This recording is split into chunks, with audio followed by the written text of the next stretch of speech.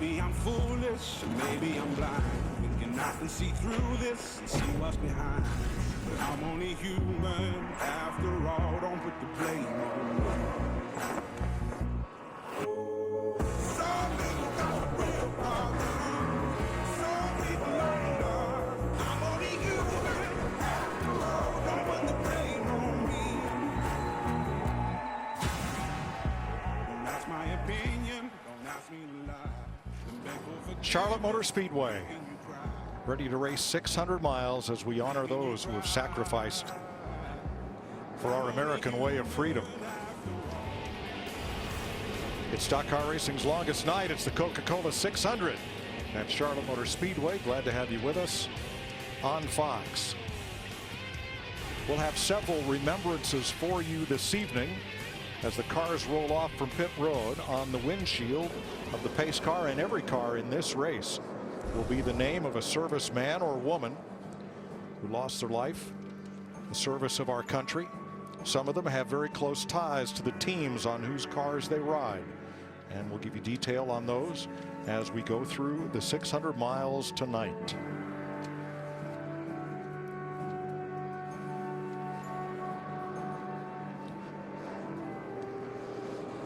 Let's have a look at the starting lineup.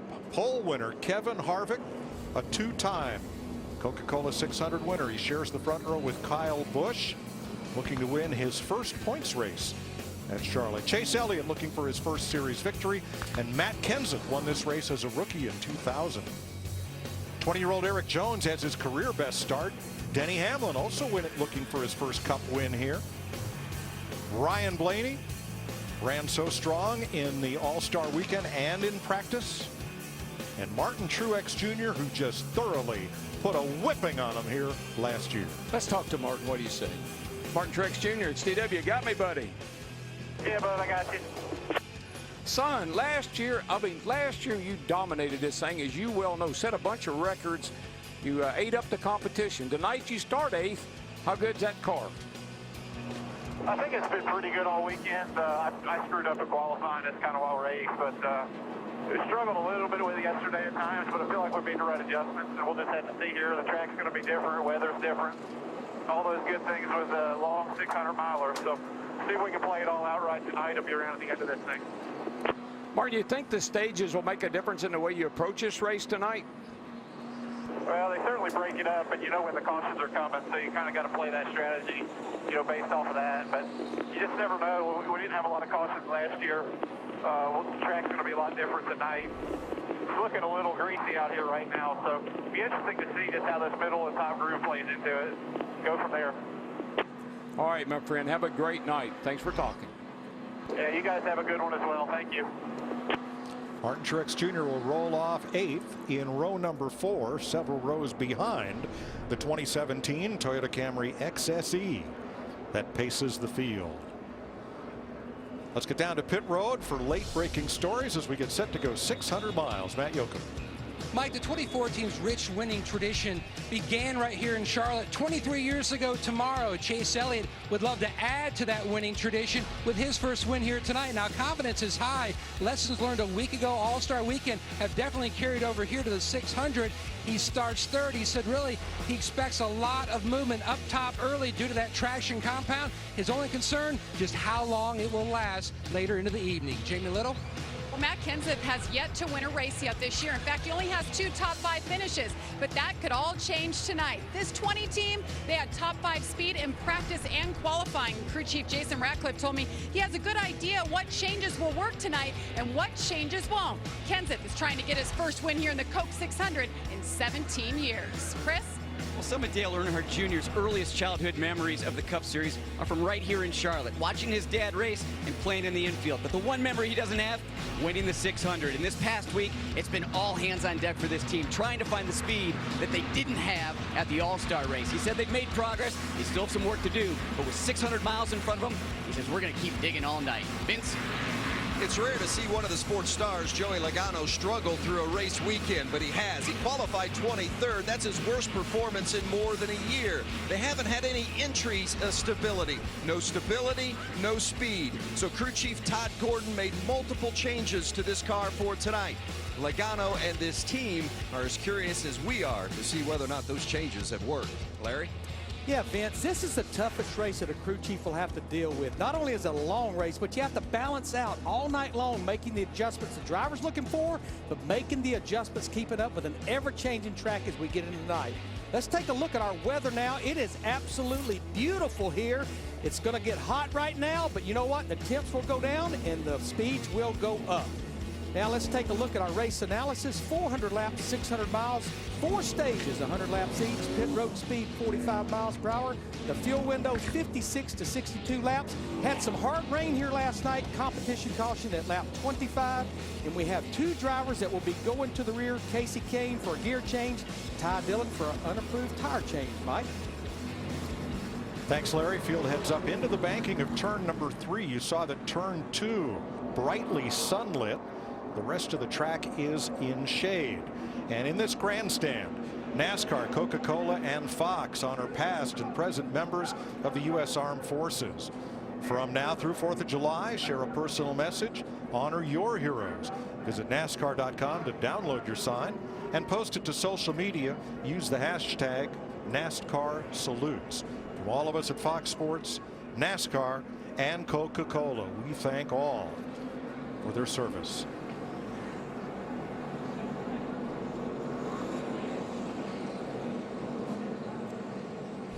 1960, Bruton Smith and Curtis Turner built Charlotte Motor Speedway in a field in Harrisburg and Concord. The race was supposed to be held on Memorial Day. Construction delays postponed it till summer. Miss Firebird rides by on a float, after which, on this very shaped track and wall and infield position, they raced 600 miles for the very first time. They felt that since Indianapolis had the 500, for this stock car race to be as big or bigger than Indy, it needed to be longer, and it's been 600 miles ever since.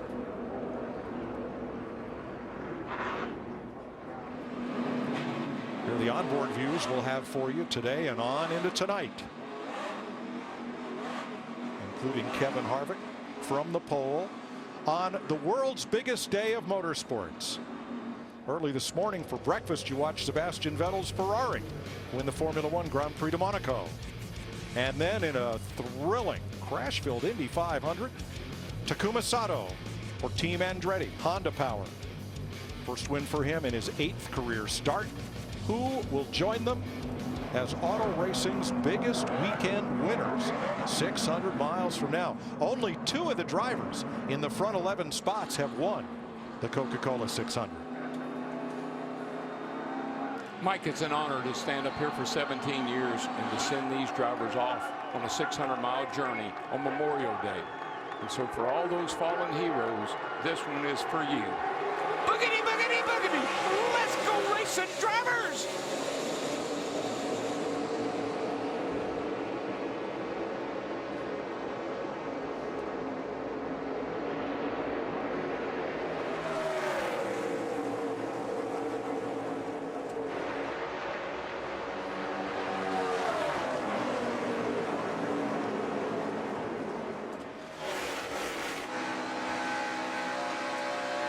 Who will lead lap 1? Kyle Busch from the high side, Harvick on the bottom. Dead heat. Dead heat. That was. I never saw that. I think. Nope.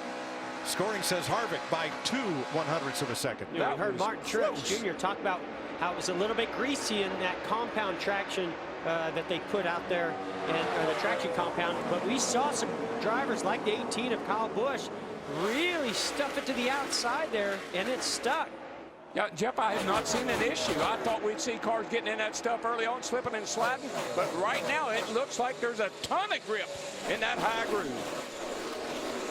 There's 3 wide right there mid-pack. They all battle for position in these opening laps. I think this is going to make for some really great racing as this night goes on. That top groove, middle groove should only improve as the cars run in those areas. Somebody might ought to tell Kyle Busch this is a 400-lap race, not a 10-lap race, because he has shot out to a pretty comfortable lead. I told you, DW, at the start, they got to push hard every lap. Every position matters, and these cars can do it over 600 miles. There was a little contact between Trevor Bayne and Paul Menard as they raced 3 wide with Dale Earnhardt Jr. on the inside. Second place, 20-year-old Eric Jones. He's a rookie. He's been racing for 14 years. First got in a car at age 7. What he needs to do, Mike, over here last week had a really fast car, got in trouble, ran through the grass, tore the car up. Follow that 4 car. That guy is smart. He'll show you a way around here. Follow him all night. You'll have a great finish. You might even win it. And Eric Jones drives like he's a veteran. You would never know this kid's a rookie. He's done a fantastic job already here early in this long race. Now what's up with Denny Hamlin, who started 6th and quickly has dropped to 13th. This was 1 lap ago. Hamlin on the outside. Battling with Jimmy Johnson. It looked to me like he just drove in there with a lot of confidence, and maybe the grip's not quite there as well as he wants it to be, but he certainly went in there as if it was going to stick, and he just jumped over the edge. Yeah, I think everybody's trying that upper groove right now, Mike. They know that they put the traction compound down. They're just looking to see how good it's going to work, and it didn't work too good for Hamlin that time. Got in there a little hot and a little high.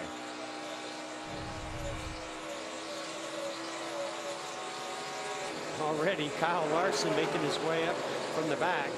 Well, he had to start last because his car failed pre-qualifying inspection. Here's 10th place. Great battle. Jamie McMurray on the outside of Jimmy Johnson. Matt. Mike, a few moments ago, great example of just how slick the traction compound is early. In fact, Jimmy Johnson on the pace lap told Chad Canals that there's so much down right now, you can see the tire tracks of the cars in front of him. Chad suggested migrate to the bottom, hang there for the first 10 to 12 laps until it starts to come in. Yeah, that stuff's real heat sensitive, Mike. So the hot tires start moving up, inching up into that stuff. It'll get better and better, but it's going to take a while. It's not going to come right in like these guys wish it would. This Track Bite is a product that's been around for 35 years. It's commonly used in drag racing, and it was tried on the bottom groove at Bristol Motor Speedway a few weeks ago in an attempt to improve 2-wide racing. And after last week's all-star race, Charlotte Motor Speedway officials and NASCAR decided, well, let's give it a try here in the upper half of the racetrack. Yeah, you know, that was a concrete track. I said, well, maybe it works on concrete. This is the first time they've tried it on a super speedway like this. So this is an experiment that we're watching go down in the 600-mile race. Well, and the experiment started yesterday in the Xfinity race. We saw some great 2- and 3-wide racing in that race, and I think they thought, well, this is going to go into a night race. Let's put down a little bit more of that traction compound. Behind Daniel Suarez, Joey Logano has picked up just 3 spots after starting 23rd in his number 22, Vince. Yeah, we told you just before the race began that loose on entry has been the biggest concern for Logano all weekend, but Joey just reported that the car actually is a little bit tight from the center to the 2/3 mark. He's adjusted the track bar a couple of degrees inside the car, so that's helping him a little bit, but moving up slowly. He has gained 3 since the start of the race. Kyle Larson, as expected, has gained the most spots. Did not get to qualify after being fastest in one of the practice sessions, working his way through traffic, plus 14. Casey Kane up 12. Kyle Busch up 3/4 of a second on Kevin Harvick. Rookie Eric Jones, Ryan Blaney, and Chase Elliott. 16 laps complete. Kyle Busch now up 1.8 seconds on Kevin Harvick in this first Coca Cola 600 that will be run in stages. Now, every other race this season has had 3 stages.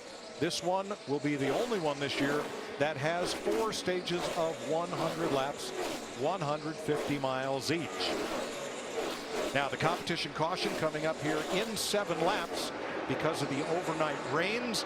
That's a typical NASCAR procedure when there has been severe weather to allow the teams to check handling and tire wear. We're back at 12th place. Stenhouse, Boyer on the outside, and you're riding with Denny Hamlin. 3 of them battling. Yeah, Clint Boyer's really been working that outside groove more than any other car that I've really seen out there. And you see there's some areas where there's benefits to it. Certainly on the X of the corner, there's a little bit more momentum. Obviously, he's got a plan. He wants to work that groove in there and benefit him later. There's another battle going on between Keselowski and Truex. Boy, we didn't see that happen a year ago. Nobody passed that 78 car. Now, maybe this is Truex working on the two. Jeffrey Earnhardt down on the apron past the start-finish line. A lot of smoke. And we were told it smelled like rear end grease. Caution. Oh, trouble. There's oil everywhere. I think there's oil from the 33. Man, it took out some good cars. Brad Keselowski's car is destroyed. Chase Elliott. And Chase Elliott. What started out to be a routine caution for fluid on the track. Heavy damage to I'm Chase pretty sure Elliott. that's oil from that 33 car, because those cars just went crazy. Had to be. There's Earnhardt coming across. These two were battling for 5th place. Now up high is Earnhardt. There's Kyle Busch, your leader. There had been some smoke from Earnhardt's car, but then there. It got big. Okay, so that's off of turn 4. He comes all the way down the front straightaway. Now the wreck's already happened. Oh no, something happened to Chase Elliott. He may have blown up. There was huge fire underneath the hood of that car. I think the oil may have come from the 24, or certainly we know that there was fire and fluid underneath the 24. Wow, I'm not sure what happened. Look at all the fire. Look under here. Oh man, that thing grenaded. Boy. Unbelievable. Brad Keselowski will tell you nowhere to go. Yeah, switch lanes. I had somebody underneath me. Darn, he came right in front of us, man. Sorry, guys. Something broke. I'm going to go find out. Switch lanes. I was stuck in oil. Couldn't do nothing. Oh, he just lost control of the car. Couldn't avoid him. Slid through the oil right into the back of Chase Elliott. And those cars are destroyed. Both of them. It's way too early an end of the night, Jamie. Well, Matt Kenseth was right there in the middle of all of it. I believe his car is okay at this point, but Matt said something came out of the back of the 33 car and hit the 24. So it sounds like the issues did indeed start with the 33.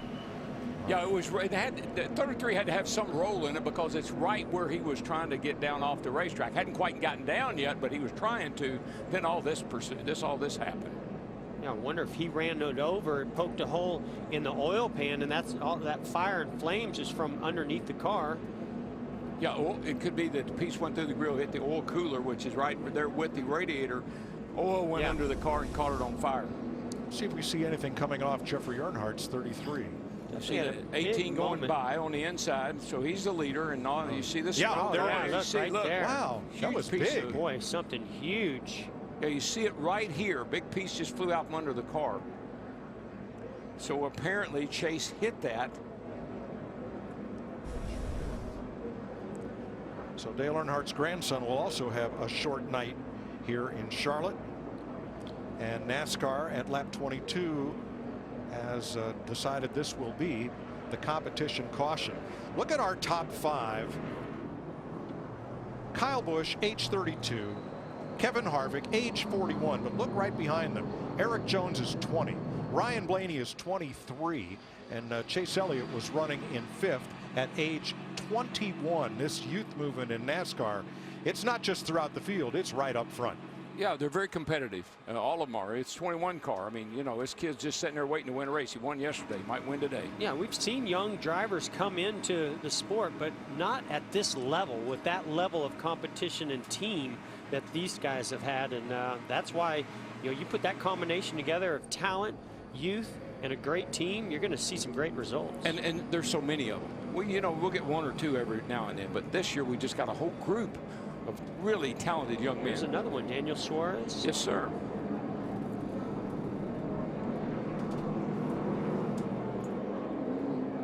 .22 laps completed. First caution flag of the afternoon. Rear end grease and something flew out from under Jeffrey Earnhardt's car and impacted Chase Elliott. Brad Keselowski piling in. Let's have a look at tonight's Ford Performance Track Facts. Nelson Stacy was the first to drive a Ford to victory lane in the 600. That was in 1962. It's been a while. Ford's last win in the 600, Mark Martin for Jack Roush in 2002. Fearless Fred Lorenzen, Stock Car Racing's golden boy in the 60s, was the first Ford driver to win the 600 twice. When I see Mark Martin back there in 2002, it reminds me of the Formula One race today. Sebastian Vettel won the race. That's the first win for Ferrari since 2001 at Monaco. Yes. Wow. So it's been a day of upsets. That kind of so day. far. Yeah, and Sato wins Indy.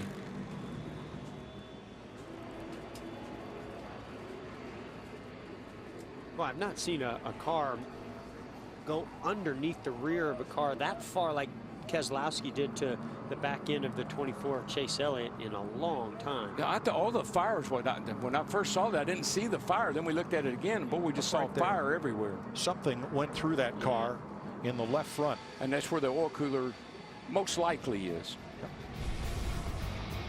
Caution is out at Charlotte for this.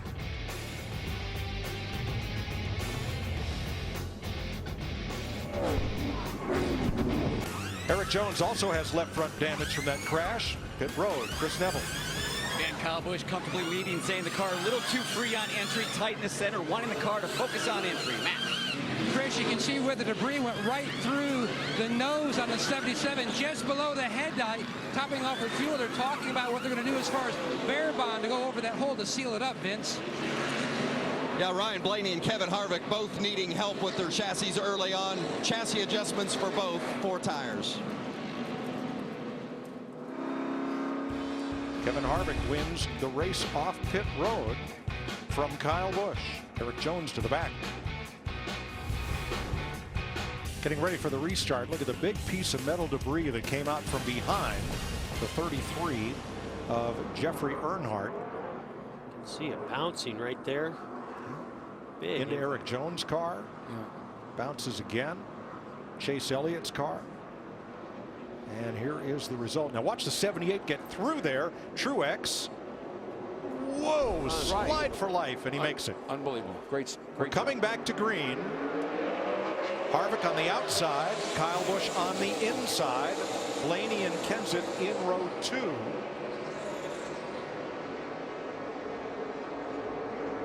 Then Jimmy Johnson, who like Truex just snuck through there, stacking them up midfield. And we're 3 wide with Dale Earnhardt Jr. up top. Newman following right along. Both those guys like to work the top side. I know Junior's hoping that top side will come in, that top lane.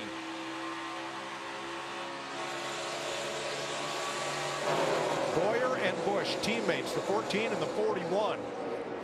Right down on the bottom, A.J. Allmendinger fell all the way through the field and comes to pit road with a flat tire.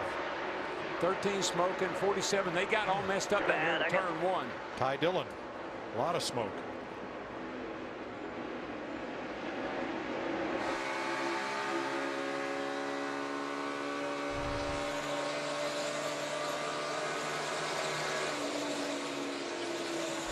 And let's go to the care center and Jamie Little.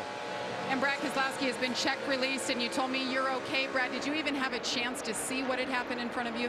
Yeah, a spotter told me somebody was blowing up in front, and next thing I knew, Chase's car was on fire, and there was just oil everywhere. I guess I saw him in the ambulance. I guess he ran over something that broke his car, and there was just all oil down the front stretch, Jamie. Couldn't really turn the wheel or stop the car, and I ran right in the back of Chase. So it's a bummer for both of us. We had a really fast Miller Lite Ford, and I think we had a shot at winning this race tonight, but that's the break sometimes.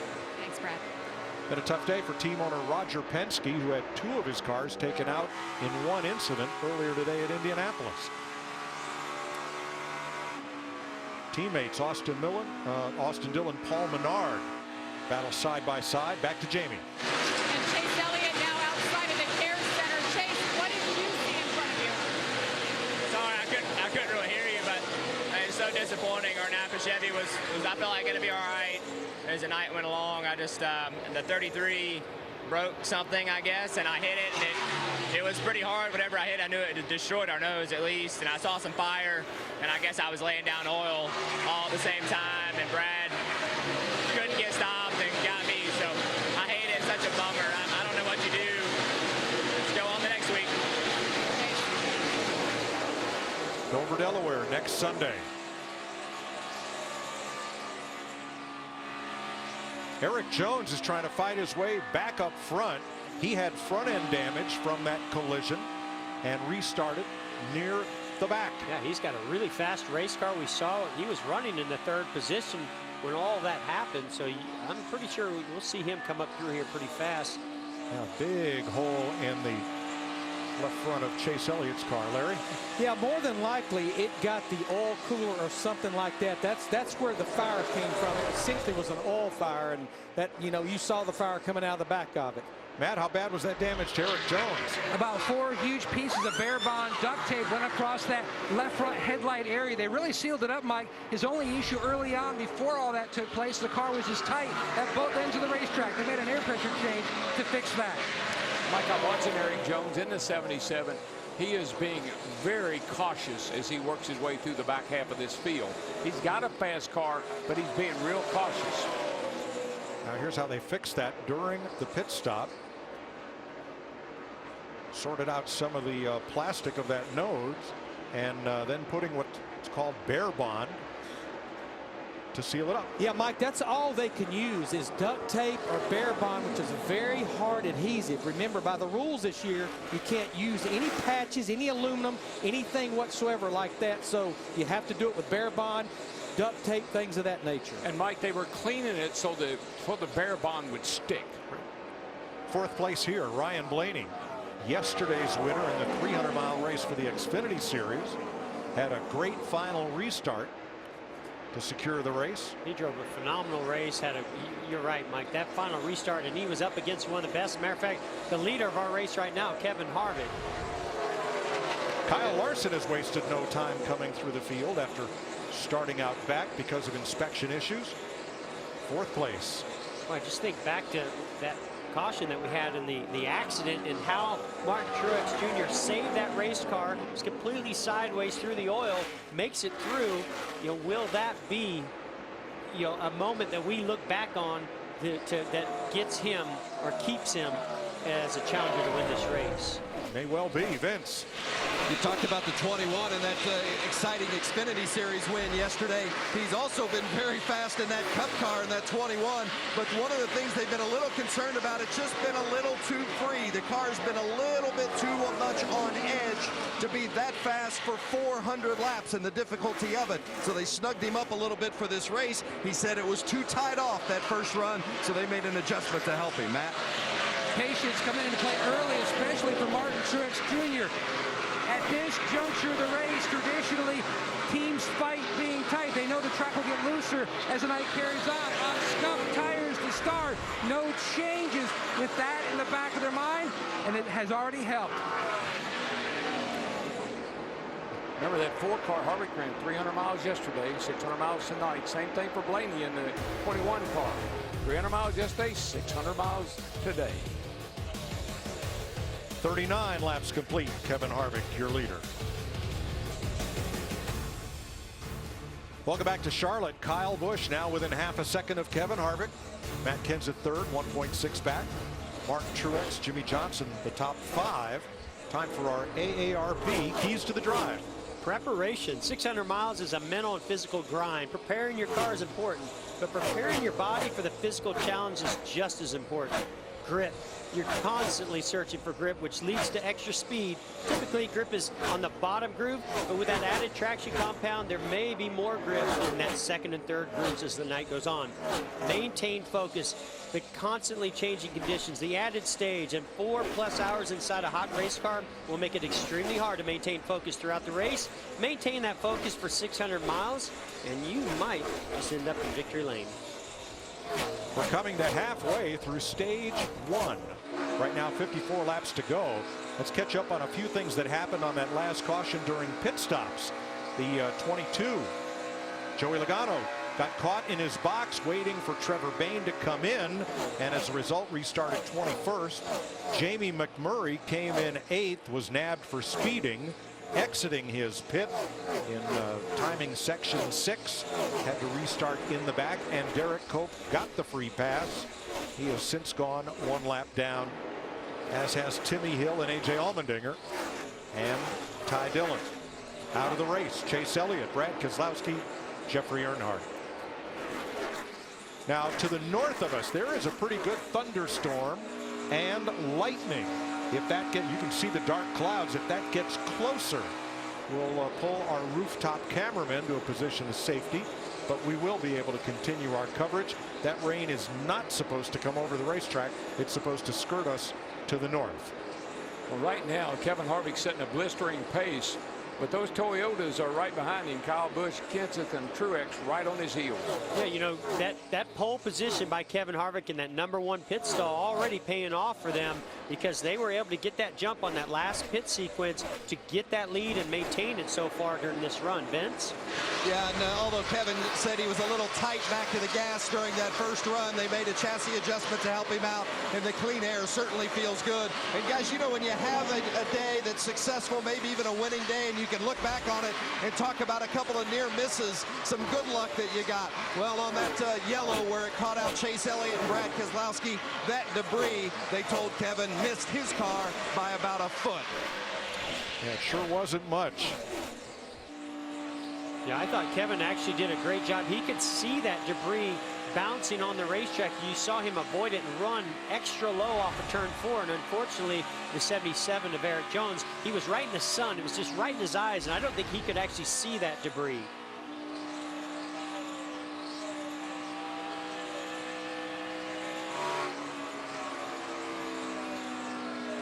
Austin Dillon currently 15th. He's about 11 seconds back of the lead, and chasing Trevor Bayne.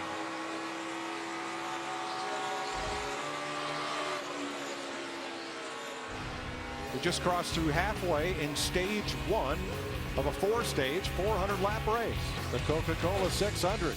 Kevin Harvick in front of Kyle Busch by a little less than half a second. Grab an ice cold Coke and buckle up. You're watching the Coca Cola 600 on Fox. 57 laps complete, 43 to go in stage 1. Kevin Harvick's lead now just a quarter of a second over Kyle Busch. Kenseth, Truex, and Johnson, as we're just midway through stage 1, and this race has a green flag look. We want to honor the memory of all of those who have sacrificed for our country and our American way of life with the Memorial Day weekend. Crank it up.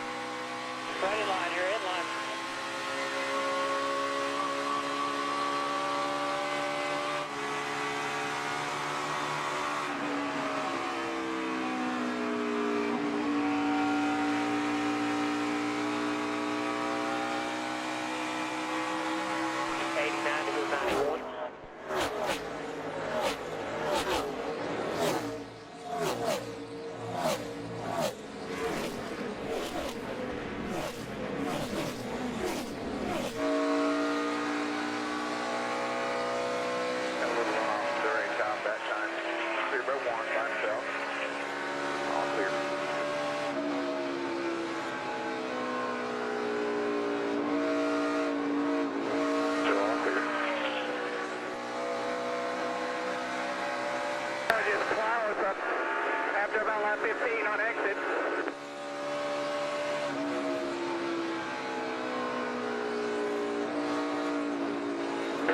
Even.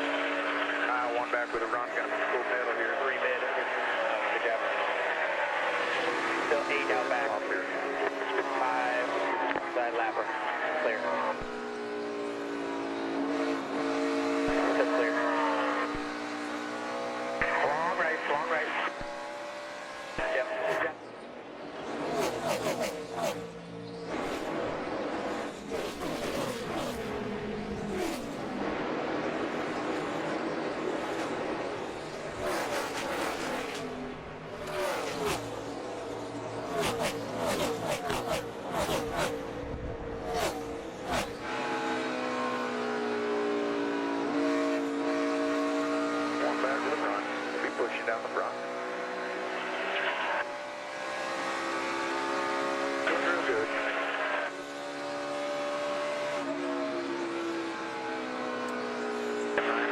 You're riding with Kevin Harvick as Kyle Busch makes another run, this time on the inside, turn 2. Mike, Kyle Busch went to the high side. He started utilizing that grip strip up there, and it has really picked his lap times up. He's now looking at maybe making a pass here, but the guy that's impressed me is right behind him. You see the car right behind Kyle Busch? Yeah, Matt Kenseth. Matt Kenseth Here comes the 78 to pit road. Ricky Stenhouse has already been in for 4 good years and a tank of Sunoco race fuel. Here comes Martin Truex and more onto pit road as Kyle Busch goes for the lead and is not quite. Man, what a battle between these guys. Kevin does not want to give this lead up. I tell you, guys going to pass them both. They don't account that Matt Kenseth had 20 car. He's going to go right by. Busch to the lead. Kenseth coming to second after taking second. Coming to the pits. Matt. And Mike, now we're seeing a lot of teams split the next segment of this stage, working toward the end of stage number 1. The 78, he says his car was a little tighter, but much better. The 77, Jamie, was just mired in traffic. The balance good. The 20 of Matt Kenseth, he's just been really tight, but that's exactly what they knew was going to happen. Drivers not happy at this stage of the race. A 4-tire stop, Vince. Well, the Ford Kevin Harvick, they made a chassis adjustment the first time, and Kevin says it's still just too tight on exit, especially about 15 laps into the run. 4 tires and an air pressure change for the Ford of Kevin Harvick. The 21 of Ryan Blaney, just too loose in and off. Put some tape on the grill there and a chassis adjustment going back on the previous changes. All green flag pit stops. Dale Earnhardt Jr. in, Jamie McMurray, Austin Dillon, Corey LaJoie, Cole Whitt. That was just a flurry. I mean, yes. one car, Mark George Jr. comes down pit road, and all of a sudden everybody's on pit road, except for Kyle Busch, and here he comes now. There's a couple of them that didn't make it, or at least they almost didn't make it. Watch Cole Whitt. He's got this baby sideways, right in front of the leader. Kyle Busch is in. Chris? And Kyle Busch staying out a couple laps longer than everybody else. When he was right behind Kevin Harvick, he said the car working pretty well. However, he is a little bit aero tight there, so the team going to loosen up a little bit on this stop. Denny Hamlin too fast exiting. And the car had gotten pretty good. He was run up in the top 6. Jimmy Johnson just on the cusp of 1,000 career laps led at Charlotte. Gives up the lead to make his stop, Matt. Jimmy Johnson warned several drivers busted in segment number 1 entering pit road. That first section caught speeding, chassis adjustment for Johnson. Instead his car is just tight in the center. A little bit more this run than the previous. Canal said the pace is also a little bit different, slowing down. Great stop with the 48. They were in and out. Really good time. 32 laps to go in stage 1. And Danica Patrick picks up the lead here in Charlotte from David Reagan and Martin Truex. Jamie? And Danica Patrick, she competed in 7 Indy 500s, 6 top 10. She watched it earlier today, and she felt good about her chances tonight. She's your current leader. When she pitted that first time around, though, she said she was a little bit tight, but that wasn't the problem. The jack post broke on the right side, so they had a hard time jacking the car. They said they want to try to fix that on the next stop, but that'll take a little time. It's pretty hard to fix that jack stop. It's welded up into the frame rail. When that breaks off, not sure how you're going to fix that in a hurry. And Larry, that may be why Danica Patrick stays on the racetrack, hasn't made her stop. If they're trying to run this out so they can make that repair under caution. But Mike, they still will have to stop, because pitting there at lap 24, you're still about 10 to 15 laps shy to make it to the end of the stage. So they're going to have to pit if we stay. They're probably hoping for a caution. Patrick and David Reagan are the only drivers who have not made this green flag stop. Now, before the pit cycle, Martin Truex was 1.35 seconds back, but by pitting before anybody else, he would be the leader once Patrick and Reagan come to pit road. Uh-oh. 71 laps complete in Charlotte. 24 laps to go in stage 1. Danica Patrick trying to run this out to a caution flag so they could make repairs under yellow. Martin Truex Jr. passes her for the lead. She and David Reagan pit shortly thereafter. So Truex in front of Kyle Busch, who has passed Kevin Harvick for second place. And now Busch 1.4 seconds off the lead. Harvick 1.8. Boy, and Kyle Busch put a heck of a move on Kevin Harvick down here in turn one. Mike, he turned literally right down in front of him and almost clipped him. Yeah, Kyle Busch is on a mission right now to get up there and take that lead back from Martin Truex Jr. Let's go back to that crash at lap 19. We're going to listen to Martin Truex's spotter, Clayton Hughes. Just make it 3 wide here for just a second. I got one real slow right here. Start finish line smoking. See way down low. Outside only. Start out here. Watch you. Say, I can see you. So dig it. And that's how you done that? One hell of a damn job. Wow. That's how Clayton Hughes helped Martin Truex worry less with our Liberty Mutual Insurance spotter coverage. That's about all you can do in a situation like that. Just applaud the driver, because they did do one heck of a job. I think Earl Marvin would have sounded very similar for Jimmy Johnson, who was coming through there right behind Martin Truex Jr. You bet. And, you know, I want to go back to this pit sequence and how Martin Truex Jr. got the lead. And they had a really nice pit stop. And if you look at the in-lap, out-lap, not a big difference there. But where he did make a difference is he came a couple laps earlier than our leader, Kevin Harvick, and the 18 of Kyle Busch. Those laps on fresh tires on the track, he was boogieing. He was getting after it. And that's where he made up the time and was able to get the lead. His pit sequence, the in-lap, the stop, and the out-lap combined, was about half a second slower than Kyle Busch. But Truex had the lead by 1.5 seconds when he took first place. Kyle has now knocked that down to 1 second. Yeah, we've seen where there's about 1.5 seconds of drop-off in tire, maybe even almost 2 seconds of drop-off over run. So you have to understand, those new tires, Truex was out there for 2 laps, running about 1 second faster a lap. And what that did was finally when that sequence came, he was ahead of these guys. There's Kyle Busch in the 18, lapping Michael McDowell. You saw the gap to the bright orange and black number 78 of Martin Truex, our leader. Mike, if you beat that 18 car on and off pit road, he has a great pit crew. We saw that in the All-Star race. He gets on and off pit road right on the money. If you beat him, you may have to speed to do it. Martin Truex has led the most laps in both of the 2 prior Coke 600s. Only one driver has led the most laps in 3 in a row. Darrell Waltrip. Ooh. Oh, that guy. Did you win all 3 of those? I must have. I'm gonna say I did. I'm gonna say I did anyway. 83 laps complete, 17 to go in stage 1 of this race that'll be run in 4 150-mile stages. Stage racing new to NASCAR for 2017. All of the races have 3 competition stages. This one has 4. Top 10 drivers receive points at the end of each stage, and the stage winner receives 1 playoff points that he carries all the way through to Miami in November. Let's get down to Chris Neville with our nationwide Dale Jr. Performance Report. Well, Dale Earnhardt Jr. just up a handful of positions from the start. Yesterday in final practice, he was just saying that car was just too edgy over the bumps.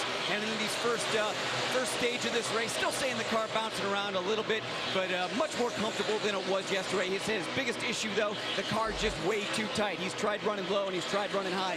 But right now, that team just trying to loosen up that car in the center of the corner. And that's what happens, Mike. You make the car comfortable to drive, a good ride quality, you're going to give up some speed. And you're probably going to have a car that's a little tight. But it was Jeff who said yesterday that if your car's real good in the bright sunlight, that might not be a good thing when darkness settles in here. 15 laps to go in stage 1. Keep it right here as we go side by side on Fox.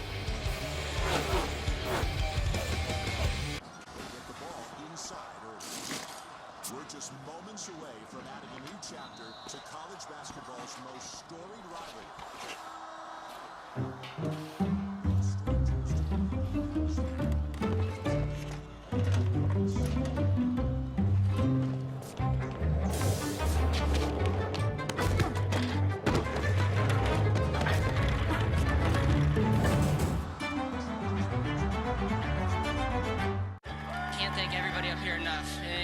the shop. I'd like to say thank you to them that are watching at home and in the stands. Thanks to Lance Corporal Daniel F. Swain. I want to thank the VFW for everything they do. Lance Corporal Scott Harper and the local VA. Master Sergeant Anthony Ray Charles Yost. Corporal John Harrison Keener Jr. And Petty Officer Joshua Thomas Harris. I just would like to thank the Navy. I'd like to thank the USO. I just want to thank the Air Force. And Lance Corporal Taylor Przenski. Gracias. Thank you. Thank you. Thank you.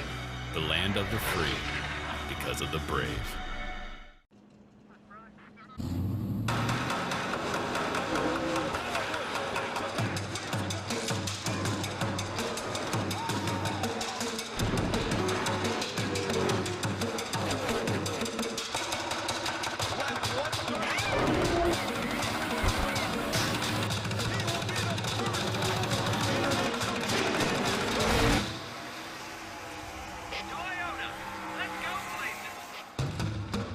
At AutoZone, our Fix Finder tool helps you check your engine light on the spot. Looks like an O2 sensor. And if you need a repair shop, we can help with that too. I guess I didn't have to wait a whole month to get that checked out, huh? You said it came on yesterday. Let's get you what you need. People know me as Dale Earnhardt Jr. race car driver, but I have many sides. When I retire, I'll be Golden Years Dale. I'll catch big fish, climb big mountains. I'll surf some really big waves. And you'll run some big errands because we're out of mayo. Mayo. Got it. Going for that mayo. For planning your retirement and more, Nationwide is on your side. Every lap timed to 100th of a second. Every gallon measured down to the last drop. Every tire holding till its last tread. Each moment building with pressure.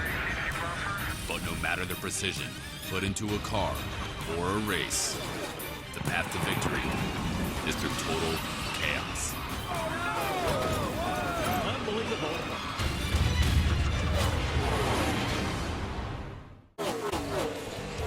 Welcome back to Charlotte. 9 laps to go. In stage number 1, we have a new leader, Kyle Busch.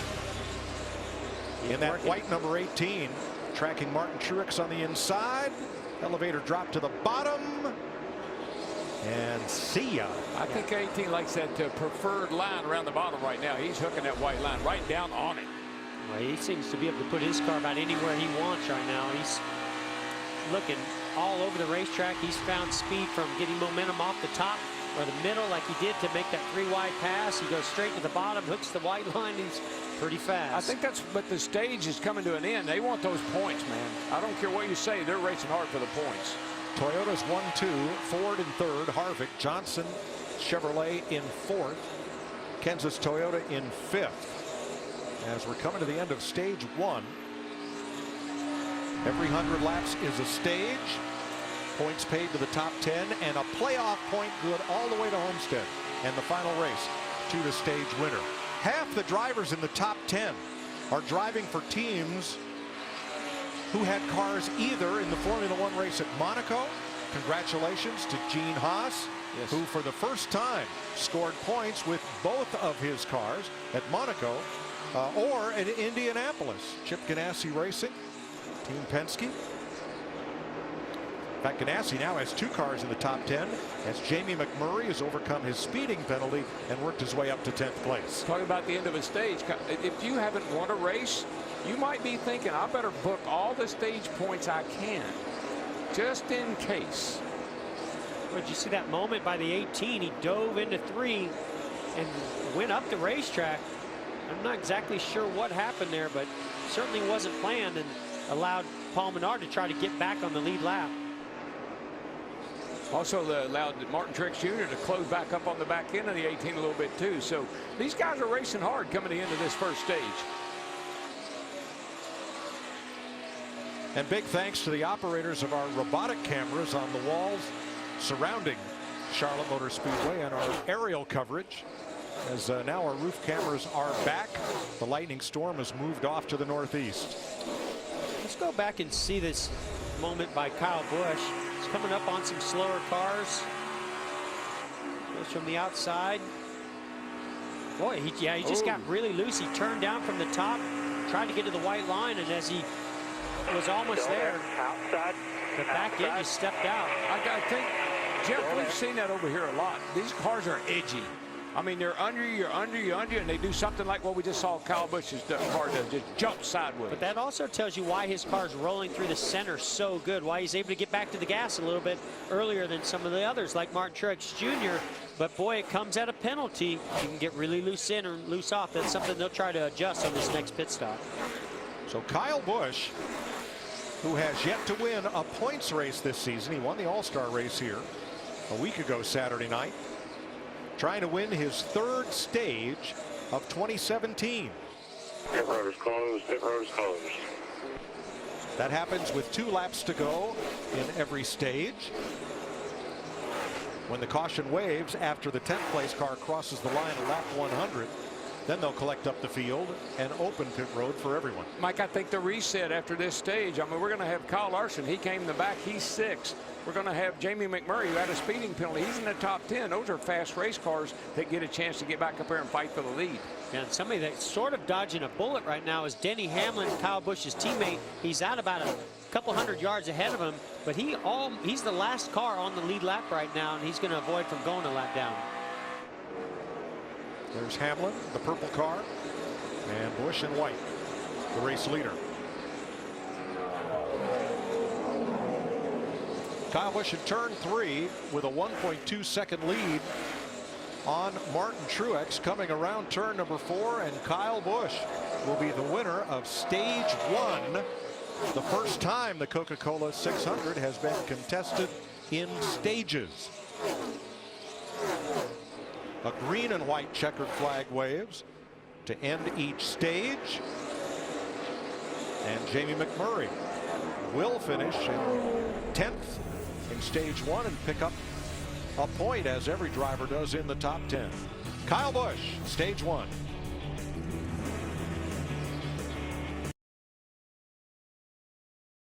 It's open at the end of stage 1. Here's Chris. Yeah, boy, Kyle Busch just have a dominant car here in this opening stage. He's saying the car just a little bit tight in the center of the corner off. Occasionally that front end just grabbing, and that's where we saw the back end of that car getting a little bit edgy. The team going to try and help that car in the center. Also put 4 tires on. Matt? And Jimmy Johnson, not quite as good as he wanted to be at the beginning of that run. The car was good entry and exit, but it just became too tight in the center. For the 78, not bad at all. Slight air pressure change for Truex. Vince? Kevin Harvick loves the way his car takes off, but the longer he goes, the less rear grip he has. They made an adjustment to help him. Martin Truex Jr. right there, but it was Harvick the first one off. That's your Sunoco race off pit road. And that was right at the line, close between Harvick and Truex. Well, one great thing about stage racing is we get to hear from each stage winner. Jeff. Hey, Kyle, this is Jeff up in the Fox Sports booth. You got me? Yes, sir. How's it going? Oh, it's going pretty good. It's going real good for you, man. Congratulations on winning that stage 1. Boy, the car looks really, really good. You know, tell us about the track and how it's changing and what you anticipate is going to happen and how you can stay dominant the rest of the race. That's a good question. Such a differing race from the beginning to the end. You know, you talk about being in the sun, going into the night. Typically, when you're good during the day, it's not a good omen. But sometimes it can be if your car is just fast overall. I feel like we've got good speed in our M&M Camry. So really appreciate these guys. They've been doing a good job. We'll stay on top of our adjustments here as it transitions and hopefully keep ourselves up front. All right, well, thanks for talking to us, and good luck the rest of the race. Send some air conditioning down here, too, later, will you? It's pretty good up here. Like a hamburger?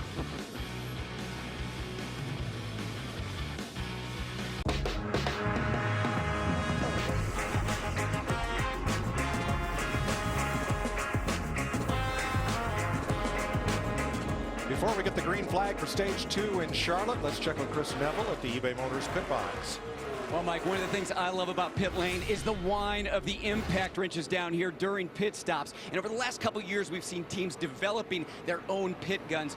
A clutch gun, which is perfectly balanced, about 15,000 RPMs. But like a race car, it's temperamental. So teams also have these backup guns by Ingersoll Rand. It's a bit heavier, about 10,000 RPMs. It's tried and true, but a second and a half slower on pit stops. That's about 3 to 5 positions in pit lane.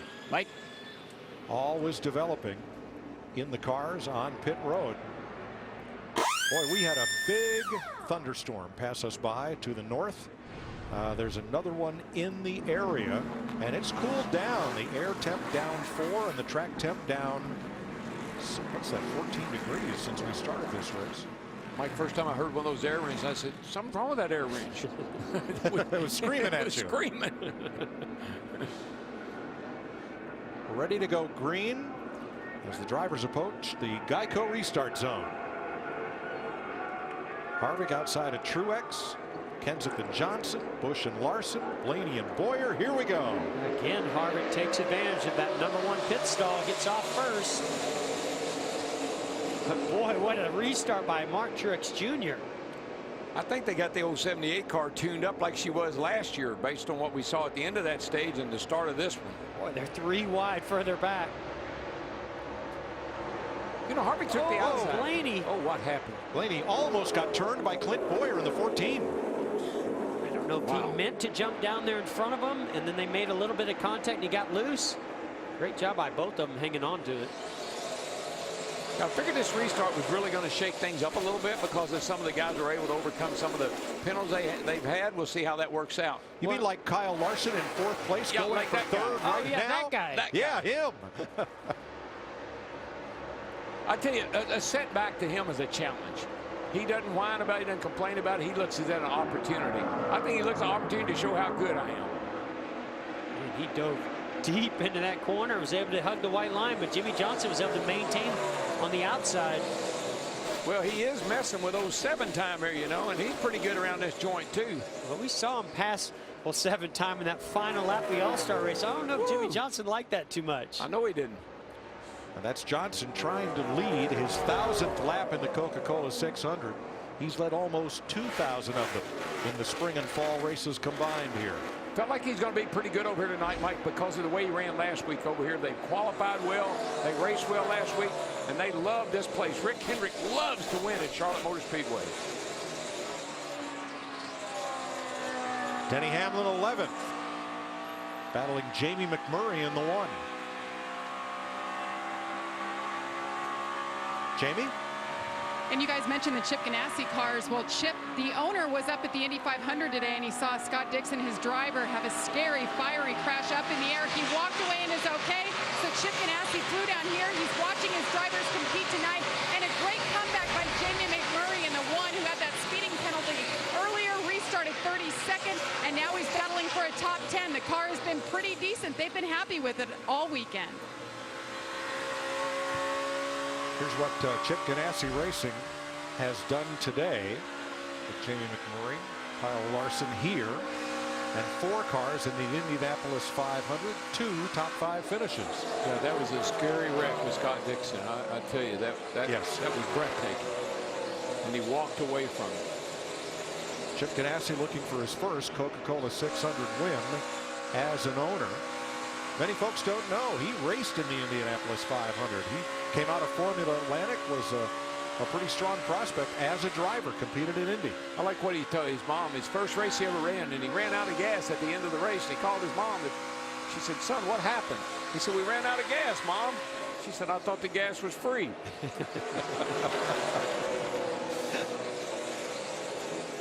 Second place. I've been watching Jimmy Johnson.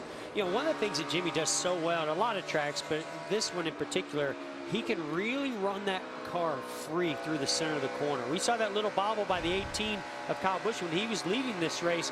You'll see that out of Jimmy Johnson as well, but he makes it work time and time again. And right there was a little bit of a product of as he got inside of Kevin Harvick the last time around. The back end just jumped out on him as he tried to get back to the throttle. What I love about Jimmy Johnson, Jeff, and you're his teammate for years, you know this. He drives a car right to the limit. If he's got a good car like tonight, he'll put it on the edge. If he's got a 5th place car, he'll bring it home 5th. Those 2 Stewart Haas cars, the 14 and 41, keep close tabs on one another, Jamie. Sometimes I wonder if they're too close. That's exactly right. Well, the 14, you know, he was a guest analyst in our booth for the Xfinity Series race yesterday, so he took a lot of mental notes about this racetrack and that upper groove. Well, he's been too nervous to run up there so far in this race. His car's just been plowing through the center. Talking to his spotter right now, Brett Griffin up on the roof said, man, you need to figure out how to run up there. That's the faster way around. So he's trying to flirt with it, guys, but not sure yet. Talking about Clint Boyer, Kurt Busch has made that pass and moved on. The three drivers at the front, Truex, Harvick, and Johnson, have a combined 7 Coke 600 wins. 122 laps complete in Charlotte. Aerial coverage provided by Goodyear. Everything they learned making tires for the grueling demands of NASCAR inspires what rolls into yours. Goodyear, official tire of NASCAR. You're watching Kyle Larson in the 42, takes second place from Kevin Harvick, and here comes Jimmy Johnson coming back after Larson took advantage of Johnson sliding up the racetrack. Now, how did Kyle Larson get to second place? Let's have a look at this. Jimmy Johnson down to the inside, trying to make the move on Harvick, who was second at the time. And watch what happens right at turn number 2 to Johnson. There, big slide, loses momentum, and here comes Larson. Mike, I know Jimmy Johnson, that all-star race. Remember the other night, last lap, the 42 car drove into turn 3 and absolutely slid right up in front of Jimmy Johnson to take second. I don't believe Jimmy Johnson is really very happy with having a race with Kyle Larson. Wonder if Kevin Harvick is. He's in the pits. Vince.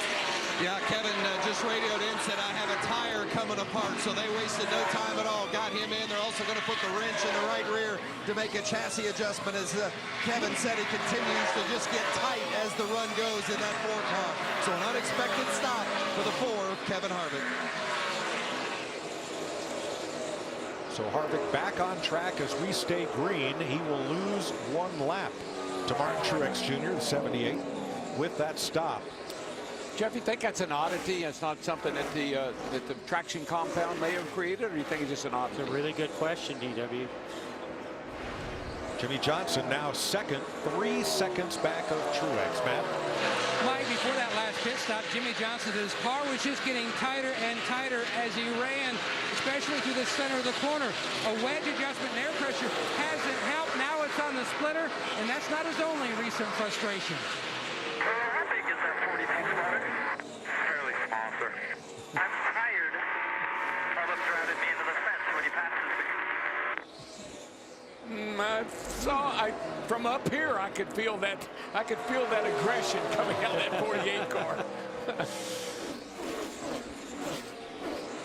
Now in turn 2, where you saw Johnson slide up the racetrack and lose the spot to Larson the first time, Jimmy said he was on the splitter. Larry. Yeah, as the speeds go up, the car travels more. So let's use our Ford cutaway car. This could be a change that a lot of teams make during the next stop. What this is here, this is Packers. They're travel limiters. And you see that little shim. You can put a shim right in there. It's just a little thin shim, and that can actually get the car up off the racetrack. I would say at the end of stage 2, as the track goes through a major transition, that adjustment will be made on the front shocks by a lot of race teams, probably the 48 team as well. Yeah, he's on the splitter and the chip. Yeah, Larry, and that track temp, as it just keeps coming down, it's just going to keep gaining grip. We've already seen this run showing a lot more speed, which is, I'm sure, adding to that splitter getting into the racetrack, and it is only going to travel further as this race goes on. Johnson's found something. He's pulling a little bit ahead of Kyle Larson. Remember, Larson had to start in the back row because of failing pre-qualifying inspection. He whipped right through 26 cars in the first 30 laps and has now made his way to 3rd. Well, he did say how much he was looking forward to passing cars. Yes, but Mike, you know, talk about the 48 car. There were just sometimes some situations where another driver motivated me to drive a little wee bit harder. Yep. The report from Kevin Harvick's pit, they did not have a flat tire. They had a loose left rear wheel. That's what brought him to pit road under green. The pole sitter, Harvick, now 1 lap down. That's reassuring, because with the grip compound that they put down and everything, I was wondering if that would create any kind of issue, but apparently not. Well, we haven't seen Kyle Busch come up through there in the way that I anticipated him coming up through there as fast as he was at the end of stage 1. Lost a little bit on the pit sequence or the pit stop. Larry, what are they looking at here on those wheels that came off Kevin Harvick's car? They're looking at the lug stud holes right there, because that will tell them that they had a loose wheel. Now, the bad thing about pitting there at lap 124, that's 76 laps to go in his stage, he's going to have to pit an additional time if we don't get a caution. Now, there's a lot of telltale signs, Mike, when you have a loose wheel. One is the impulse that they have in the air gun itself. Tell them if they hit all the lug nuts, and then when you pull the wheels off, you look at the holes in the wheel and see if they're elongated or not. We just saw Austin Dillon move his Chevrolet up into 9th place. Martin Truex Jr., the leader now by 4 seconds over Jimmy Johnson. 62 laps to go in stage 2. Let's look at how our Coca-Cola family of drivers are faring. With Austin Dillon and Denny Hamlin in the top 10. Ryan Newman 12th. Rookie Daniel Suarez ahead of Joey Logano and Danica Patrick. Now we're 62 laps to go in stage 2. We may also be racing the rain. And Casey Kane slipped up in turn 2, top of the screen. Just putting it right there on the edge. Might just remember, guys, this is about the time the track will go through a transition. Larry, you may speak to this, how the track changes from the sun going down and starting to cool. Grip will increase. It's going to increase overall grip, but what I was getting from some of the crew chiefs, DW, it gains a little more front grip than rear grip, which will make the cars actually a little freer, a little looser. Yeah, we saw that. And the drivers have to start driving the cars different as the balance changes, as the grip level increases. Now you have to start pushing the car a little bit harder, driving a little deeper, get back into the gas a little bit sooner, and that's where you'll start to push it further to the edge and jump over it like Casey Kane did. And that's where we'll also hear drivers like Jimmy Johnson saying, I'm hitting the splitter. Once those speeds pick up, you drive in a little harder, get in a little quicker, you plant that nose a little more, and you're going to get that splitter hitting the track. Now, we've been caution-free in stage number 2 so far. Kevin Harvick, after making that green flag stop, has now moved up into the free pass position as David Reagan makes a stop, and caution is out. Matt DiBenedetto finds his way into the wall in turn 2, and Kevin Harvick, being the first car 1 lap down, is going to get his lap back. DiBenedetto was 26th. Pretty hard lick, Mike. Whole right side of that car is pushed in pretty good. Got the window net down. It's a good sign for DiBenedetto. Around inside there. Well, what a break for Harvick. Not just this caution, but the 38 had just hit pit road, which allowed Kevin Harvick to be the first one to get the free pass. Rodney Childers, Harvick's crew chief. You see a little smoke upper right from DiBenedetto. Yep. And here's your leader, Martin Truex, having to scoot past on the low side. It almost makes me wonder with that 38 smoking a little bit if he maybe had contact with the wall down here in 3 and 4, and that's the end result. And the big loser in all this was David Reagan, who had just come to pit road and completed his stop when the caution flag flew. He would have been the first car 1 lap down and would have gotten the free pass, but he is now 2 down after making that green flag stop.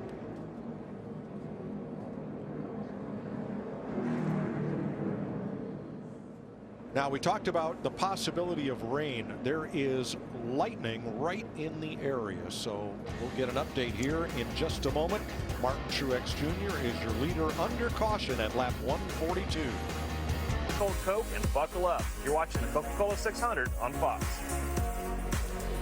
It's time for a Coca-Cola race break with Michael Waltrip, Chris Myers. Just about halfway through stage 2 when the race started. Your pole sitter, Kevin Harvick, Kyle Busch. They show you how close it is on the very first lap. Lap 20, Jeffrey Earnhardt, car with problems. Debris hits, and then it gets into a mess with Keselowski and Chase Elliott. Yeah, you can see how hard that debris hits Eric Jones's car. It hits Chase Elliott's, and Brad Keselowski in the oil. Chris sliding could not avoid Chase Elliott. So those two out of the race. Great move here, the 78, and then right behind him, Jimmy Johnson. So that's Truex and the 48 team. They weave their way through that mess, and those are your leaders at the moment here on lap 143. Watch this three-wide pass for the stage victory. Kyle Busch to the bottom, gets around Truex, and drives off and wins the first stage. Kyle Busch still searching for his first win of this year, his first points win on this track at Charlotte Motor Speedway. But Martin Truex is your leader over Jimmy Johnson at the moment, and the red flag has come out. There is lightning in the area. And look behind us, some dark clouds. No, that'll be different.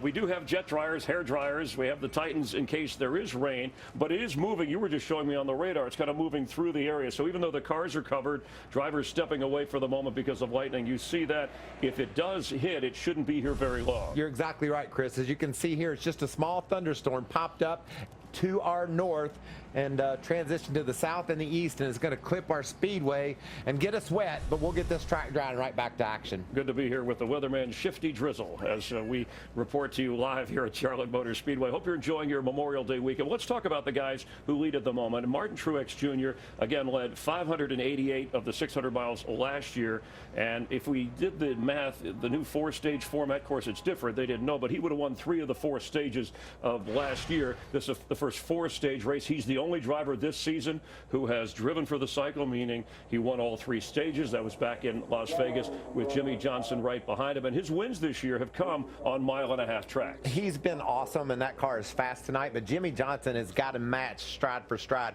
The 48 car is fast, but also you got to keep your eye. I love the 600-miler. There's so much that's going to develop over the second half of this race. Kyle Larson has raced himself from the back into contention. Denny Hamlin with a pit road speeding penalty early. He's in the top 10 now. And watch Eric Jones. You saw the debris hit his car. They patched it up. He went to the back, and he's going to be a factor before this thing's over. Yeah, Kyle Busch, he won the first ever stage when we had him at Daytona. He won a stage at Kansas, and he won the first stage here. Let's look through stage 1. These are updated. What's interesting about the points, those playoff points, a lot of drivers talk about the theory of you win and you're in after this race, Michael. We're 14 races away from the playoffs, and it's interesting, you look at the first 10, Jimmy Johnson, again, Dale Earnhardt Jr. would not be in the picture at the moment if you look at the next 10 because he only has one top 10 finish, and he's trying to win this in his final, currently 13th, his final Coca-Cola 600 attempt. And in the second wave of drivers, Kurt Busch, your Daytona 500 winner.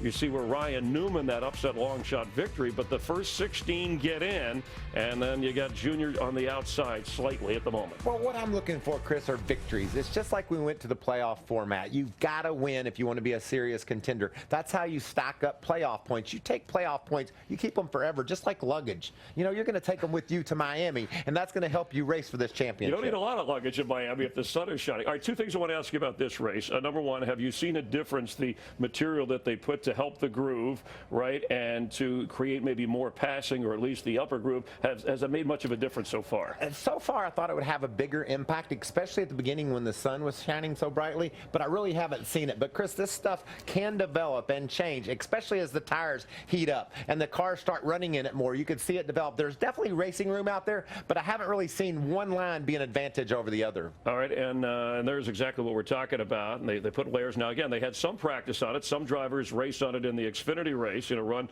that was won by Ryan Blaney when he beat Kevin Harvick. The other question I had was the stages, and we won't know how big a difference, but already having stages in this race, Martin Truex Jr. thought that it would make a difference having stages, which we didn't have last year when he dominated. Yeah, and you know what you have to figure also is the strategy around those stages. If a caution flag falls just before a stage ends, do you stay out on the racetrack, or do you come to pit road, get your tires, and try to strategize for the end of the race? These guys will be all over the board when the cautions start falling near those stage breaks. Yeah, and it's 100 laps for each stage in this race, obviously the 600 miles. Jimmy Johnson, he has 2 wins this year. He has not won a stage. And interesting to point out, he's won 4 Coca-Cola 600s, but none of them came, Michael, in the year that he won one of his 7 championships. A little bit of irony there. But golly, Chris, just sit back and enjoy how this guy drives the car. I've chased him before. I know how loose he can go through the corners and hang hang on to that car. We've seen it so many times tonight. His car is right on the edge of control. As this track cools down, possibly the tires start sticking better, especially in the traction compound. Does that play into Johnson's hands? Because he has his hands full now. Can he get tightened up and go win another 600? Yeah, and nobody's better at adjusting than his crew chief Chad Knaus and Jimmy Johnson, and that's what you do in this race. We've already had more leaders and lead changes in the Coke 600 than we did all of last year. Our live coverage continues.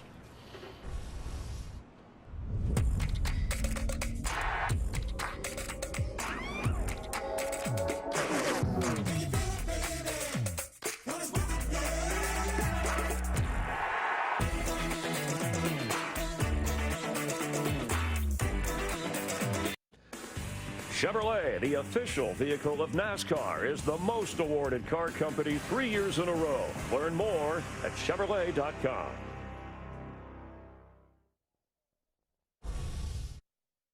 Awesome seeing you here on this Memorial Day weekend. Thank you to all that have served and are currently serving in our U.S. military. 33 smoking up here in front of us. He's on fire. There's a big crash. Back it down. Back it down. Sorry, guys.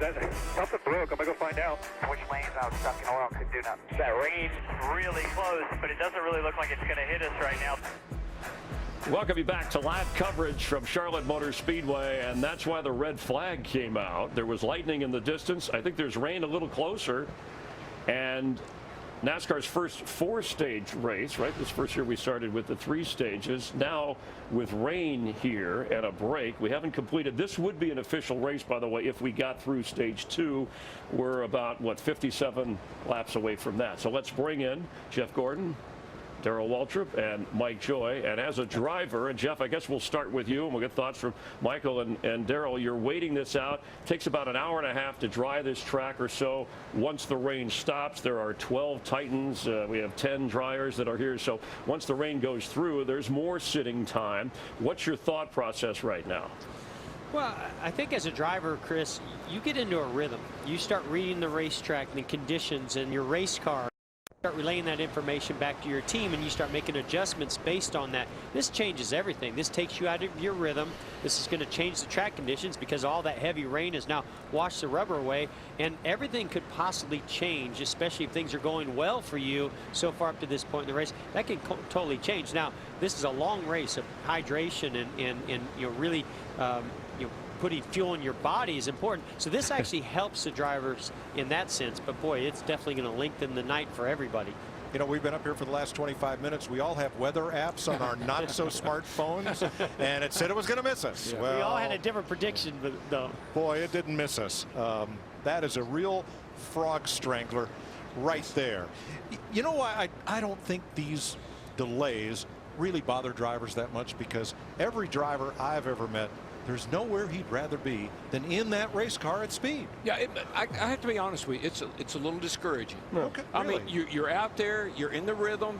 Like Jeff said, you've been given information about what the track's doing. We knew it'd go through some changes with the grip strip up at the top. We knew that when the track cooled down, it would pick up speed. All those things I was dealing with, now I got to put them on hold.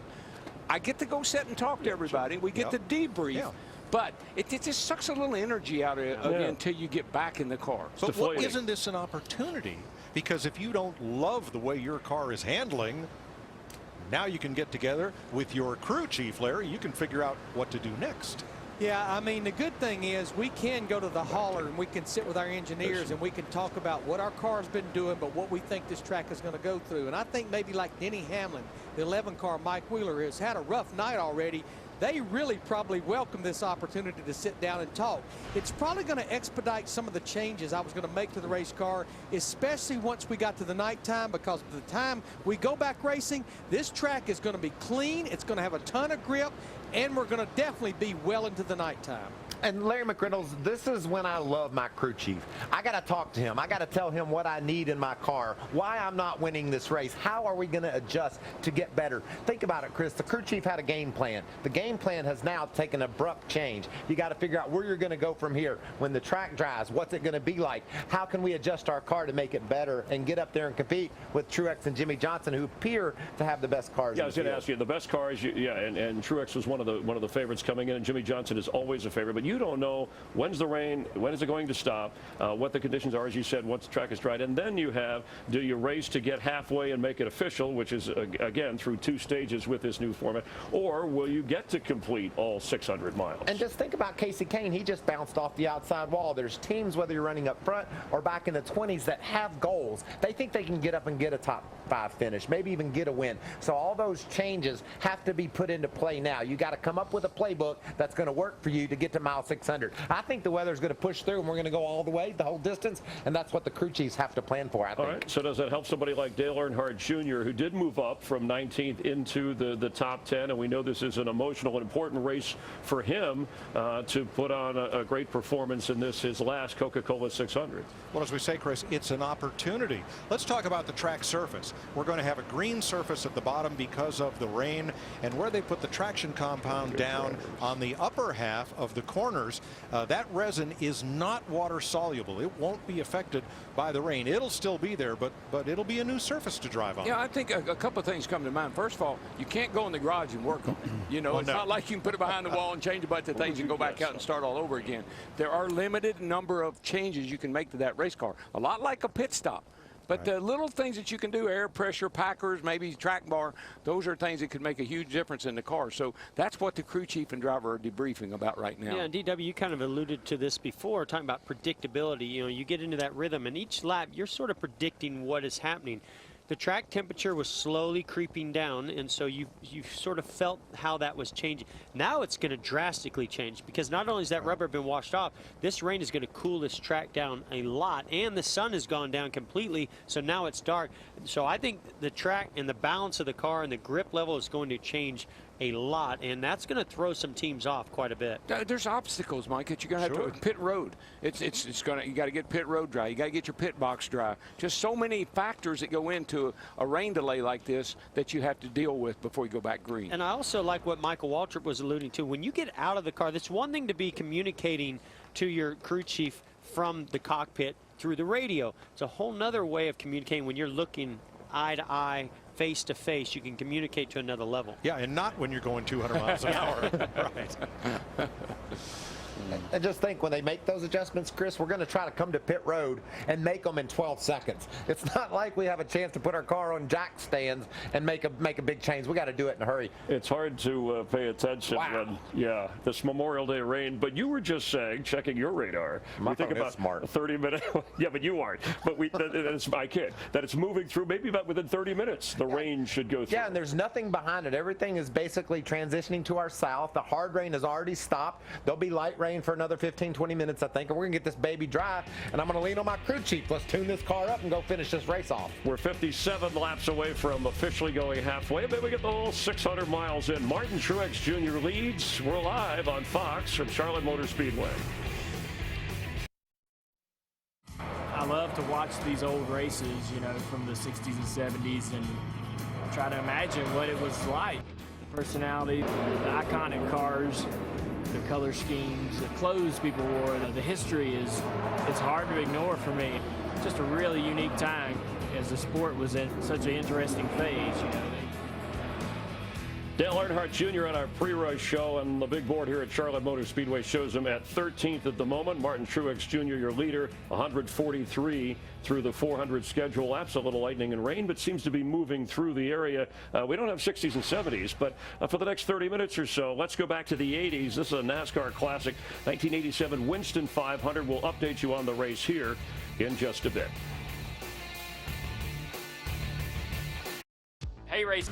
Skies are clearing live at the Coca Cola 600 from Charlotte Motor Speedway here in North Carolina with Michael Waltrip, Chris Myers. The gang is all here. We hope you don't go anywhere. Thanks for spending some of your Memorial Day weekend with us. We're 143 laps in of the scheduled 400 for this 600-mile race.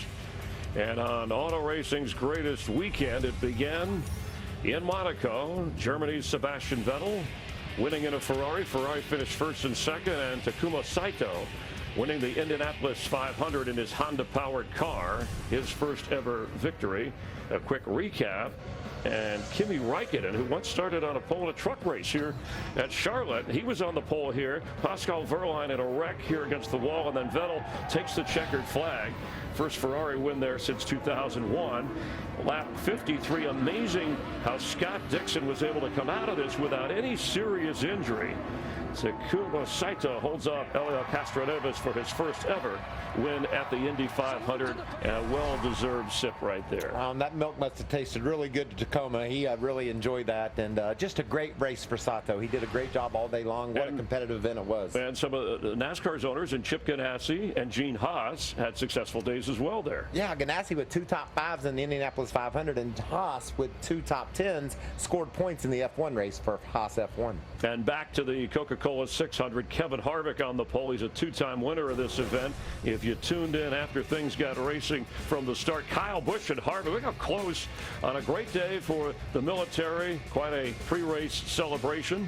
And the weather looked okay when we started. The threat of rain. This is how close it was on the very first lap, and it was Harvick who led the most in the first stage. An unusual wreck.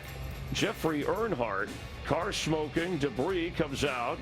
And then Chase Elliott caught up Brad Keselowski running into Chase Elliott. Yeah, there was oil on the racetrack, and Chase Elliott hit that debris. It busted his oil cooler, and Brad Keselowski just had no control. He was in the oil and slammed into the back. And Martin Truex Jr., there he is in the 78 with Jimmy Johnson. They maneuver through. Watch this move. Somehow Truex and Johnson don't run into each other. They don't wreck, and now they find themselves 1-2 in the race. Our points leader, and this is the 12th race of the year. He started in the back 39th, worked his way into the top 10 by lap 45. We're talking about Kyle Larson. Kyle Busch passing Martin Truex Jr. to win stage 1, and it was during stage 2 we got into 43 of 100 laps for stage 2. You see first a lightning warning, a fast-moving storm moving through, so they covered the cars, headed for cover, and now a rainbow appearing as the jet dryers, air titans, and vacuum trucks are out to try and clear the track. Yeah, and they're doing a great job. The track is drying rapidly. I know the crew chiefs and the drivers are in the garage area trying to figure out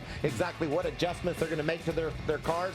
We all knew it was going to get dark and cool down, but now, Chris, all the rubber has been washed off this racetrack. It'll be a real challenge to see how these guys get their cars to handle. Some of the storylines for NASCAR's longest race, Dale Earnhardt Jr. in his 19th and final Coca-Cola 600 moved up into the top 10, currently 13th. Martin Truex Jr., who dominated last year, he's our current leader, trying to win back-to-back Coca-Cola 600s. First guy to do that if he can accomplish it since Jimmy Johnson, who did that back in the early 2000s. And we saw Dale Earnhardt Jr. go to the high side and run that high line early, really making a lot of passes in progress. It'll be interesting to me to see once the rubber is washed off like we're seeing, is he able to go back up there and make that kind of progress on the outside again. He really likes to run the high side. His car is very competitive. I'm going to be watching Junior in the second half. And Jimmy Johnson going for his 5th Coca-Cola 600. That would equal the all-time mark held by our Darrell Waltrip. He's currently 2nd. So the skies are clearing. The track is drying. We'll come back with updates. Remember, it's not official until we get halfway in this race, and we look to run the entire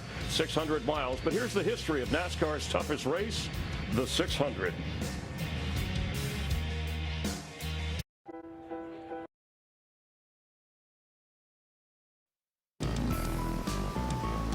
NASCAR on Fox from Charlotte Motor Speedway. The drivers are always ready, even when rain arrives during the longest, toughest, most grueling race of the year. The Coca-Cola 600, but drying the track out. We've been under a red flag for about an hour and a half. Kevin Harvick, your pole sitter, early leader.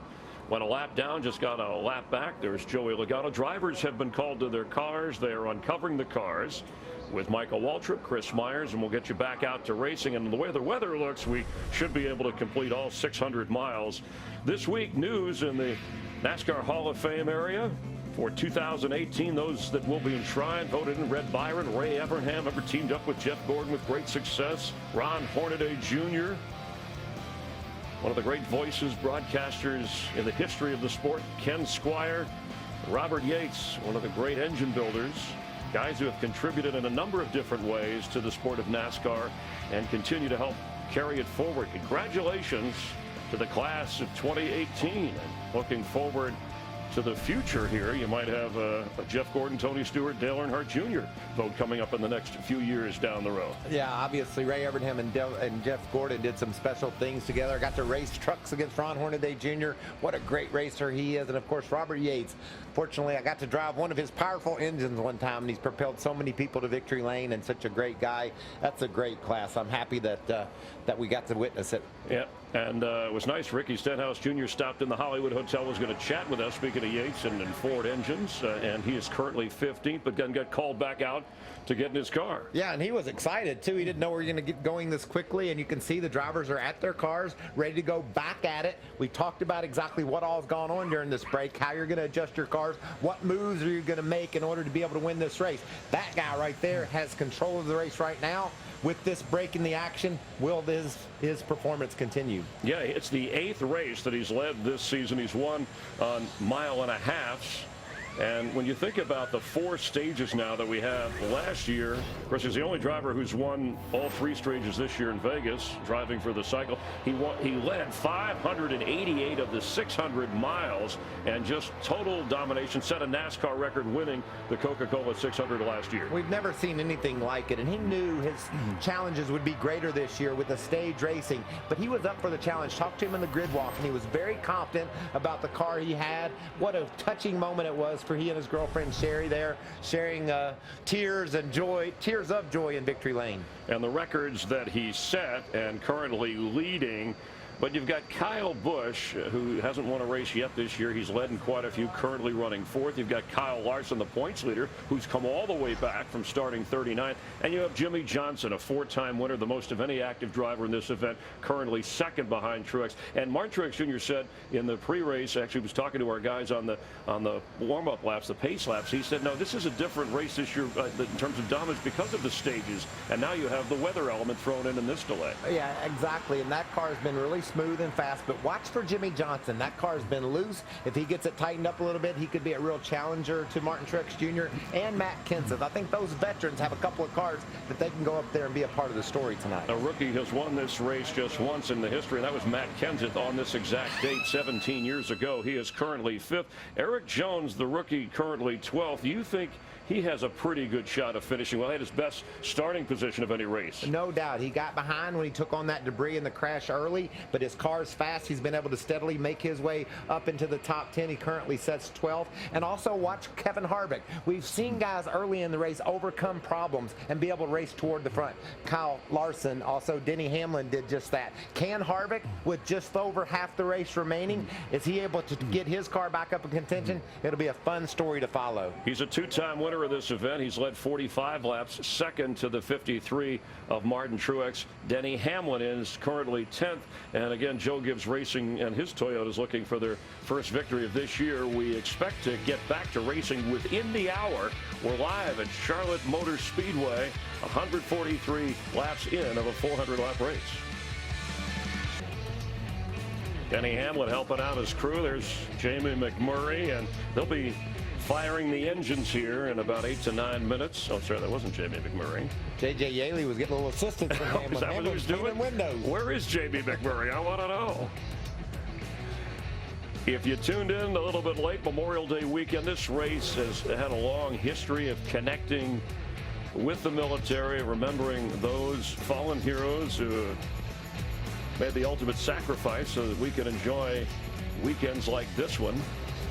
And once they started with Harvick on the pole, Kyle Busch right there, it shows you how aggressive they were from the start. On lap 20, this was unusual. Jeffrey Earnhardt with a problem, some debris, and then Brad Keselowski goes into Chase Elliott. All 3 end up getting out of the race. Yeah, Chase Elliott ran over the debris. It locked his car up, and Brad was sliding in the oil, nowhere to go, and hard into the back of Chase Elliott. And some great driving by Martin Truex. Watch this. And Jimmy Johnson, how they're able to slip through on the oil and not crash is amazing. And Chris, just think, they're 1-2 right now after that near miss. And Kyle Larson, who came in as the points leader, 39th he started, worked hard to crack into the top 10 by the 45th lap. On lap 90, Kyle Busch passes Martin Truex Jr. Truex has led the most laps at 53 so far, and Kyle wins stage 1. Then we had a threat of lightning. A fast-moving storm brought some rain. but the downpour lasted for a few moments, and then the rainbow. They're out drying the track, and we should be back racing here in just a bit. Kyle Busch has led. In fact, him and Kevin Harvick, they've led quite a few races this year, still searching for their first victory of the season. So what are you looking forward to after this delay, noting that Martin Truex Jr. is the one to beat? I just can't wait to see Kevin Harvick. Can he rebound? He's back in 22nd. He's got over 150 laps to get there, a couple 150 laps, excuse me, to get there. He obviously has a really fast car, but what will this track do? How does the traction compound that they put in that upper groove develop in the second half of this race? We know that stuff wears off, Chris. What does this rain delay do to that? Now let's welcome back Jeff Gordon, Darrell Waltrip, and Mike Joy. They've been sitting out the rain delay as we have been for about the last hour and a half. And your thoughts, gentlemen? Well, as far as the traction compound, it is not water soluble, so it's still going to be there. It is sensitive to friction and to heat. So the air tightens, they just blow compressed ambient temperature air. They're not going to bother it much. The jet dryers might have an effect on it, but as the temperature comes down, it seems what we've seen is that doesn't have as much effect as it does in strong sunlight or when the track is otherwise a little greasy. Yeah, well, I think what we're going to see here is we have a different racetrack. When we started this racetrack, there were a few unknowns. Now there's a lot of unknowns. I mean, there are going to be things that, for the first little bit of this restart, these guys are going to have to deal with. A different track, the biggest thing I think they're going to have to deal with. Well, the cool thing now is we're going to run a few caution laps, so we're apt to have a 35-lap race to the end of stage 2. Yeah, a shootout, I think, is what it's going to be, because, I mean, we've seen where as the track cools down and the grip gets higher, track position becomes more and more important. I really like our top 4 right now. I know Michael talked about Kevin Harvick, who needs to work his way up through the field, but that top 4 is going to put on one heck of a battle between Truex, Johnson, Larson, and Kyle Busch. I'm looking forward to watching that battle and how they react to the changing conditions. And the best news, Chris, no rain off to the west for a significant distance. We should be good to go the rest of the way. And that's great news, Mike, because I know the drivers want to go all 600 miles of their crews, their crew chiefs. They've been preparing for this. We got word that NASCAR, I guess there's a couple of drivers they can't locate. They wanted to get to their cars. They're not going to wait for you. All right, so if you hear the engine, this is your warning. Yeah, you're a driver, get in the seat, because we're going to go racing. And thanks for staying with us. You're watching NASCAR on Fox live from Charlotte. Getting ready to race, resume at the Coca Cola 600. Could Martin Truex Jr. win back-to-back? And Jimmy Johnson with his 5th. The guys who will take you through it with rain out of the forecast. Let's get back upstairs. Jeff Gordon, Darrell Waltrip, and Mike Joy. Bit of stretching and getting ready for the pit crews. They would have rolled the cars by now, but there were 2 drivers they had to find. They had to locate Timmy Hill and get him into his car, and Greg Galding. I got to talk to his dad. 9:30 is a little early for curfew, but yep, Gray is there. He's in the car and ready to go. 19-year-old rookie from Virginia. Good little shoe. Good kid. Yep. Now they need to move these cars because there is a lot of standing water along pit road right underneath where the cars stopped. So why'd you stop them there? Because NASCAR will stop the cars typically right at the outer edge of pit road and impound them right there if they have to have a stoppage during a race. And the reason is so that from the tower they can easily see if any mechanics are coming out to work on the car, which is not permitted during the red flag. And the pit boxes are all dry. If you look just on the other side of the cars, they've got the whole pit road dry except where the cars are sitting. That shouldn't take too long. So we are back to yellow, a yellow flag condition. They'll roll the cars off pit road so that can be dry after a 1 hour 40-minute green flag. Not red flag, excuse me. I'd like to see a green flag for an hour and 40 minutes. But yes, hour and 40-minute red flag. It's about half and half.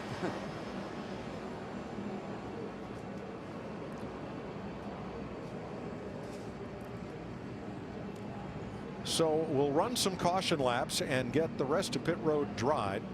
Note that the pit stalls where the cars have to stop and fire off from, they're all dry. And the racing surface is quite dry all the way to the wall and down to the apron. So the cars are rolling. We're getting ready to go back to racing in Charlotte. Welcome back to Charlotte. through Memorial Day, Budweiser will donate a portion of their sales to Folds of Honor, supporting their mission of providing educational scholarships to military families. We'll remind you that throughout tonight's race, every car, including the pace car, memorializes a U.S. serviceman or woman. Average age of 25 of those 40. Many of their families are in attendance and visiting with the race teams tonight. We're very happy to have them with us. Let's go down to pit road. Matt Yoakum. Mike, riding in spirit tonight with Jimmy Johnson and specialist Michael Rodriguez, a fourth-generation soldier. The 20-year-old paratrooper was killed in action back in 2007. Now, 2 weeks ago, his mom, Lori, met Jimmy and shared many stories, including his passion for red Chuck Taylors. And Jimmy passed that story on to you, Chad Canals, and you met with the family today, and you showed them a little surprise in your footwear for tonight. Yeah, it was really awesome to have Specialist Rodriguez family here with us this weekend. It's an honor to represent them and all of the men and women that have sacrificed for our freedom. It's really been a lot of fun. And found out that he wore red Chuck Taylors. His mom and his family, they're all wearing red Chuck Taylors. They said, you know what, I'm going to do the same thing. So it's been a lot of fun, and we really enjoyed having them here with us tonight. Lowe's always gives back so much to the military, and so does NASCAR, and so does Fox, Mike. It makes us all feel special to do our little part, any part we can. Well, they just might be clicking those babies in victory circle the way that 48's running tonight. Could well be. Coach Joe Gibbs rallying the troops. What a great motivator. Looking for their first point-paying win in the Cup Series. Going to make one more pass up and down pit road with the sweepers and the jet dryers, and then we're going racing. And what a thrill ride that is. We went up to a beautifully restored theater in Kannapolis here Wednesday night, and we're the first people outside Pixar, our group, our NASCAR group, to see Cars 3. Oh, is it fun? It's I'm awesome. so jealous. I wasn't able to go. Can't wait to see it. Oh, it's a great movie. It really is. Every bit as great as the first. Okay, pit road is open, and here they all come. Chris. Well, Kyle Busch has been one of the fastest cars the first half of this race. He lost a few positions on that lap 100 stop, so the team's going to try and clean up the front end. That car doing the tire changes there. Really no complaints about that car other than just firing off one small air pressure change. Matt? Chris, Jimmy Johnson told me before he put the helmet on, this could be one of the most interesting runs of the night because the track should really speed up balance-wise. Whatever you were fighting, you should expect to see that. The 78 was loose over the bumps. Johnson was a little bit tight. And the 42, he was tight on initial throttle. Mike, it's going to get interesting. Very much so. Martin Truex leads them off pit road. Jimmy Johnson, Matt Kenseth, and Ryan Blaney pick up a couple of spots. Get Ryan Blaney coming into the picture. And Mike, we always talk about the track's rubbered up. Well, guess what? The track's not rubbered up. Now, it's a green racetrack. It's going to make for some interesting few laps here till these cars get some heat back in this track, get some rubber laid down. Kevin Harvick back up into the top. Well, we'll check that because he is the free pass car. Remember, David Reagan had just made his stop. Harvick got the free pass position. Matt DiBenedetto got into the wall.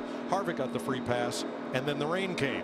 But you can claim your free Bloomin' Onion on Monday if Kevin Harvick finishes in the top 10 tonight. I'm going to go right after the race and get me one. Because it'll be Monday? It'll be Monday. I wonder if Outback will be open. Well, we may find out. Call them. We're coming in. Rodney Childers, Harvick's crew chief and one of the smartest minds on pit road right there.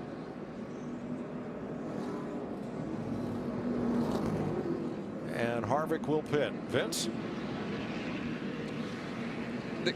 The 4-car of Kevin Harvick, when he comes in, they're going to address the left rear issue. Remember last time prior to the rain delay, we told you about the fact that they had a loose left rear. So they're going to put a spacer on there to make sure that that tire now goes on a little more securely. They're not sure if it's a problem they're going to have to address, but better safe than sorry. So that's what they're addressing now on the left rear.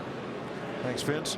So, Larry, we've got a green racetrack after this rain. It's been kind of the rubber and any oil that was there washed free. Don't know what's happened to the traction compound, but what do you do when you're suddenly confronted with a green racetrack? Well, we know the track is going to be really fast. Anytime we go onto a track that's green, which means all the rubber is gone, we know it's absolutely going to be fast. But I think once this track gets rubbered back in, based on that we're into nighttime, as we spoke earlier, I think the track is going to be a little bit free, a little bit on the loose side. So I would have to believe there were some major adjustments made, because with this pit stop here, this absolutely can get you to the end of stage 2. And perhaps some gremlins. Now, Clint Boyer is one of the 22 cars on the lead lap. Jamie.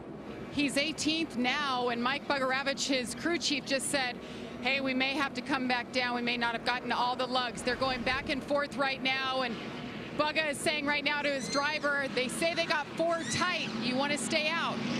And I think Boyer's going to stay out.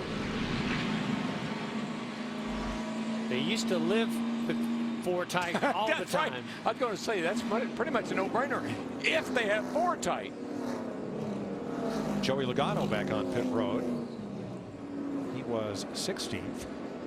Vince? Yeah, they did not get all the lugs tight on the right rear, so they're coming back to hit those again on the 22 of Logano, going to the left side to make sure that all is well there also. So the Logano coming back in to make sure before they go back green. So you've got 5 lug nuts, and I once made the mistake of asking Ryan Newman how many you need tight. Newman is an engineering graduate of Purdue, and his answer was very succinct. He said, well, 3 points describe a plane.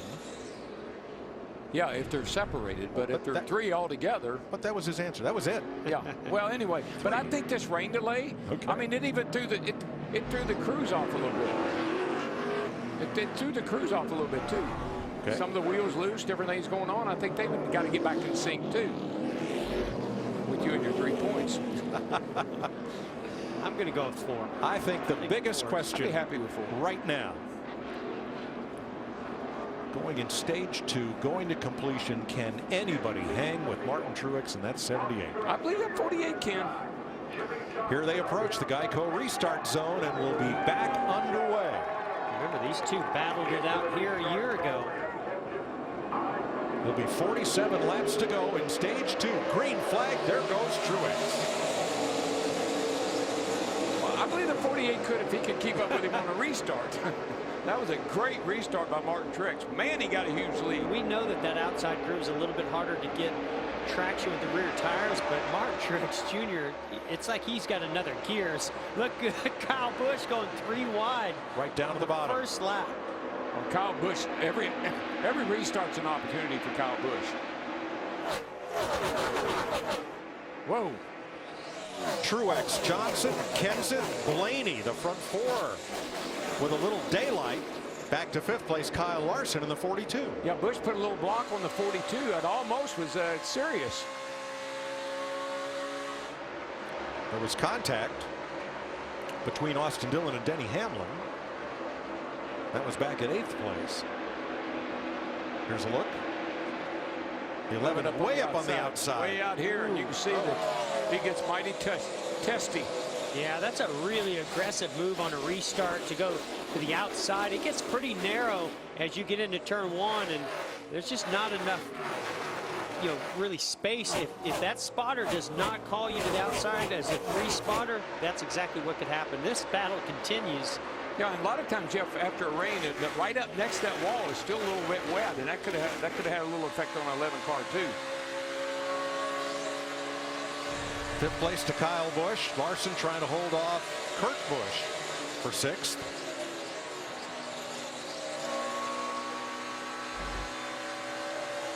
And here comes Larson back on the outside. We'll find out how good that outside is. Just watch that 42 car, because he'll be one of the first ones to migrate up there and try to use it. Here's Ryan Newman on the outside of Ricky Stenhouse. Newman is one of those take the bull by the horn drivers. I'll tell you, he just mans up and goes. Wow, look at all the sparks. That's one thing I love about night races. And the speeds that we're seeing right now, really fast speeds, fastest we've seen this entire race by about a half a second. 28.95. That's right down in the qualifying range. Regan Smith in the 43 once again this week, substituting for Eric Almirola, who continues on the mend from that hard crash and broken vertebrae at Kansas. Eric is here at the racetrack, walking around and feeling a bit better. Glad to hear it.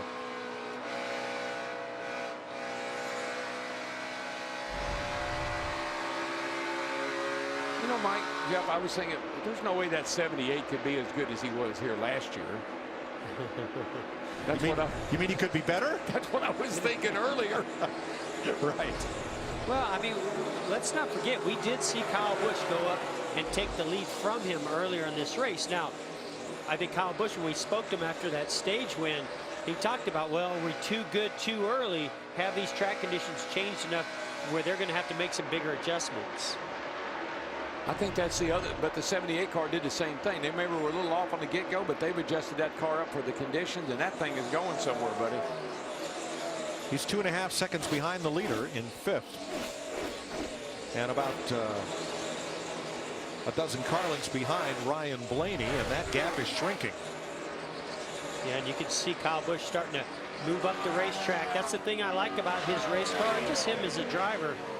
He never does anything that's average or what others do. He doesn't follow anybody. He starts making his own lane, and he's got a good enough car to do that. Well, I think he's an intelligent enough driver that he knows the car's not good on the bottom. He'll move it to the top. He will go wherever the most speed is. Boy, I don't know what happened with Martin Truex Jr., but look at this lead, how Jimmy Johnson's really taking a big chunk out of it. Could have been one of those moments we've seen so many guys have, driving a corner, it jumps out money for a second. Last lap, Johnson was 0.4 of a second faster than Truex. Now, the only chink in the armor of this 78 Martin Truex Jr. a year ago that I remember, and this is what created a great battle between he and Jimmy Johnson. We saw Truex get a little bit loose on some of the longer runs at night. I'm wondering if what Larry talked about, the balance and that front grip, if that's maybe creeping in here a little. Well, I think the deal is the 78 is pretty much stuck to the bottom. He's up the middle here a little bit. But the last time by, the 48 went high in 1 and 2, and he really got a nice run off the turn, off turn 2, and closed that gap down big time. Yeah, and Truex Jr., I'm sure his spotter was telling him he's watching his mirror. What does he do? Moves right up into that lane. Even so, though, I think Jimmy's a little bit better than he is in that lane. Sometimes it takes a lap or two when you move your line to find the grip and find out how confident or how aggressive you can be with it in that lane. Well, I like a driver that's not afraid to try something. You know, if 48 gains on the outside, let me try the outside. Maybe I can pull away. 78. How about the leader, Matt? Mike, before the stop, Cole Kern was told by Martin Truex Jr. that the car was just 2-3 over the bumps. He made some significant air pressure changes, shuffling those pressures. It hasn't helped. Truex just reported in when Johnson closed in. It's loose again. In the 36 races since Martin Truex's dominating performance here last May, who's won the most? Martin Truex 5, Jimmy Johnson 5. Battle for dominance heating up here in Charlotte. You just know that Charlotte Motor Speedway and Jimmy Johnson go together. I mean, he has so much success here. He has 8 total wins here, and he's just a hard guy to beat at this racetrack. I agree, but it's a little bit deflating for Jimmy Johnson here a year ago because he got side by side. Actually, he got the lead at one time, and they came off of turn 2, and Truex got up to his left rear and just drove by him and never looked back. And you never know about Jimmy Johnson. He might be stalking that 78. He might want that 78 to wonder how good he is. And somebody else maybe stalking. That's Matt Kenseth. He's back there in 3rd. He has not gone away either. We're not going to talk much about him until about 100 laps to go. On the right of your screen, 10th place, Denny Hamlin and Eric Jones. You think back to the damage that Jones had to the nose, you know, same time that Chase Elliott, some others went through some debris. He's been playing catch up ever since, but he has a really fast race car. Kyle Busch moves to 4th. Around Ryan Blaney, and for the lead. Boy, 2 of NASCAR's greatest. Right now, Jimmy Johnson, 7 championships in the bank. His fans say NASCAR kept changing the point system. so Jimmy couldn't win it every year. He just kept finding different ways. I think he's won a title under 4 different point standing scenarios. The thing, I know his 7 championships is mind-boggling, but 82 wins is even more mind-boggling to me in such a short period of time. And Martin Truex driving for the little team that could, that's contrary. Barney Visser's team, based in Denver, Colorado. Every one of the rest of these teams is within 20 or so miles of this speedway in Charlotte, North Carolina. But Visser lives in Denver. That's where his business is headquartered, and that's where he wanted to have his race team kept. And his cars are running first with Martin Truex and 10th with rookie Eric Jones. Well, I think Martin Truex's crew chief, Cole Pern, I think they have really grown together. Martin went to that team, didn't have a lot of success the first year he was there, brought Cole on as a crew chief, and it's been magic ever since. And they have really matured into a great team. And I really like what I'm seeing out of Martin Truex Jr. I mean, Jimmy Johnson's obviously got a little bit faster race car right now, and he is trying desperately to get by Truex, or at least get side by side with him. He's running inside, same line, up higher. He's doing everything he possibly can. There's Barney Visser looking on.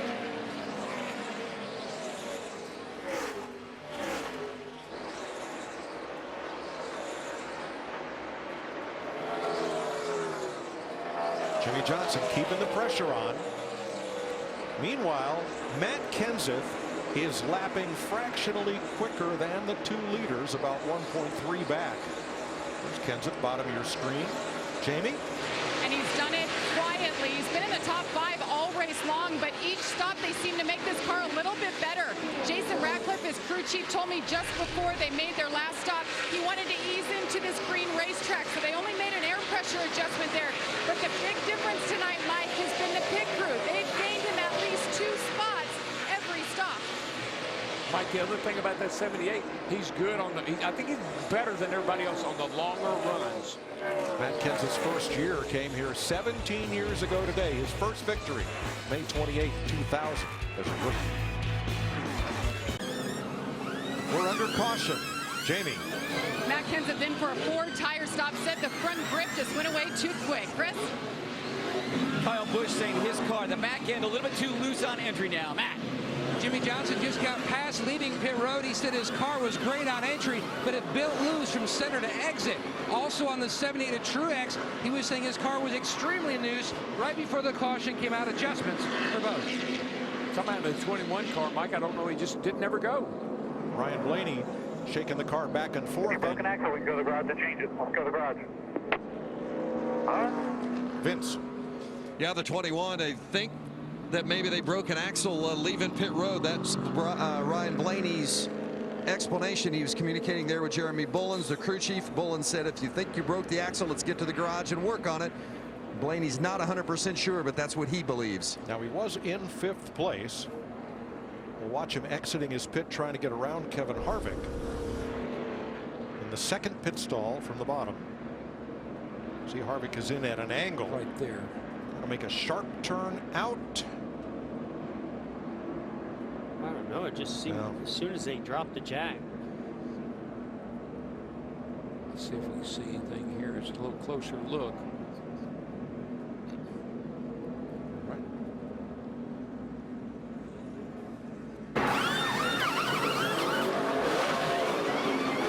The right rear is actually spinning, and the left rear is not, so it's definitely a broken axle.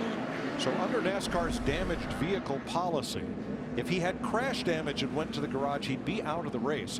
But since this is a mechanical problem, they are allowed to go behind pit wall or go to the garage area, make the repair, and return. Now, also coming out of their pit box, Kyle Busch and Jimmy Johnson almost had to get together. Yeah, one of the issues is the 77 of Eric Jones is pitted right in front of the 48. Jimmy Johnson tries to pit further back, but he had to go around the 77. Then the 18 got out ahead of him. You can see how that slowed down. You can see the right rear of the 77 really sticking out. Matt? Mike, Chad Canals just told Jimmy Johnson the next time they pit, what they're going to do is they're going to hold the pit board sign a little bit shorter in the box. That way, Jimmy will stop shorter. It'll help on exit and not have that issue of having to lose time to go around the 77. Oh, good point. Boy, man, I thought the 48 stopped pretty short that time. Now here's why we're under caution. Danica Patrick cut down a right front tire. Went way high up in turn number 4, and she was able to get that car back to pit road and make repairs, but she's gone 2 laps down. We believe here she's already been into the wall, and going up into 3, you'll see a shower of sparks. Yeah, carrying a good bit of speed into that corner with that tire down, and then just finally lets go all the way down on the inner liner. Didn't hit the wall there, but I think she hit it earlier. She was running 25th. 22 laps to go in stage 2. That'll take us to halfway. There's our aerial coverage from Goodyear. Everything they learned making tires for the grueling demands of NASCAR inspires what rolls into yours. Goodyear, official tire of NASCAR. And our thanks to Dan Rice, our cameraman aboard our Goodyear airship up there, who, when our rooftop cameraman had to come inside due to the lightning in the area, Dan and our RoboCam operators did a great job of continuing coverage. Navigated the storm. Yeah. That's my favorite shot, that overhead. You can see so much, and the track looks so beautiful at night. Yes. There's our Toyota Camry XSE pace car tonight. Paul Menard is the race leader. Now Menard was 21st and stayed out. He did not pit. So Larry, can he make it all the way to the end of this stage? He can make it to the end on fuel, but I'm afraid he being the only one out there. Everyone else took 4 tires. I'm afraid he's going to be a sitting duck. Oh, I'm not afraid. I know he is. He's going to be in big trouble. Well, we saw this with Brad Keselowski in the All-Star race. Really spun the tires on those older tires on the restart. Chris Buescher got the free pass, so we're ready to go with Menard and Truex, Kyle Busch and Johnson, Kurt Busch and Kenseth building speed as we go back to green.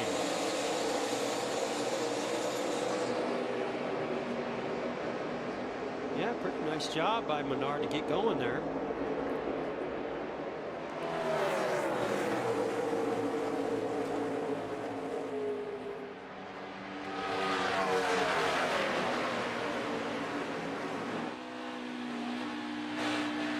Well, Menard's crew chief, Matt Borland, is a longtime veteran of the top of the pit box. So a calculated risk here. If he ends the stage higher than 21st, we'll call that a win. Right, remember, that gives him a set of tires that the other guys just used, so maybe tire management's coming into play. Good point. Whoa, brother. The key is staying further ahead than 21st. Yes. And having a race car one piece. Yeah, he just about got run over by Kyle Larson there. You're so much faster on new tires than the 27 is. You just run up on him so fast. Oh, Larson thought he was going to shoot the gap there in between the 77 of Jones and the 27 of Menard. Patience.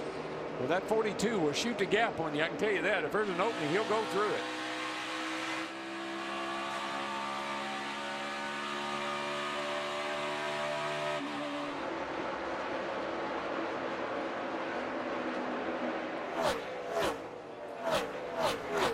Let's go back to 13th place where Daniel Suarez and Clint Boyer almost had to come together.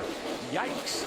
Yeah, Boyer had the 22 behind him. He got into the corner. I don't know if he bottomed out, maybe got the splitter into the racetrack, but he goes up the racetrack and just missed the 19.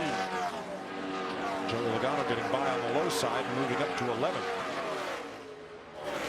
Now in the garage area, Ryan Blaney's car under repair. Jamie? Yes, and confirmed it was a broken left rear axle. The team went to work, fixed it in under 2 minutes. He's already back out, headed out on track. Yeah, Mike, if you can, depending on where it breaks, if you can reach in there and pull the broken part out, you're good to go.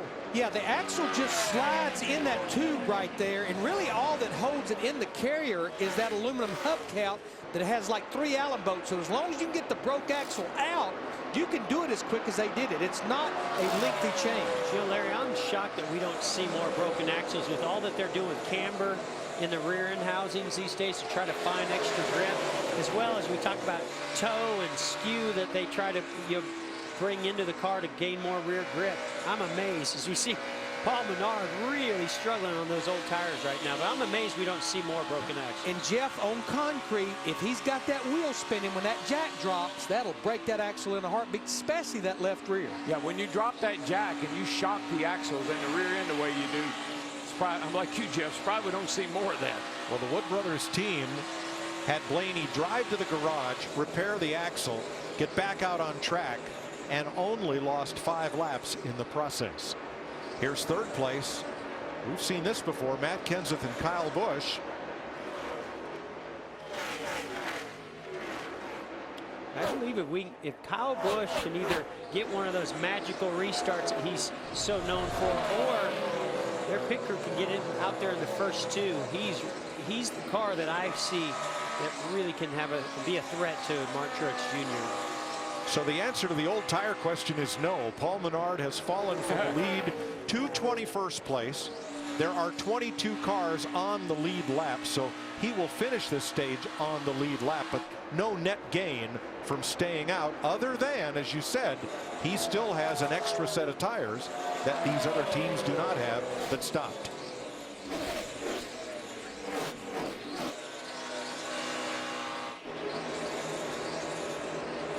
This time, Kenseth holds off Busch, at least for the moment.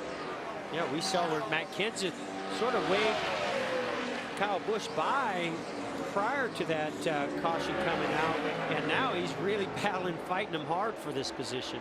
Well, now there's only 13 laps left in this stage.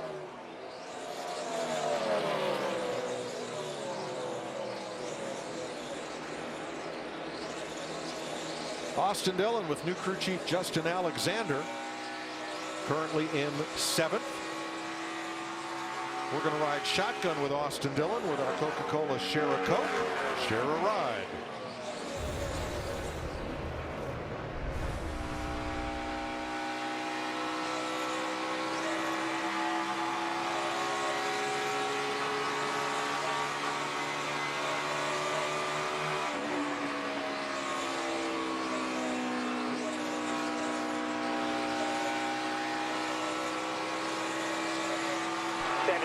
Taking the 85.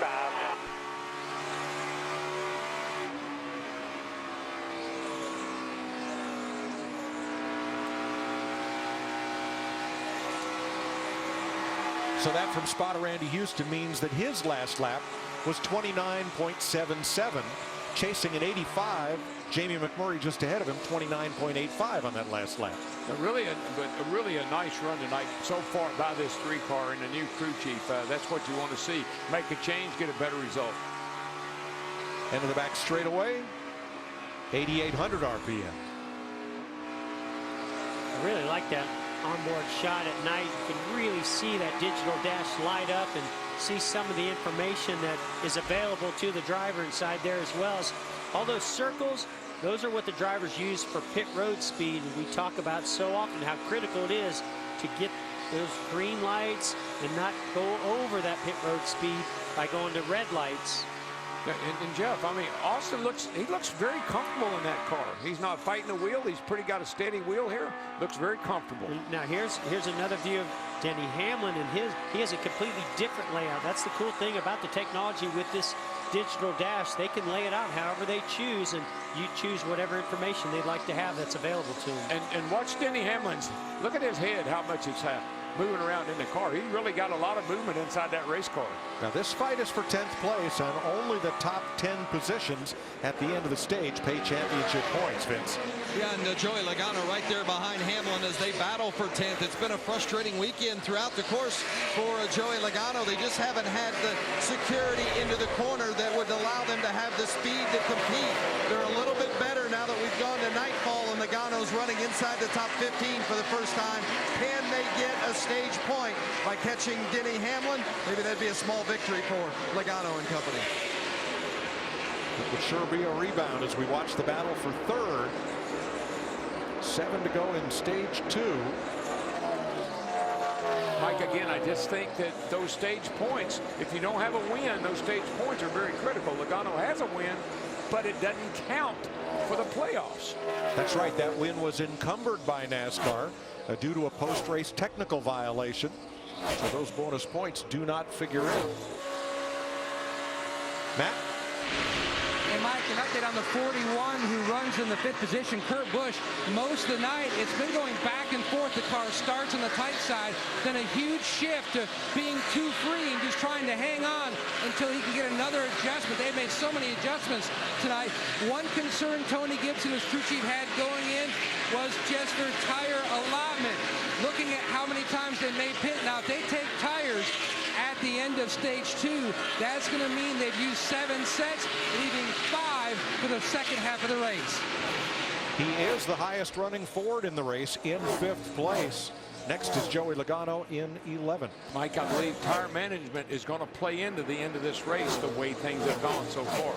These guys are going to have to start thinking about that every time they get ready to throw 4 tires on one of these cars. So Paul Menard staying out, not using that set of tires. We might have laughed at him as he backed up through the field, and he might be laughing at everybody later on. He might be the only one with a new set of tires at the end of the night. That's right. He might be going now, but he might be coming later. 3 to go.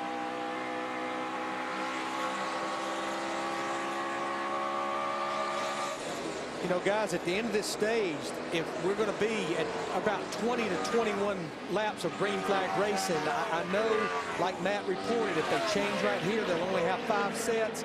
But I still believe you're going to see everybody come to pit road and get 4 more fresh tires, just not knowing how many more cautions we're going to get except the end of those other stages. Pit road is closed. 2 laps to go. Well, I think if you look at Menard, he started on the pole. Look where he's running. He's running 21st. So tires are, you know, you need them, but you don't need them if you don't have. You don't want to put them on if you're going to run out. But I think that's a smart move. He stayed on the lead lap to the end of this stage on old tires, and really that was the goal. I think you're right. Well, I don't know if this, not so sure this stage is over for Martin Truex Jr. Jimmy Johnson's making quite a challenge at the end. And only the stage winner gets a playoff point that carries through all the way to Homestead in November. I think coming to the end of the stage, maybe let your guard down just a little bit. Maybe Truex just backed off a little bit, getting to the end of this stage, not worried about Johnson. Johnson sees an opportunity to maybe pounce. So it could be close right here at the end of this stage. Yeah, they also came up on some lap traffic that may have played a role. Johnson has not won a stage this year, and Martin Truex gets his 6th stage win and leads the league in playoff points. Jimmy Johnson 2nd, Matt Kenseth, the Busch brothers, McMurray, Dillon, Jones, Larson, and Hamlin score points. Pit road will be open this time. Clear skies now after 3 different storm systems blew through the Charlotte area in a space of about 25 minutes. And we got soaked by one of them, but it moved away quickly. Martin Truex Jr. is your stage 2 winner. He will lead them onto pit road. The free pass car will be Michael McDowell, and that will give us 23 cars on the lead lap when we restart. Jamie. Matt Kenseth's team ready to service their car. Matt saying the car's much better at that run. Could use a little bit more help on turning, so an air pressure adjustment. Once again, a 4-tire stop for the 20. Chris? Kyle Busch very frustrated those last 10 laps of the stage. Just couldn't get around his teammate Matt Kenseth. Said, I'm burning the right front off the car. Thinks all he needs is some clean air. Matt? Now stopping Jimmy Johnson very short in the box. The car on the free side. Air pressure change on a 48. 8 stalls up is a 78 of Truex. His car was better, but still on the free side. A great stop of the 78 guys. Here's the Sunoco race off pit road, and you saw Jimmy Johnson pull all the way to the outer lane out of his box without incident this time. So he comes out right behind Martin Truex, our stage winner. Well, I said I didn't think I could see what we saw here last year, but we may be seeing the same thing. Hey, Martin Truex Jr. at CW, got me, buddy? Yeah, what's happening, pal? You are, buddy. You're the man. You know, I didn't think I'd see a car run the way yours did here last year. I thought that was one of those things that would never happen again, but you're on it again tonight. How's the car feel, and can you repeat what you did last year? Well, thanks. We're trying, that's for sure. Definitely a lot tougher this year. The cars, they definitely aren't driving quite as good. This thing's been quite a handful all night, but the guys are making really good adjustments. Pit stops have been awesome, and just having fun out here. So long way to go yet, and see if we just can't keep tuning on it, keep her up front here. All right, buddy, 10-4. By the way, we're just halfway, so just hang in there and have a good night. Yeah, no doubt. Long way to go.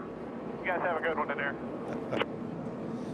7 drivers have scored stage points in both of the first 2 stages tonight by ending a stage in the top 10. Time now for a KFC Zinger race break. Yeah, and Mike, with Michael Waltrip, Chris Myers, member, the only driver to drive for the cycle, or trifecta, Michael, as you like to say. Martin Truex Jr. won all 3 stages.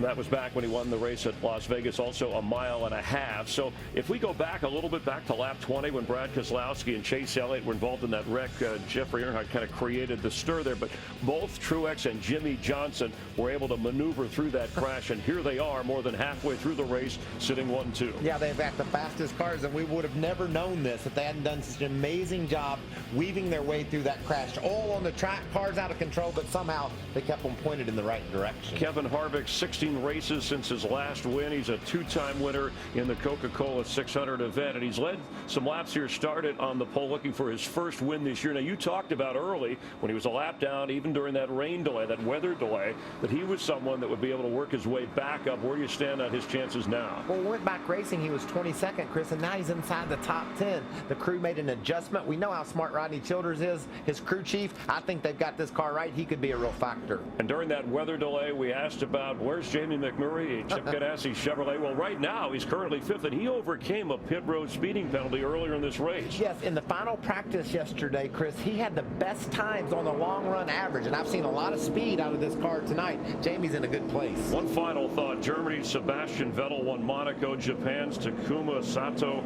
won at Indy. Could Mexico's Daniel Suarez stage an upset and win this race? He just continues to impress, Chris. With every lap, he gets better and better. He's raced himself into contention here in the 600. And right now, he's 12th. That is your KFC Zinger race break.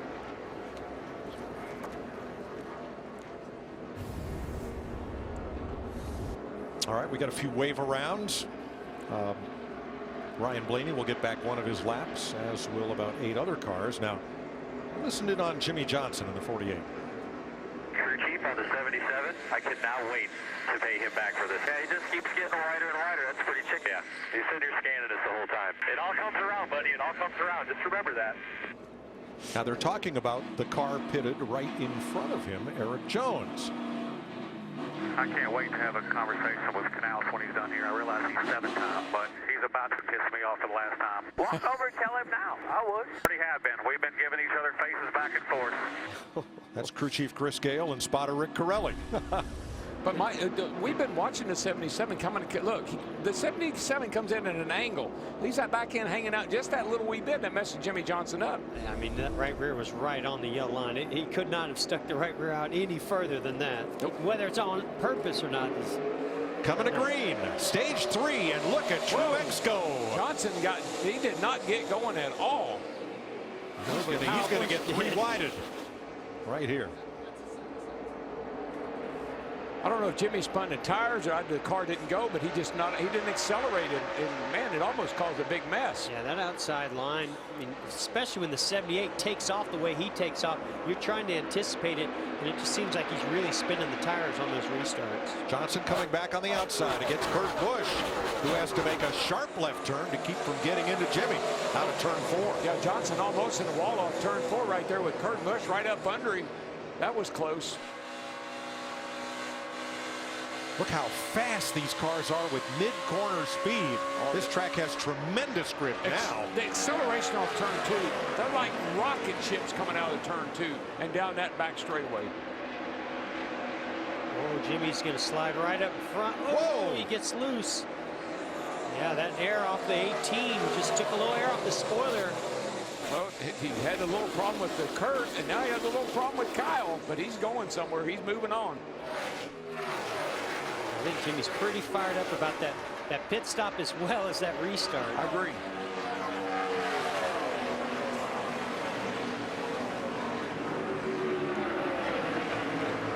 Here's an update on temperatures entering stage 3 as it gets cooler here in Charlotte. Wow. And ambient down to 70, track temp down to 83 degrees.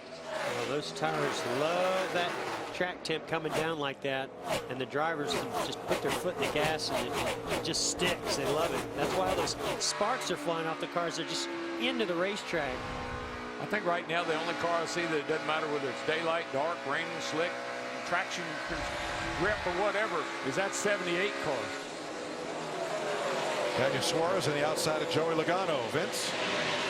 Well, remember the Ford, Kevin Harvick had to make an unscheduled stop a short while ago, and now Harvick, because of the loose left rear, they thought they had that situation remedied, but Harvick just radioed in and said, I think my wheel is loose again, so the team up on the wall and awaiting Kevin Harvick. Mike, they put that wheel spacer in there to move the wheel out because right up where the wheel goes, the studs run out. So you can have the nuts tight, but the wheel will still be a little bit loose. That's why they added that wheel spacer earlier. They're going to have to add a little bit more. Remember, we saw something very similar. Dale Earnhardt Jr. happened a few weeks ago, and it just seems to be a mystery as to what is causing these loose wheels, or at least the sensation of a loose wheel. Yeah, because Junior said after race, so I didn't have a loose wheel. It just felt like I did. Well, when you go off into turn 3 at 197 miles an hour, you want everything tight. All your wheels feel like they're wobbling a little bit. How about Jamie McMurray and Chip Ganassi Racing as a whole? They're running 3rd and 7th right now. McMurray has given Ganassi his only Daytona 500, Brickyard 400, and All-Star win so far. Yeah, Jamie knows how to step up to the plate at those big events.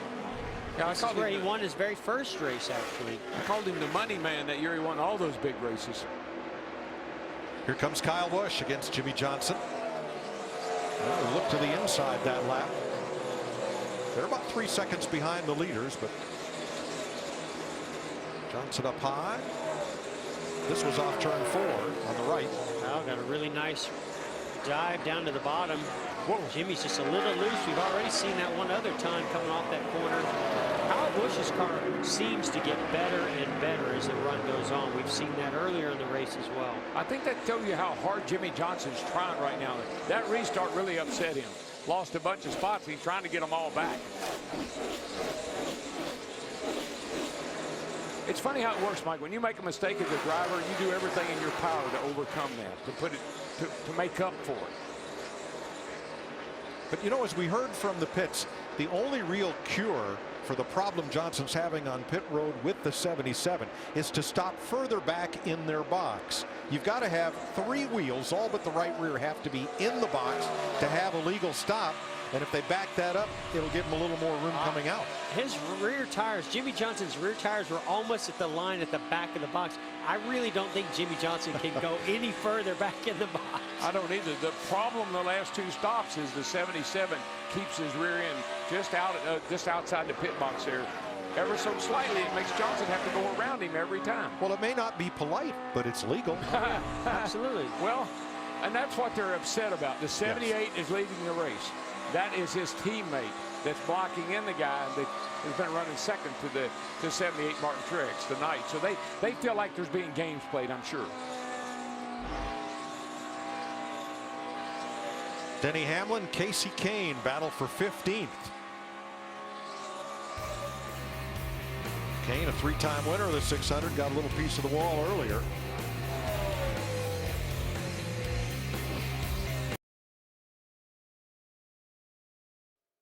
Grab an ice cold Coke and buckle up. You're watching the Coca Cola 600 on Fox. Joey Logano running 12th, right behind Daniel Suarez, last year's Xfinity Series champ and current rookie contender. Kyle Busch just sailed past Jimmy Johnson to take over 3rd place. He's 4.5 seconds off the lead and about 2.6 behind his teammate Matt Kenseth in 2nd. Toyota's running 1, 2, 3.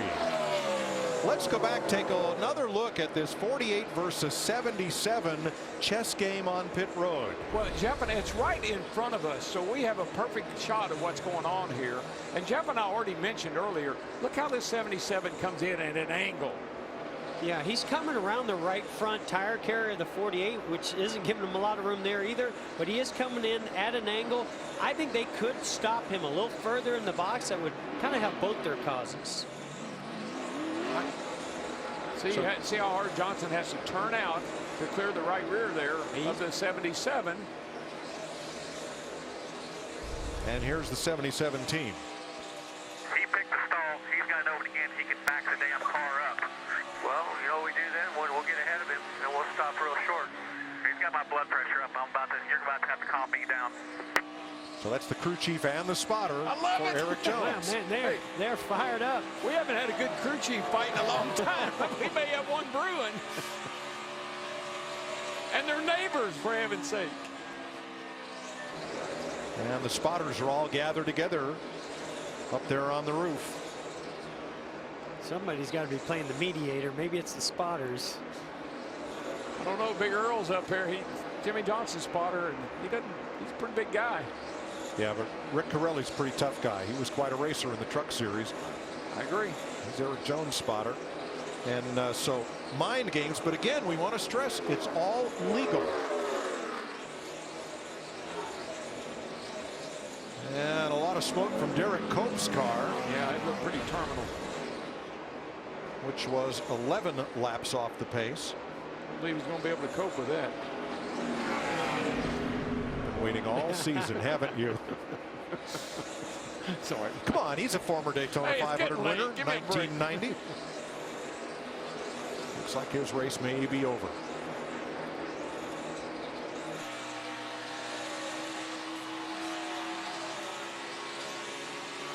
Jamie McMurray, Kyle Larson, teammates there for 5th place. Jamie?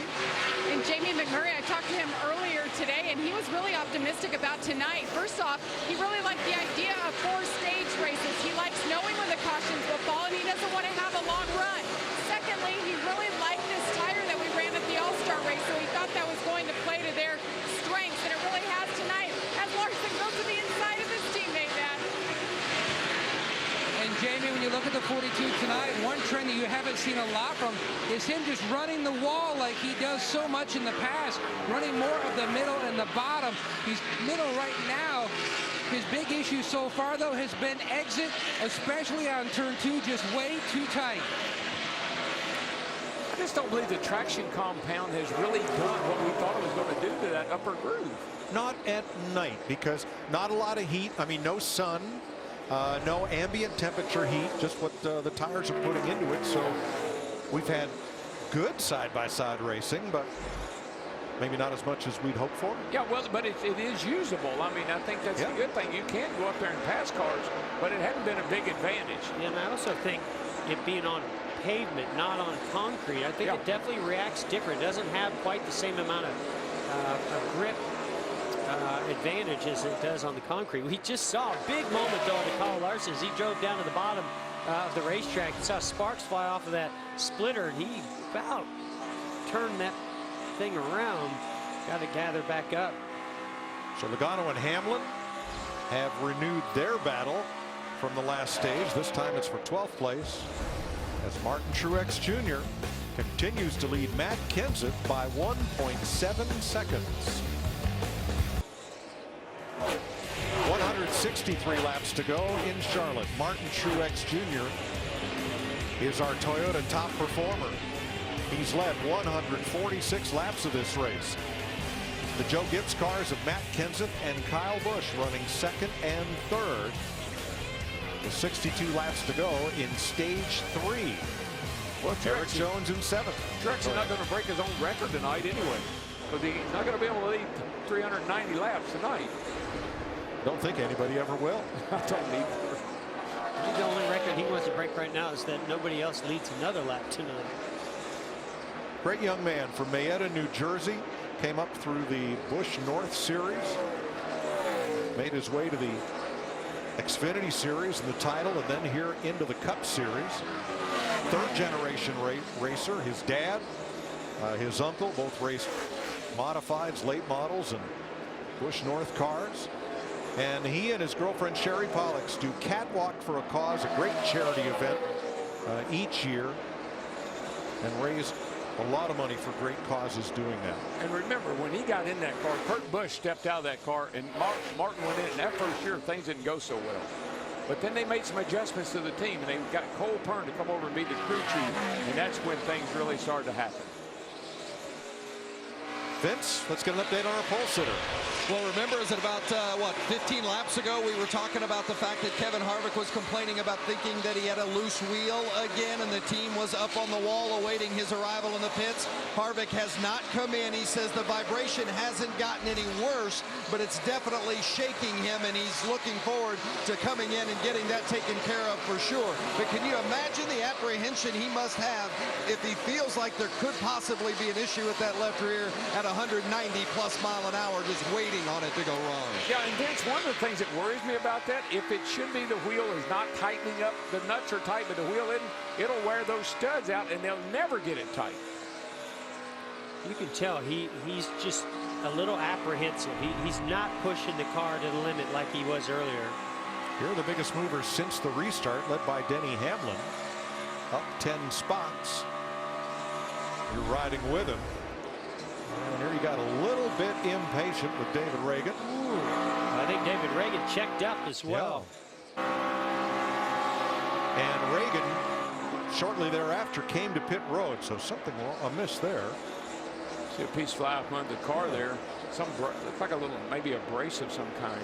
Or something he ran over. Could have been that. Yeah. You know, I love it. Oh, we talk about patience, patience, patience. I always want them too, but I want them now. So Reagan made a pit stop. So did Landon Castle. A.J. Allmendinger has been in. And here's Joey Logano. Pit stop window opening. Ryan Blaney is in. Here's Vince. The 22 of Logano was inside the top 15, but he's dropped back outside, just inside the top 20. They've been trying to get a handle on that car all day long. He said it's building loose, especially off of turn 2. 4 tires, chassis adjustment, air pressure adjustment, really taking some swings at this 22, but to no avail. Remember when Martin Truex pitted earlier, and he pitted a couple of 3 laps before everybody else? That's when he took control of this race, and he's had it by the throat ever since. Ryan Blaney stopping, and a lot of smoke in front of Kyle Larson, and that is Ty Dillon. Oh, a car spinning in the oil in turn 4. I think there's a lot of down oil the up in that racetrack. corner, yep. Kevin Harvick misses the wall. Casey Kane as well.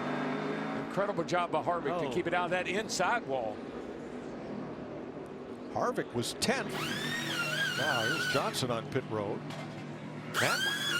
Big adjustments across the back with the 48 of Jimmy Johnson. He says just under throttle. The car is just way too free and no side bite on the 48. This could be a huge advantage for Jimmy Johnson if he was on pit road when that caution came out and he beats the leader out. If they just decide to come to pit road to take tires, he'll be the leader. We got to watch that red light. I'm not sure if it was on or not. So we'll watch Ty Dillon. Smoking, and we'll look for the pit road light. And there's Kevin Harvick spinning. I'm pretty sure Jimmy Johnson was already on pit road at this time. Boy, what a great job by Kevin Harvick. And I think you're right. I don't see Johnson anywhere. He must have been on pit road. Oh my. Oh, he had that left rear tire. Yeah, he's got a problem. Left rear effort. Oh, the whole rear end housing's out. Oh my goodness. And oh goodness. He almost takes the nose off Trevor Bayne's car. Let's ride with Harvick through this. I want you to stay high, easy. Hold the brake, hold the brake, hold the brake.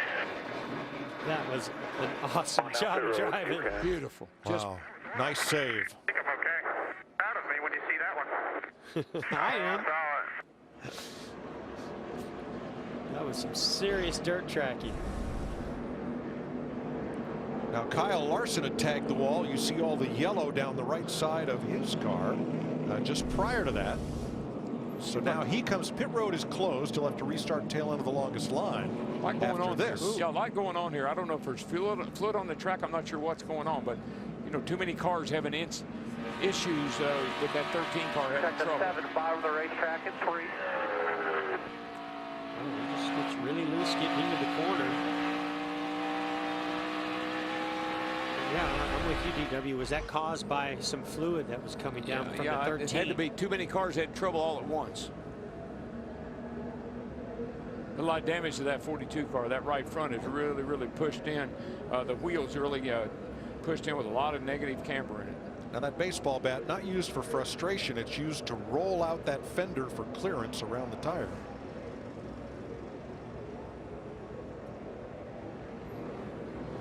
Trevor Bayne did get a lot of damage there. Yeah, he got into Casey Kane. Casey was spinning right in front of him. He's lucky that he didn't T-bone him. So not only did Jimmie Johnson get to make his stop because he was on pit road just before the caution came out, but now he doesn't have to deal with Eric Jones on pit road on this stop. That's a good call. Worked out great. Pit road's open. Jamie.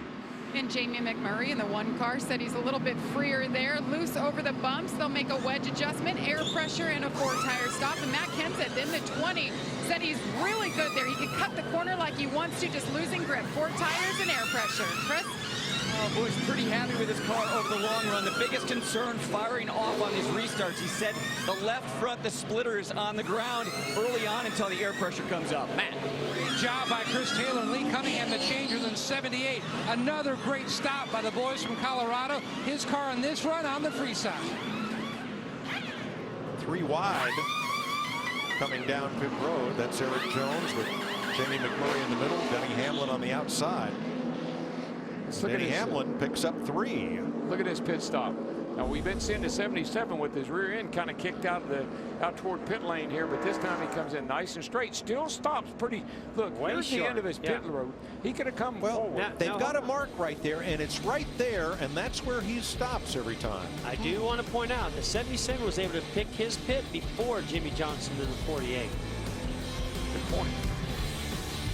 Hertz is proud to team up with Homes for Our Troops, building mortgage-free, specially adapted homes for severely injured post 9/11 veterans. Learn more about how Homes for Our Troops is enabling veterans to rebuild their lives and visit foxsportssupports.com.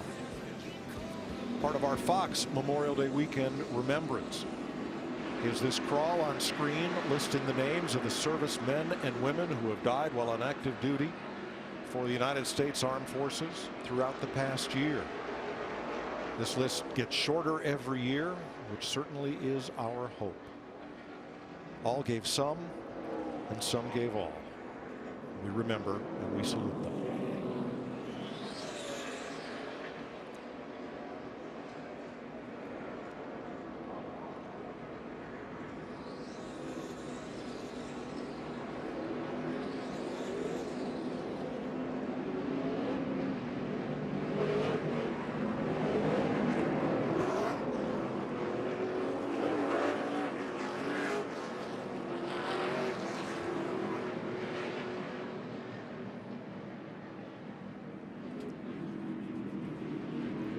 Lights out on top of the safety car, so we'll go green this time. 40, it'll be 48 laps to go.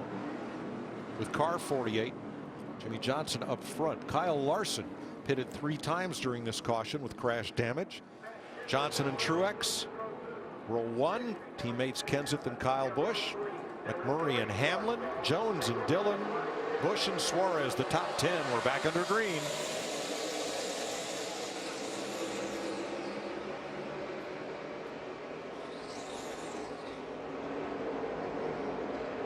Just don't. You just can't hang with that 78. He's in the zone now, buddy. You like that high line worked really good for him. He get that great run down the back straightaway and pulls away. Jimmie Johnson struggling getting going, getting some grip on that restart. Even in the bottom lane, you could see he really struggled, but Truex was able to take off pretty good from the outside lane. I think Martin Truex could take off pretty well from the parking lot on a restart. He just got that thing hooked up, just like last year. Here comes Hamlin. Passes rookie Eric Jones for 6th place.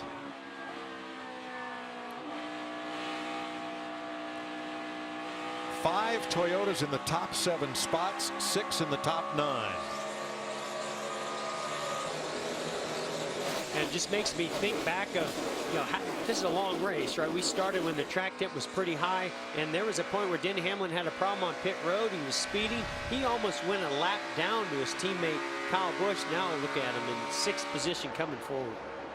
I know we talk about our leaders and everybody in the top 10 there, but there are some really great runs going on back in the field. The 19, 88, 31, 17, 43, 37, 95.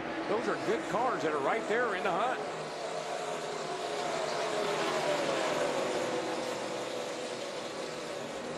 Suarez running in the 11th spot. See him coming into view right here. Whoa, he had to check up right there. He'd have gotten into Kurt Busch. Yeah, puts him in a really vulnerable position.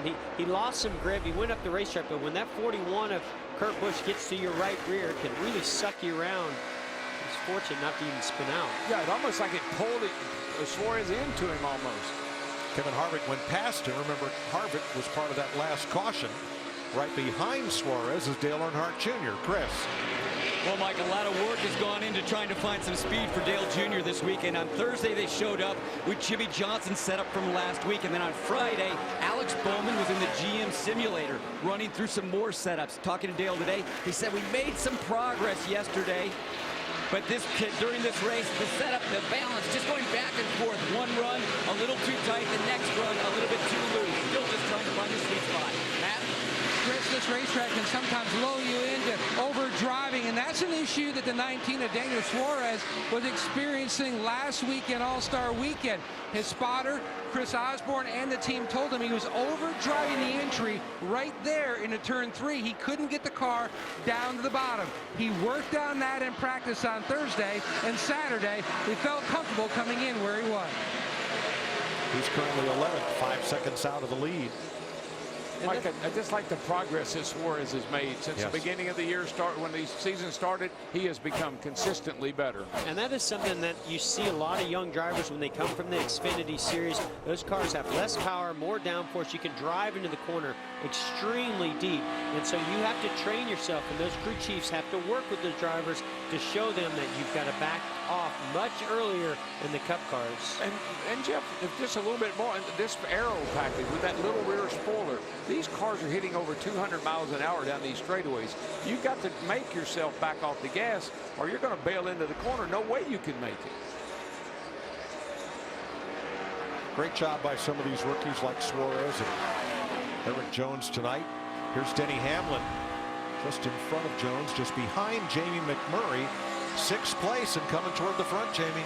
Hard to believe. You look at Denny Hamlin, he only has one top 5 finish this year. They desperately want to get in that top 5. And I talked to Wheels, is his crew chief. He told me this morning their goal, the first 3 stages of this race was just focus on their equipment. Let's get the balance right. We know we have decent speed, and then that last 100, let's go for it. So you see Denny inching his way up, and the team is getting the job done. They gained him 3 spots on the last stop.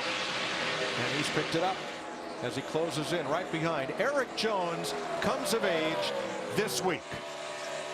He turns 21 before we get to Dover next Sunday. Wow, that's amazing and he drives like a veteran. He's just got a great head on his shoulders. He really does a nice job in that car. Pretty impressive. He is a Cup rookie, but a 14-year racing veteran. Started in quarter midgets in his native Michigan. For all the drivers running their first career Coca Cola 600, he's at the top of that list in 7th place. Martin Truex Jr., 0.8 of a second ahead of Jimmy Johnson. 33 laps to go in stage 3 of this unique 4-stage NASCAR Cup race. 600 miles with Martin Truex Jr. leading Jimmy Johnson by 1.5 seconds. And oh, what might have been had those 2 drivers not made the 5-hour energy extra strength move of the race at lap 20. Keselowski slams into the 24 of Elliott, and look at Truex and Johnson slide their way through unscathed. That's a big move of the race, and now they run 1-2 with 131 laps to go.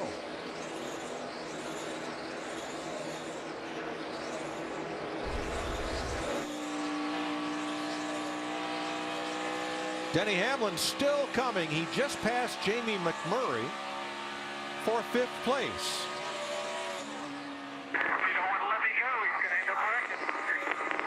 I've already went and talked to a spotter. Funny thing is, they've got a spot for the 48 Xfinity car.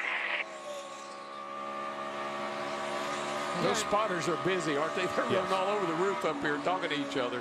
And as a driver, especially in a long race like this, when you've run somebody down and you've worked a lot of different lines, you've kind of showed them that you're a lot faster. And hey, everybody's fighting for position, but there are times when you just get a little bit extra frustrated and you have to do it the hard way, which means kind of have to use your bumper or take the air off their spoiler. Now Hamlin passed McMurray for 5th. So did Eric Jones pass McMurray for 6th. Toyota has all of the top 6 positions except Jimmy Johnson Chevrolet in 2nd. You know, another cool way to watch the race is on Fox Sports Go. There's a Denny Hamlin channel and an Austin Dillon channel tonight. And these are the views. You'll see our Fox Sports coverage in one box, car cam, telemetry, and their lap time serial running, along with telemetry. And that's all on the Fox Sports Go app, exclusive driver content, as well as race coverage. Mike, I think one reason Hamlin right here is getting a little impatient. His car is the best it's been all night, and he's really turning some fast laps. I believe he feels like he's got a shot at getting up here and maybe racing these guys for the lead. You can go to foxsports.com, or you can download the Fox Sports Go app on your mobile device.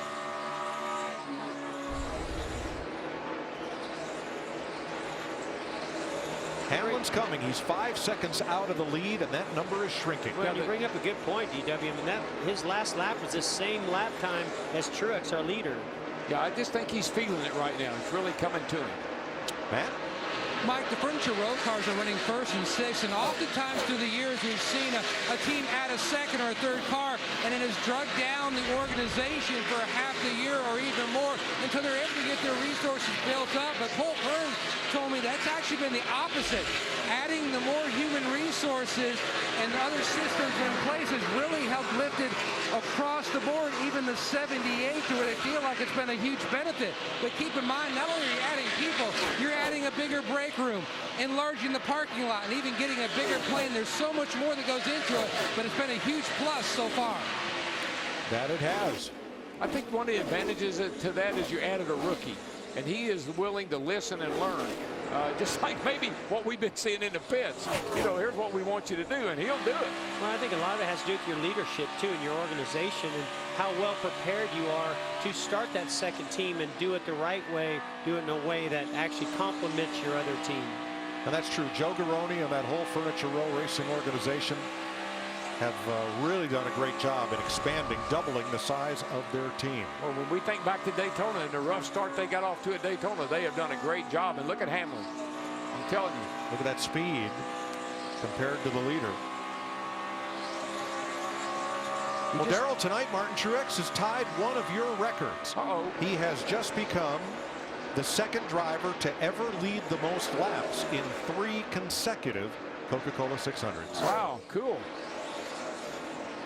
Too bad it was my record, but cool. Well, he didn't break it. He only tied it. Yeah, but he will. Yes, he might. If he keeps running like this, he will. Yes. That's what somebody. You know what's coming next, don't you? I think you told me that. I love it when people break records, except mine. Right. Like I said, DW, everything I've learned it from you. And of course, what did I tell you? You don't know much. You don't know much, do you? All right now. 23 laps to go in stage 3. Martin Truex Jr. leading by 2.2 seconds.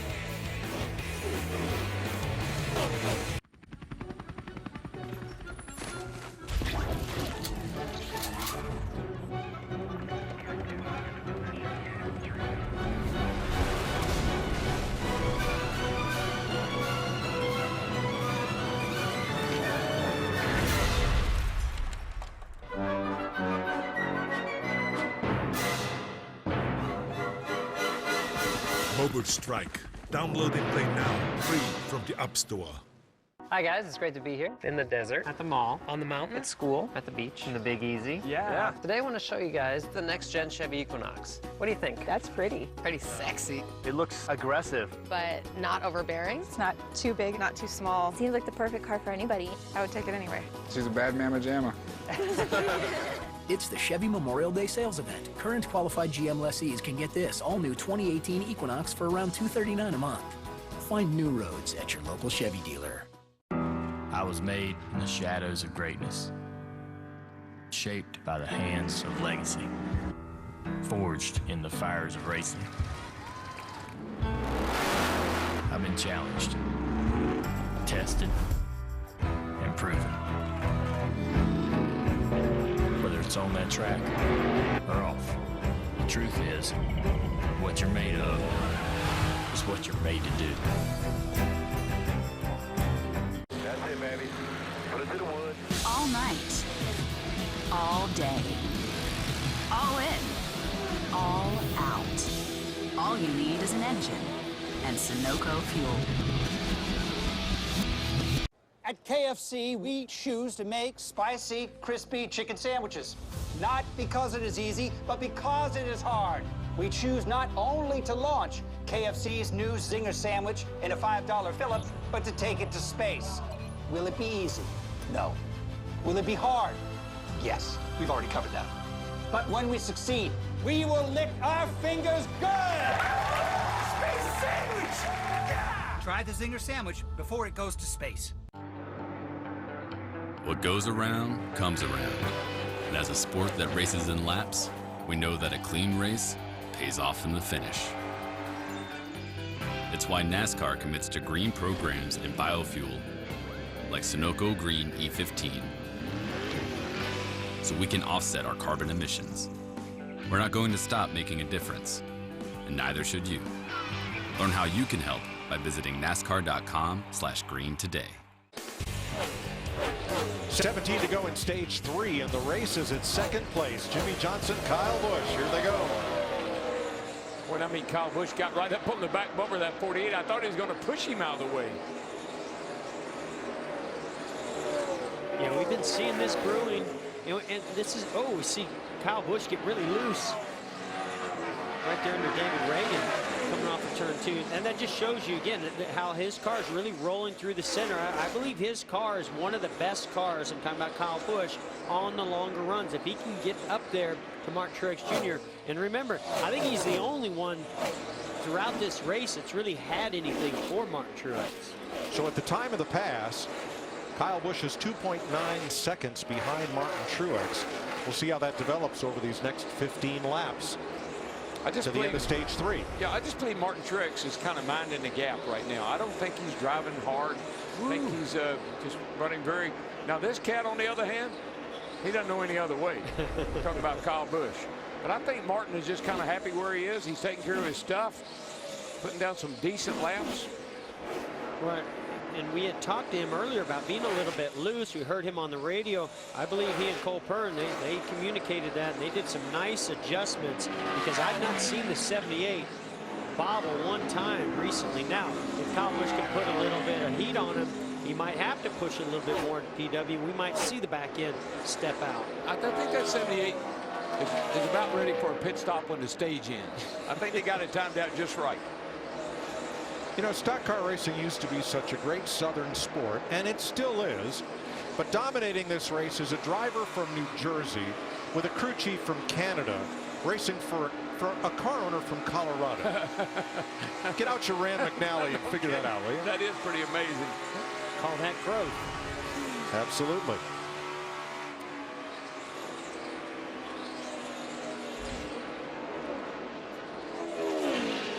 Dale Earnhardt Jr. at 12th place, Chris. Mike, this looked like it was starting to be a good run for Dale Jr. He was saying he had a little bit more security at the back end of the car, but about 5 laps ago, he reported to the team he had a vibration. About a lap later, he said, I think I've got a tire rub. The team just told him, hey, you've got 12 laps to go. See if you can ride it out. Never comforting when you've got a vibration, but you read those vibrations by whether they get worse. If it stays the same, even though you don't like it, you'll deal with it. But if it continues to get worse, you have no choice but to bring it in. Had a tough week for his crew chief, Greg Ives, who lost his mom this week. Racing with heavy hearts. Was that whole 88 team.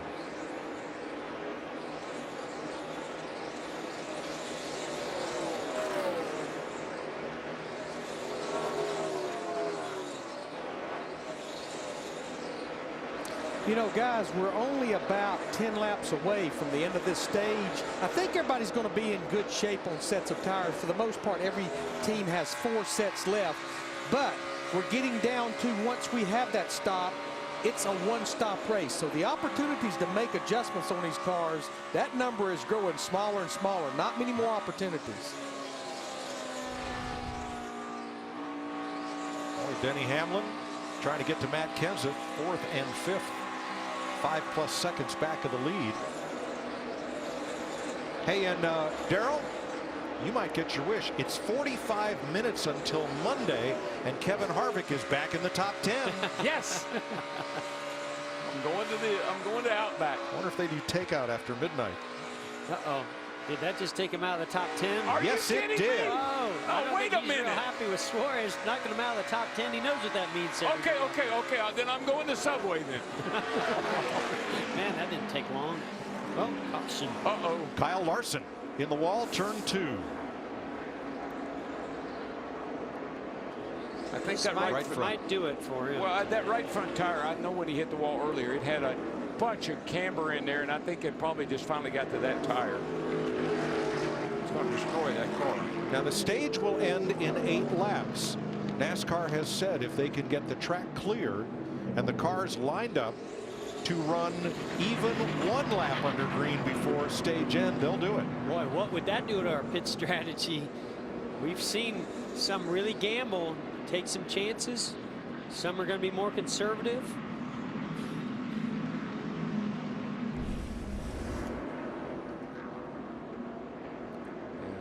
I think that right front tire, it had so much camber in it that I think it finally just used that right front tire up. So we're under caution for Kyle Larson. Trevor Bayne gets the free pass. This will be Larson's worst finish of the season if they're unable to make repairs.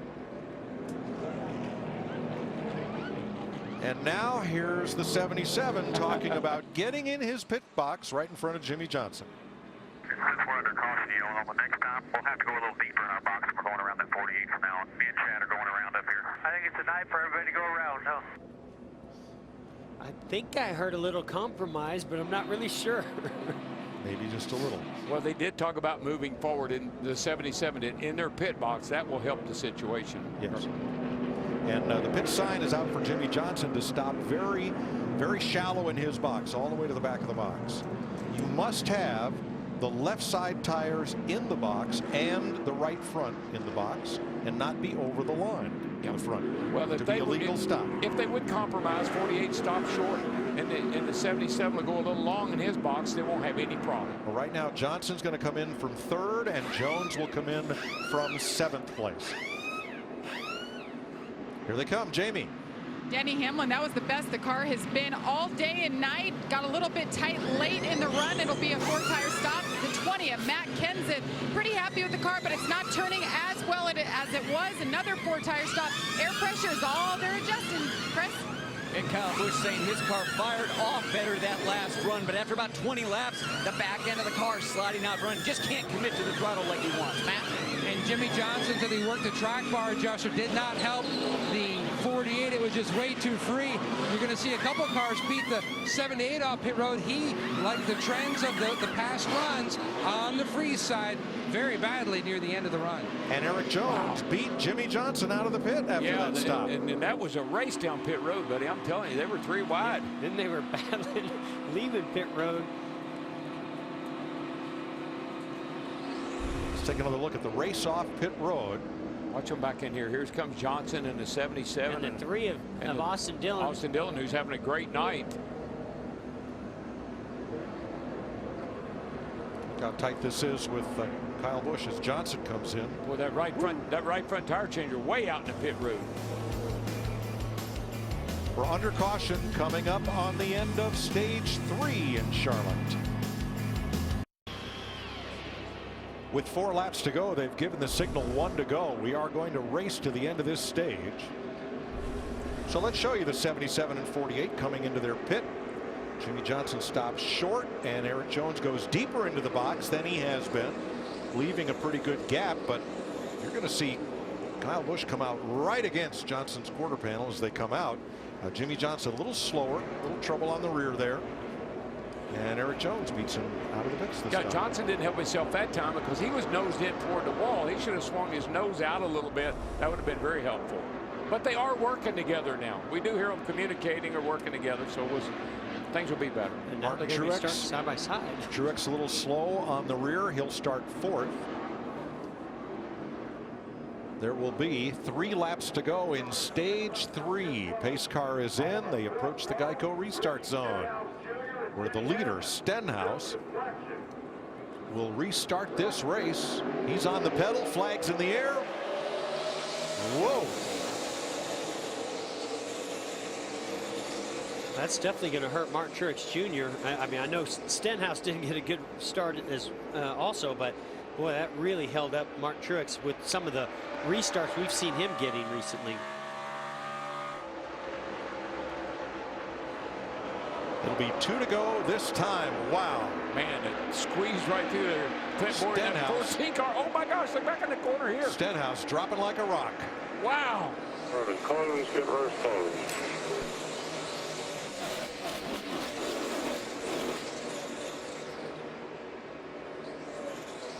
So Stenhouse goes from first to last, but remember, saved a set of tires by not stopping, and that could be a factor later on. And he knew it, Mike. He got right out of the way. He didn't try to hold anybody up. He got out of the way and made it clear for everyone. The Talladega winner, Ricky Stenhouse, now back in 20th.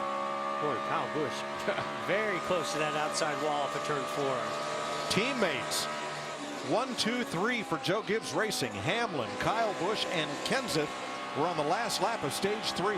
And then 2 more teammates, the 78 and 77. So 5 Toyotas in the top 5 right here, racing for the winner of this stage. Kurt Busch, the first Ford, in 6th. Dale Earnhardt Jr., the first Chevrolet, in 9th. Here they come to the green and white tablecloth. Stage 3, Denny Hamlin, your stage winner.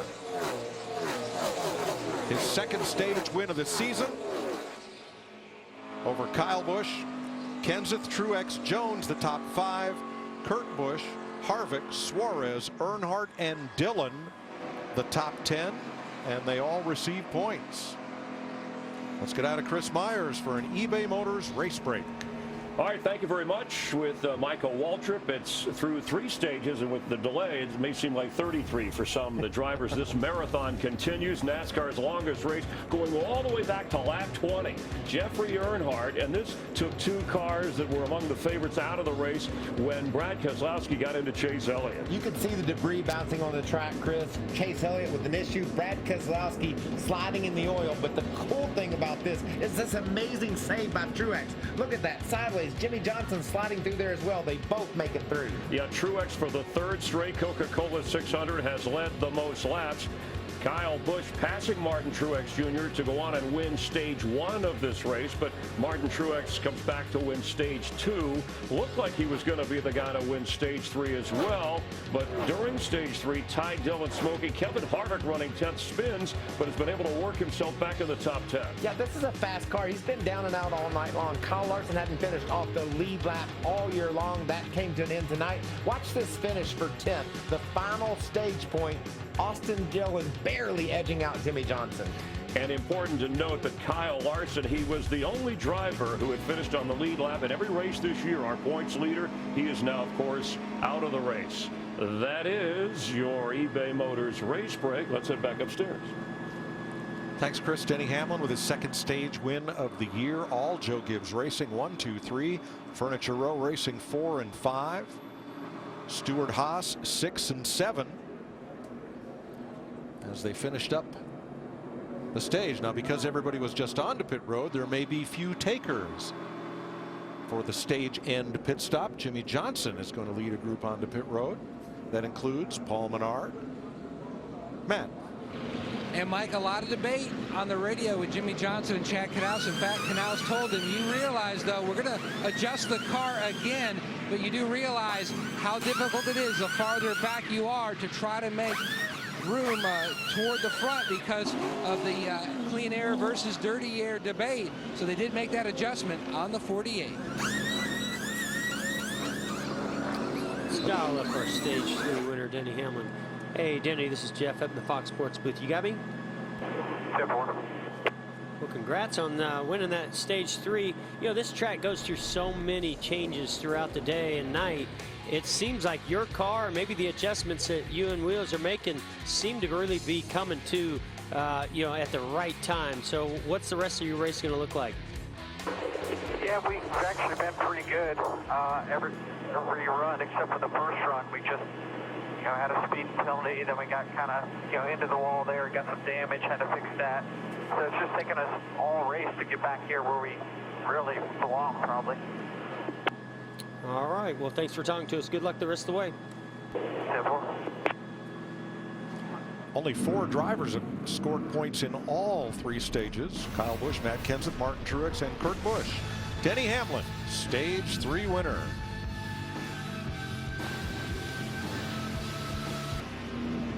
.96 laps to go. In one more lap, we'll go back to green for stage 4. So let's have a look at tonight's Credit One Bank ones to watch.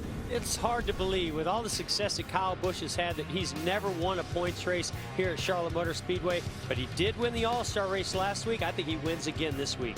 Jeff, Denny Hamlin only has 1 top 5 finish this year, and it's been 21 races since he's been to victory lane. It's been a tough road getting there, but he's out front. He's going to stay there. Look, my guy is trying to go back-to-back in the Coke 600. Led 392 laps last year, led over 190 tonight. Martin Truex is going to do it again. Man, I've been cheering for Matt Kenseth ever since we came to Charlotte. He's got a fast car. 17 years ago, driving the 17, he won his first NASCAR Monster Energy Cup race in the Coke 600. I think he repeats that tonight. So, boys, you left me the field. I'm going to take it. And I'm going to keep a special eye on Eric Jones, the 20-year-old rookie from Byron, Michigan. He's showing us a lot, especially that little head-to-head with Jimmy Johnson on pit road. I think we'll see something for him tonight.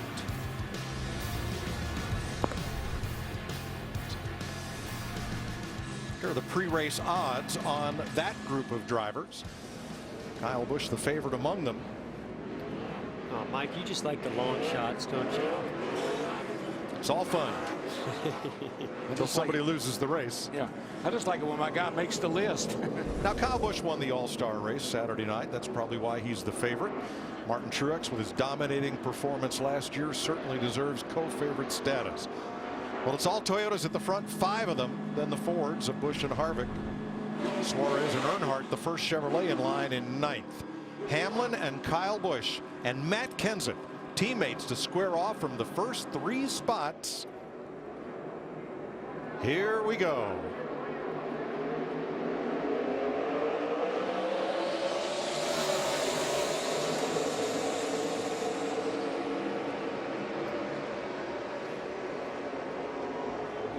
Wide. Oh, Denny man, really loose. Truex made a great move to get around Hamlin just before he slid up the hill. It almost came together. That thing is a restart rocket ship. Yes, it is. We're about to find out just how good Martin Truex Jr. is. If he can go up there and get by the 18 of Kyle Busch, I will be impressed. Just a little ground to Matt Kenseth getting into turn 3. I think this is his end of the racetrack. Well, you know what? Also, I think this is a statement. If just like Jeff said, if he can go up there and get that lead from that 18 car, this is his race to lose.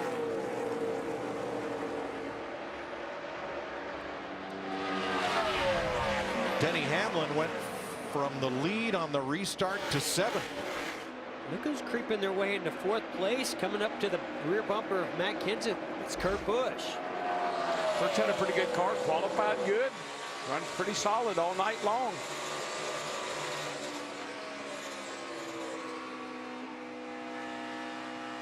Let's go down to the garage area. Jamie Little. And Kyle Larson's night is done. He started in the back, worked his way up. You got into the wall earlier, and you continued. What happened here that put you out for the night?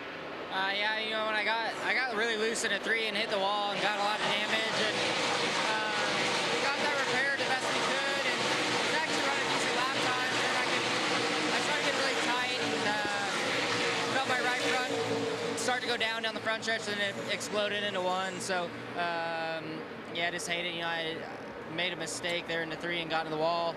Not even running hard up there. I just got loose in and hit it, and then ruined our day. So hopefully we can hold on to the point lead and then go to Dover next week and try and do better. All right, his teammate McMurray knocking on the door for a top 10, Mike. Thanks, Jamie. Right now, as they run, Kyle Larson would leave here 14 points ahead of Martin Truex Jr. for the point lead. Always like what Carl Edwards told me one time. He had a huge point lead. He said, what's the use of having a huge point lead if you're not going to use it? And so I think that's kind of how Kyle Larson felt tonight. I got a big lead. I'm probably going to use a little of it up.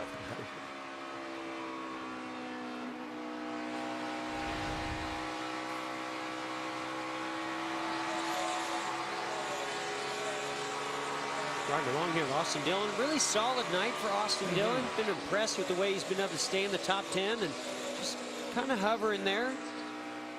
See him looking out at Denny Hamlin. We mentioned that earlier. They made a crew chief change, Slugger Labby for Justin Alexander. I think it is. And when you make a change and somebody says, is that going to work out? It always works out when it's changed for the good. And I think this was a good change for Austin and his team. Love Slugger, great guy. He was up here with us last week.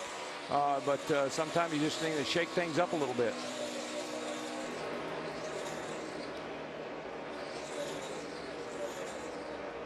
Now remember, Jimmy Johnson came in under that after that stage, that caution. So he's got fresher tires than some of these others, but he's lost all that track position. Well, I just think we look at the front of the field. Clean air is king. I mean, look at the 18. The 78's a dominant car all night, but he's out front, and it's going to be hard for 78 to get around him. But, you know, if I know Chad Canhouse and this 48 team, they realized they did not have the car that could win. They couldn't beat the 78 Martin Truex Jr., maybe not even Kyle Busch. I think they probably made an adjustment when they came down pit road to try to get them that advantage they need to go up there and win this race. Martin Truex got within a couple of car lengths of Kyle Busch, but no further. We're going to go back to the restart, and we're going to look at how Kevin Harvick's spotter, Tim Fedewa, helped him worry less. Ready. Little slow. Green. All rolling. Top's covered. All rolling on the bottom. All rolling. 2x2. Kurt. Keep digging low, 3 wide, got one. 3 wide, 3 wide, 3 wide, 3 wide, 2 wide. Don't push, still 2 wide, 3 trying to make it 3 wide. And that's how Tim Fedewa helped Harvick worry less with our Liberty Mutual Insurance spotter coverage. I tell you who's worrying the heck out of Kyle Busch, and that's Martin Truex Jr. He's been up beside him. He's got a little bit better car. He's just going to have to find a way around. Truex is so good in 1 and 2. He really gets off turn 2. It's where he closes the gap the most. Seem to be pretty equal at 3 and 4. 29 Cup drivers have more than 500 laps led in their career at Charlotte. And of those 29, only Kyle Busch has not won a points race here yet. 84 laps to go. Kyle Busch, Martin Truex, Kenseth, Kurt Busch, and Eric Jones, the top 5. Here's your Busch race summary. After 322 laps, 21 cars on the lead lap. We've had 8 leaders, 17 lead changes, and 8 caution flags, and 3 different stage winners, all driving Toyotas. So, did you have breakfast in Monaco? I did, Mike. I got up this morning at 6 o'clock because I didn't want to miss it. I was so excited. I was so pumped up for the day. I wanted to watch that Formula One race. I wanted to have breakfast. Hey, wait a minute. What? I've been your teammate for 17 years, and you are still in the driver's fraternity. You have no idea God even made 2 6 o'clocks. TiVo's how you watched it. I know you. Is that true, DW? Well, I'm on slow time. Please. Vince. Well, Kevin Harvick certainly is making it interesting. He was spent the early portion of the race a lap down, and now he's well inside the top 10, battling Denny Hamlin for that 6th position. But Harvick, prior to the last pit stop, he told his crew chief, Rodney Childers, the car bounces, it has no rear grip, and it won't turn. And, well, Rodney said, I'll just put 4 tires on it. They did. He promptly went out and got 3 spots on the restart down inside the top 10. He's a wheel man. Yeah, you know what Hammond told me one time? He said, is there anything you like about that car? I thought Rodney was going to tell him, well, at least it's not vibrating anymore. All right, so Denny Hamlin restarted first, dropped to 7th. He has since regained one of those spots, Jamie. Yes, he dropped like a rock on that restart. He did win that last stage, though, and he came on the radio and said that traction compound, it's not as useful as it was when the sun was out, but he said there's definitely still spots on the track where it's useful and helpful. If he could have just had it on the restart zone.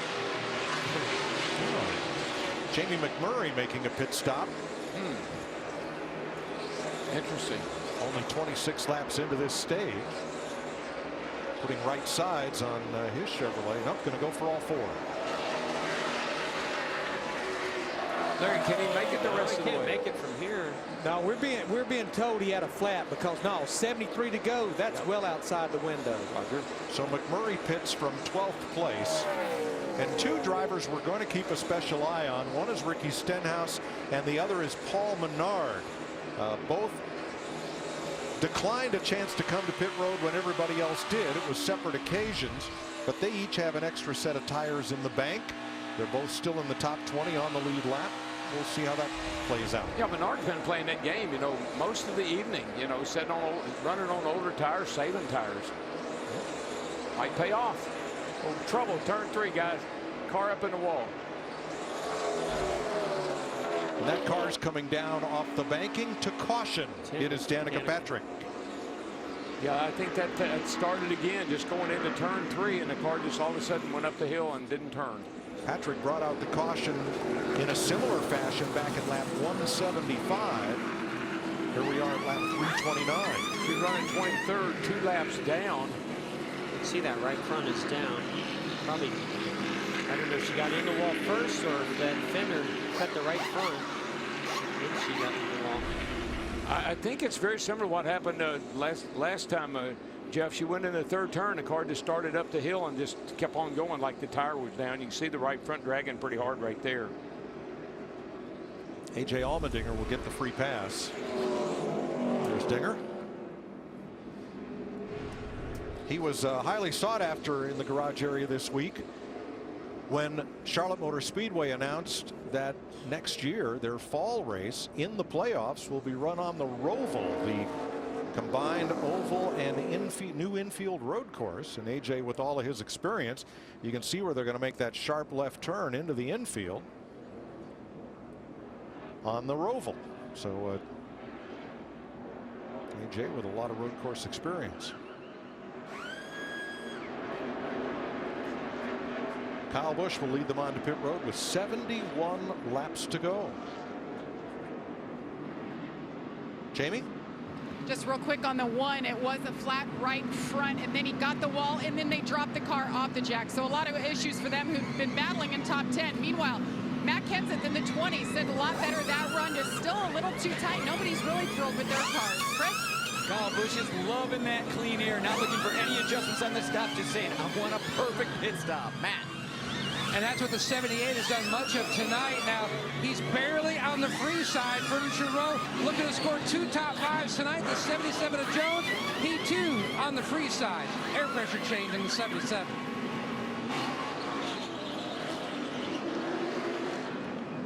That was close. Really close. Kurt Busch picks up a spot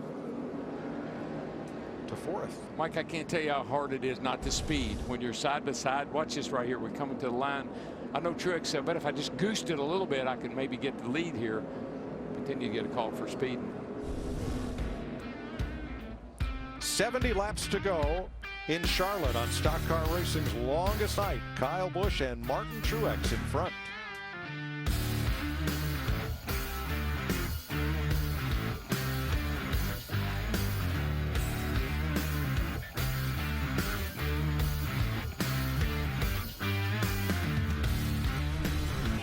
.68 laps to go. Green next time by. Here's our Goodyear aerial coverage. Everything Goodyear learns, making tires for the grueling demands of NASCAR, inspires what rolls into yours. Goodyear, official tire of NASCAR. 68 laps to go, and Larry, looks like they're a little short. Well, they pitted with 70 to go, and we're going to go back racing with 67 to go. We're hearing on the scanner a lot of crew chiefs telling their driver, you're anywhere from 3 to 5 laps short. Save if you can. I can make it. I can make it. This ought to be a heck of a restart. That's two of the best restarters we've seen all night long, 78 and 18 up there on the front row. This ought to be a drag race into turn one. Kyle Busch outside, Martin Truex inside.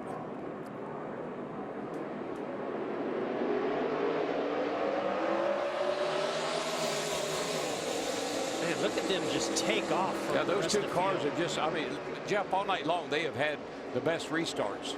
Oh, Truex got him. Bye-bye. Nice job by Kurt Busch to slide into third. Fourth side by side. Kenseth on the bottom is going to prevail there. Boy, I'll tell you what, that 41 car of Kurt Busch, he's all over the back of his brother right here now trying to get by. I noticed this on the last restart. He's really good for about 4 or 5 laps. Tries really hard into the corners, can stay with cars, but he does start to fade after a few laps. That's another one of those new Stewart-Haas chassis that they brought over here the last couple of weeks, and they have really performed well. Harvick on pole, and now the 41 looking pretty racy. The world's biggest day of racing every year has 100 miles to go. Matt? Mike, looser as they go has been the night for the 3 of Austin Dillon, a wedge adjustment on the last stop. But when you look at the week that they've had, they made a crew chief change. Justin Alexander's first week with the 3 car. He's been with RCR since 2014, working as an engineer and a crew chief, but he really had to reacclimate himself to the way that they do things on the Cup side at RCR and work on the relationships. He said, I've packed about 3 weeks of work into about 3 days, but we're seeing already some improvement on that 3 car. They might be rewarded with a top 10 tonight. Dillon in ninth. I tell you, Mike, and Jeff, that 78 car, he's got an afterburner.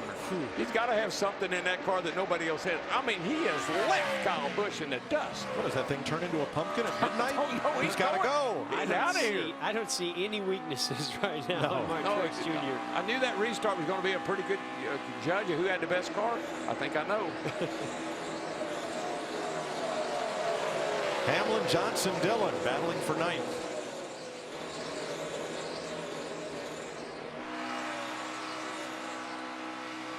Hamlin has really done a nice job. He and the wheels with that 11 car getting it tuned up for the latter stages of this race.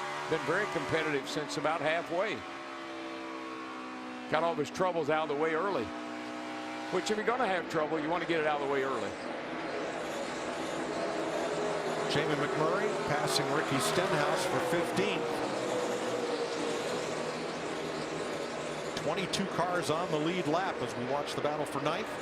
And Johnson moving ahead of Hamlin. Still think that 48 car is pretty good if he can get back up toward the front. I don't know if he can beat that 78 or not, but he's pretty good. Yeah, no, he's really good. Just, boy, it's so hard to get that track position. Look, speaking of track position, look who's in front of Jimmy Johnson. Wow, his teammate Dale Earnhardt Jr. having a really solid into this race. It's fantastic to see it his final 600. Yep, 88 running 8th. Yeah, they were lackluster early, running 18th to 20th. So now Dale Jr. with an extended stay in the top 10, Chris. Yeah, boy, that car has come to life. He's the happiest with that car that he's been all night. And I talked to Dale earlier today about all the time he's spent at the Speedway. He said he hasn't missed a weekend here, a Memorial Day weekend, since 1981. And even though he's not going to be driving next year, he'll be here, but he is interested in doing the double. He'd love to take in the Indy 500 earlier in the day and then make it in here late afternoon for the 600. I think that's something that's going to build with Dale Earnhardt Jr. He has a great sense of history in the sport, but he's going to start reflecting on his time behind the wheel over all the years and what he's accomplished, what he's done, because as he gets closer to Homestead, that emotion is going to continue to build, that it is his final season behind the wheel. Jeff, I've never been to the Indy 500. I've never seen a race at Indy. for the Indy cars. So I know how he feels.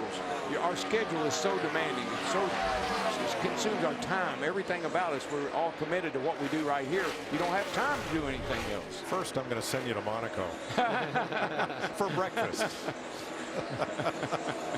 But not too soon. Can I take Jeff's boat over there with me? What boat? I don't have a boat. Here comes What happened to what happened to 24 Karat? You used to have a boat. 8th place at stake here. Jimmy Johnson takes it from his teammate, Dale Earnhardt Jr. Those two Hendrick Chevrolets. How about our rookies in 6th and 7th? Daniel Suarez, Eric Jones, both running well up in the top 10, but neither Suarez nor Jones has ever driven 600 miles at these speeds in one race. Yeah, and Suarez is our leading rookie point getter so far this year, so he's done a nice job of quietly finding himself in the top 10 the last several weeks.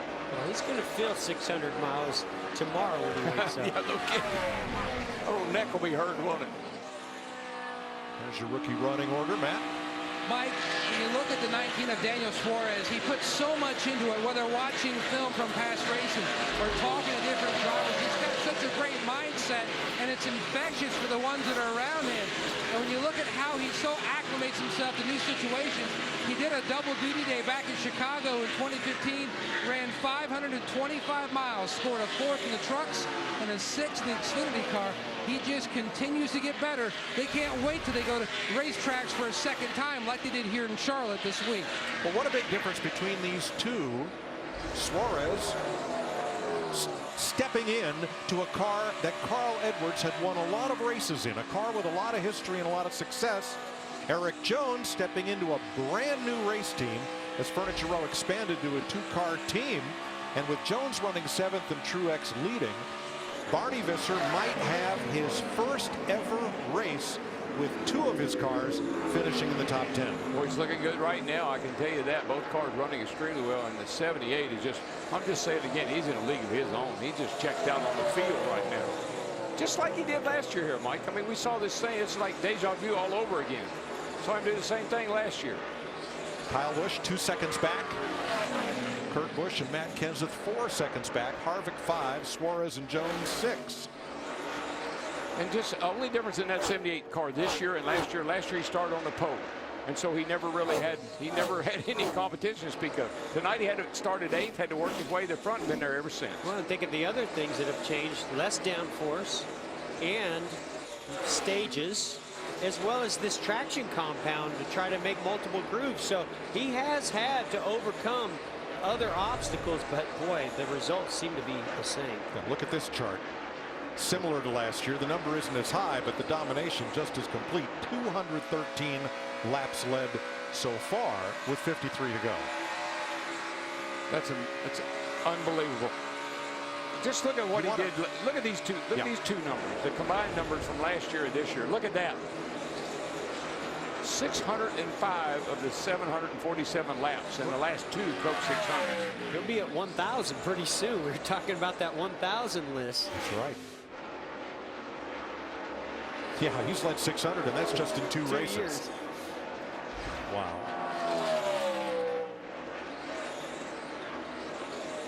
And people talk about the struggles of the Toyotas and the Gibbs teams, and they've all had an incredible. The Kyle Busch 2nd, Kenseth's third, and Suarez, there he is in the 6th. All those cars running good tonight. Denny Hamlin 10th.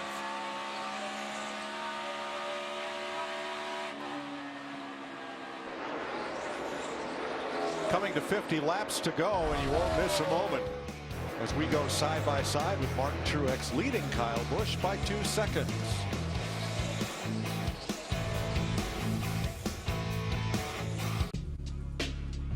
Every truck guy has their own way of conveying powerful. Yeah, boy. Kind of looks like a monster coming to eat you. Holy smokes. That is awesome. Strong. You got the basic and you got the beefy. I just think it looks mean. Incredible. No way. Getting goosebumps. It's the Chevy Memorial Day sales event. Find your tag and get over $9,300 total value on select Silverado crew cabs when you finance with GM Financial. Find new roads at your local Chevy dealer. NASCAR returns to Sonoma Raceway, June 23rd through 25th. Experience the speed, sun, and stars during the Toyota Save Mart 350. It's a party all weekend with incredible racing, music, air show, and activity for all ages. Kick off race day with Richard Petty at the pre-race show, powered by Friedman's Home Improvement. Then NASCAR legend Dale Earnhardt Jr. will take his final laps in Sonoma. Be there to experience Sonoma's unexpected twists and turns.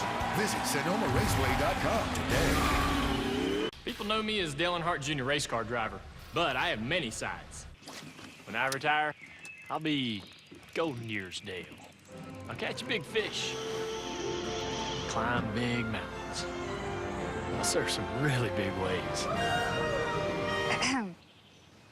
And you'll run some big errands because we're out of mayo. Mayo. Got it. Going for that mayo. For planning your retirement and more, Nationwide is on your side.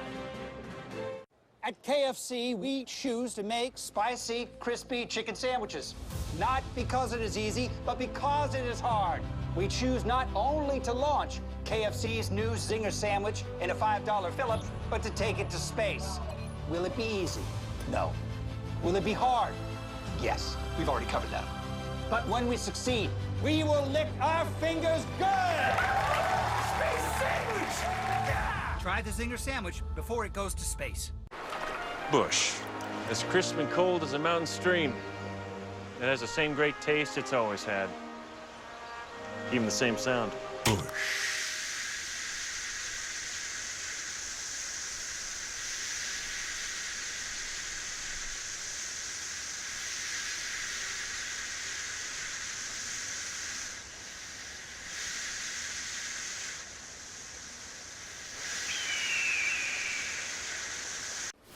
Saturday, MLB coverage begins at 3:30 Eastern when the Atlanta Braves battle Cincinnati Reds, only on FS1. This one is gone! Then at 7 Eastern, the action moves to Fox, where the Red Sox-Orioles feud continues. Hit by a pitch, he'll take the bruise. Boston's looking for revenge, but Adam Jones and crew are in their house now. It all begins Saturday at 3:30 Eastern on FS1, then at 7 Eastern on Fox. 44 laps to go in Charlotte in what's been a very interesting race and is about to get more so as fuel mileage becomes a factor in the closing stages of these 600 miles. David Reagan, Gray Galding on pit road right now, and a couple of others of the cars multiple laps down. Larry Mack, how about some trends for us? Well, I looked at the last 10 Coca Cola 600s, and the last caution on the average comes with 43 laps to go 4 times in the last 25 laps. And we did have an overtime back in 2011. But to me, the question, is there anybody out there that can go those 70 laps on a tank of fuel if we don't get that caution? Ooh, well, we're 43 to go right now. I'm going to say somebody can make it. I believe somebody could. Because you got to imagine, as soon as they left pit road, they were shutting the engine off. That's going to get them a little bit extra. They continue to do that under caution. If they have to slow down and start shutting the engine off towards the end of this race, somebody's going to take a chance, and I believe somebody will make it. You know who it's going to be? Dale Earnhardt Jr. He ran out of gas. He almost had this thing won a few years ago. He ran out of gas all 4. Tonight, he gets redemption. I think of all the manufacturers, the Fords get a little better fuel mileage. Now, Trevor Bayne pitted at lap 332. That is, he was the last of any lead lap car to pit. Top running 21st. It's a long way back. That's the car to keep the eye on. David Ruderman won this race when everybody pitted. He stayed out. But now, Larry, on that last caution flag, are you a little surprised that some of those cars toward the tail end of the lead lap didn't come and top off? I didn't understand it. If you were back around 15th, 16th, or further back with having these 22 drivers on the lead lap, I was shocked that we didn't have more just top it off, possibly like Trevor Bayne did. There's no gamble. You got to be a gambler to do that, Larry. And those guys say, well, there's no way we can make it. You got to try. It's your only chance. 9th place, you saw Denny Hamlin. Past Dale Earnhardt Jr. for 9th. Mike, I won the Daytona 500. I said, there's no way you can run 54 laps. We ran 54 and a quarter laps. How'd you do that, DW, so we can... Soft pit. I just barely giving it gas. Of course, I might have handled a little bit more than everybody, too. That's what I was wondering. I don't like to ever think that these guys can't pull off something special. Just think about Carl Edwards a couple of years ago, the job that his team did to get him to victory lane. I remember that win for David Rudiman in the 600 when Rodney Childers made a great call late in the going to get Rudiman to victory lane. So you're right, guys. Somebody's always got something special that they're willing to pull out at the end of these things. Yep. So Martin Truex Jr. is running laps at 30.1, 30.2 seconds. There are quite a number of drivers on the lead lap who have backed off about half a second behind Truex's pace. So I've got to wonder, if you're half a second slower than the leader, is that saving you any fuel, or are you just running as hard as you can? Look, the gas pedal, if you got it down, you're burning fuel. If you don't have your foot on it, you're not burning fuel. That's why you turn the engine on and off under caution or anything else you can do to save a little gas. Well, and to run a half a second faster, that means that your foot is to the floor longer than the others because you're getting back to the gas sooner. You might be driving in a little bit deeper. Your car's handling a little bit better. You're definitely using more fuel. Larry? Guys, we have a new little element with our Ford Cutaway car, and it has to do with the fuel cell. The fuel cell is in the trunk, holds 19 gallons of fuel, and in there are 2 electric fuel pumps. And normally these drivers have them on separate switches. This is the one main fuel pump. But look at this box right here. You have these trap doors and fuel runs in that. And if you ever hear the driver say, I think I'm out of fuel, the crew chief will tell him, flip your other switch, and what that does, that cuts that fuel pump on in that little box, and they know exactly how many more laps they have with that reservoir of fuel. And if I had to guess, you probably have 1 lap, Larry, when it comes down to that. That gives you 1 lap to get back around and either finish the race or make it to pit road. Or win the race. Ricky Stenhouse has made a preemptive strike. Remember, he had 1 extra set of tires from staying out on one of those stages. Stenhouse just pitted for 4 tires and fuel. He went a lap down, but he's got to be hoping there will be a caution. Now here's Jamie McMurray, who was also on pit road just before the stage ended at stage 3. And something else I want to point out. Let's remember when Martin Truex Jr. got the lead earlier in this race, what did he do? He came in 2 laps before our leader. He nailed him. Sorry, Jim. I'm sorry, Jim. The 11 and the 19, I just told Barry, I said those 2 guys are mighty close to each other. I don't know if he hit him or not, but he got 19 loose. He got his attention. Sorry, buddy, I didn't mean to jump on you like that. It got a little excited. Here's a look at it. He just got right to his left rear. Just got him loose. Suarez was working hard to stay ahead of Denny. Denny's working hard to try to get him loose and get by him. I tell you, give Suarez a lot of credit. He hung on that thing and he kept going. He only lost that Denny's coming to pit road. So Hamlin made the pass to 8th and now comes to pit road. Jamie.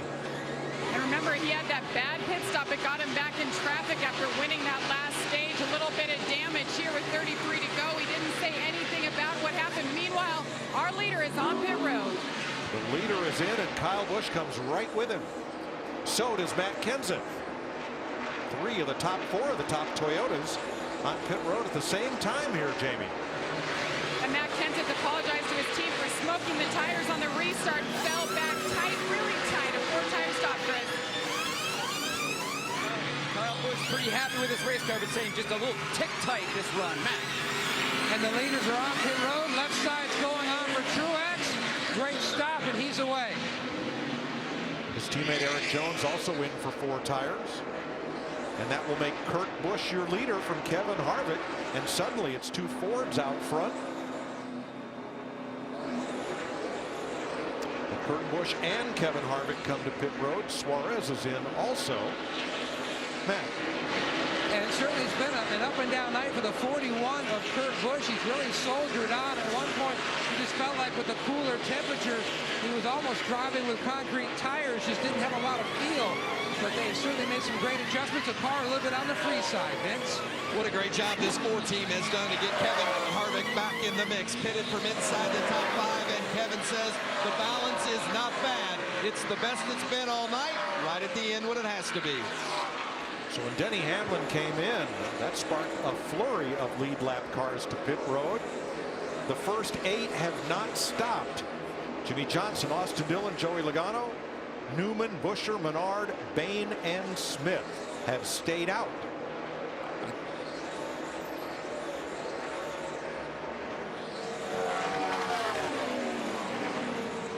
Jimmy Johnson, just as he took the lead, look for something on the track there. Whoa. I think those are just sparks. Yeah, those are metal sparks coming off of another car. Yeah, probably coming off the 18. He drags on those lower pressures. Yep. And he just came off pit road. And those are just the sparks flying over the car, bouncing off the car. But Mike, now the question is, of the 8 that have not pitted, who's going to try to make it? Who's going to try to make it to the end on fuel? Well, here's the other problem, Darrell. Martin Truex is 1 second a lap faster than Jimmy Johnson right now. Well, we saw this play out, I think, with Logano and Todd Gordon, where they stayed out hoping that they were going to catch a caution, caught that caution, and it really paid off for them. I've found our guy who's going to go all the way. Hello, Newman. He has a win in the bank. They like to gamble. They have nothing to lose by trying to go the distance. Have a look at the Harvick pit stop here. Whoa, catch that last lug nut. Whoa, that's close. Oh my gosh, really close. And away he goes, close to taking equipment out of the pit box. You can't go over that line with that lug wrench. But he was still hitting those lugs as that car was leaving pit. But I think if anybody's going to try to make it, Ryan Newman. I think you're right, Mike. I think that's a great guess. I think the 3.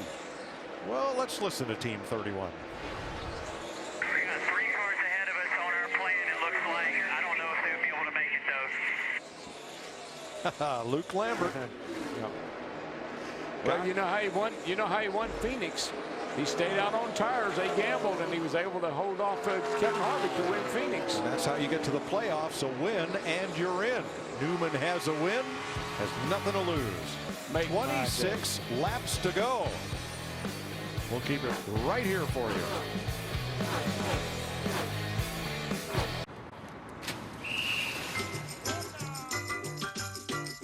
I'm not playing with you. I can bend a little bit. I can play a little bit. I'm good for you. I can see a little bit. I can see a little bit of you. I got a hold on you. You got a hold Alex, on me. my name. Alex? Mine too. I got a new swimsuit with glitter and fringes, and I got a case of the too many Benjamins. Can't thank everybody up here enough, and everybody at the shop. I'd like to say thank you to them that are watching at home and in the stands. Thanks to Lance Corporal Daniel F. Swain. I want to thank the VFW for everything they do. Lance Corporal Scott Harper and the local VA. Master Sergeant Anthony Ray Charles Yost. Corporal John Harrison Keener Jr. And Petty Officer Joshua Thomas Harris. I just would like to thank the Navy. I'd like to thank the USO. I just want to thank the Air Force. And Lance Corporal Taylor Przenski. Gracias. Thank you. Thank you. Thank you.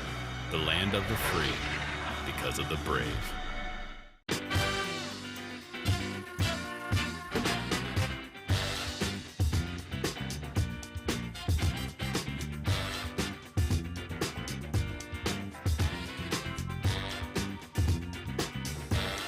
During Toyota time, you can get 0% APR financing on the 2017 RAV4 and over 10 other select models. Offer ends May 31st. For great deals on other Toyotas, visit Toyota.com. Toyota, let's go places. Your racing days are coming to an end. What is this about? Your legacy.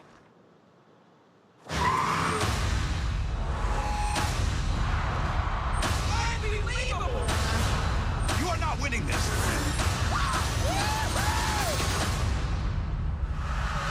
I decide when I'm done. In 3D and select IMAX theaters. Rated G.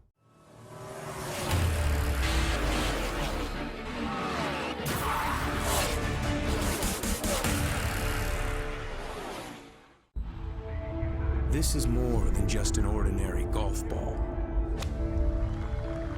It is hope. Anything can happen. Despair. The scene is set for a U.S. Open Sunday. It's determination. That takes some guts. It is destiny. The shot of his life. For 4 special days each June, this ball is everything. Dustin Johnson has won the U.S. Open. 20 laps to go in Charlotte. 30 miles out of 600 left to race.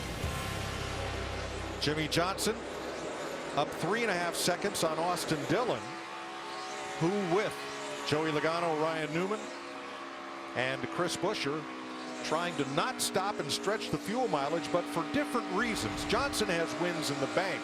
Nothing to lose. He's not the fastest car tonight, so if they made that pit stop at lap 368 with everybody else, he likely wouldn't win.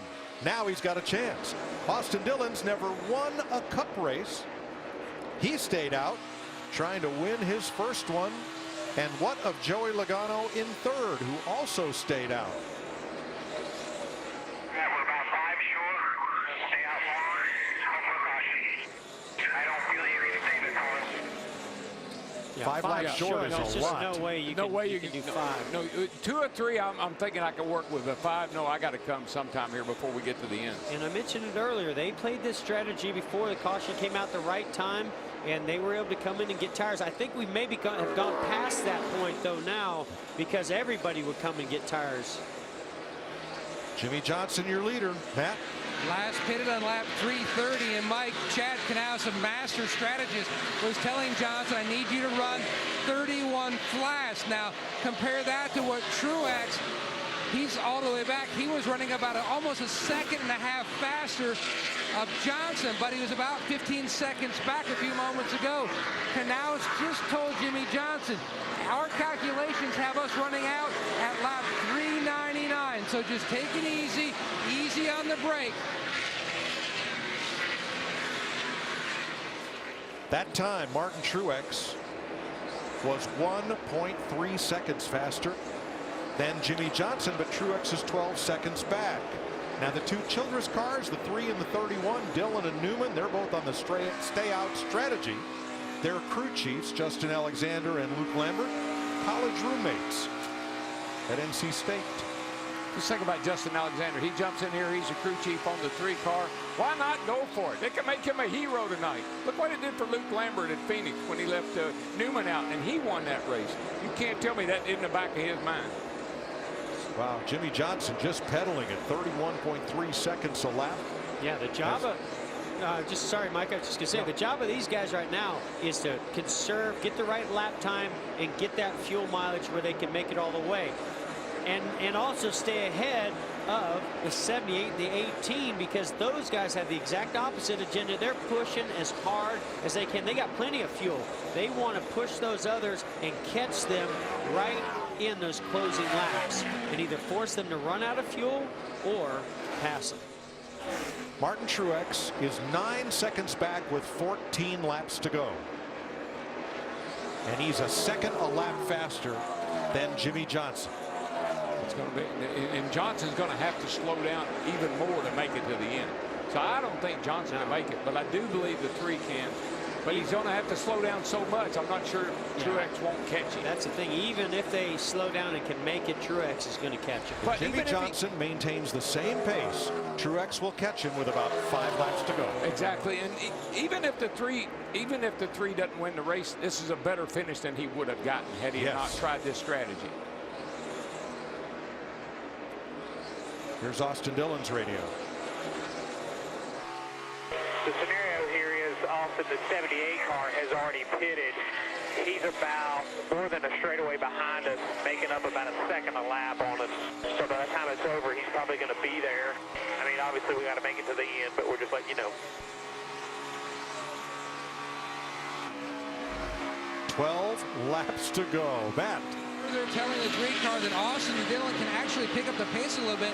Meanwhile, up with our leader, the 48 of Jimmy Johnson.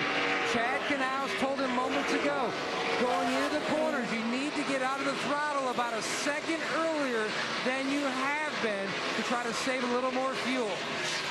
Mike, you can save a lot of fuel by rolling out early. You know this, Jeff, and don't mat that thing. Ease back in that throttle. Drive this car like you got an egg under that throttle.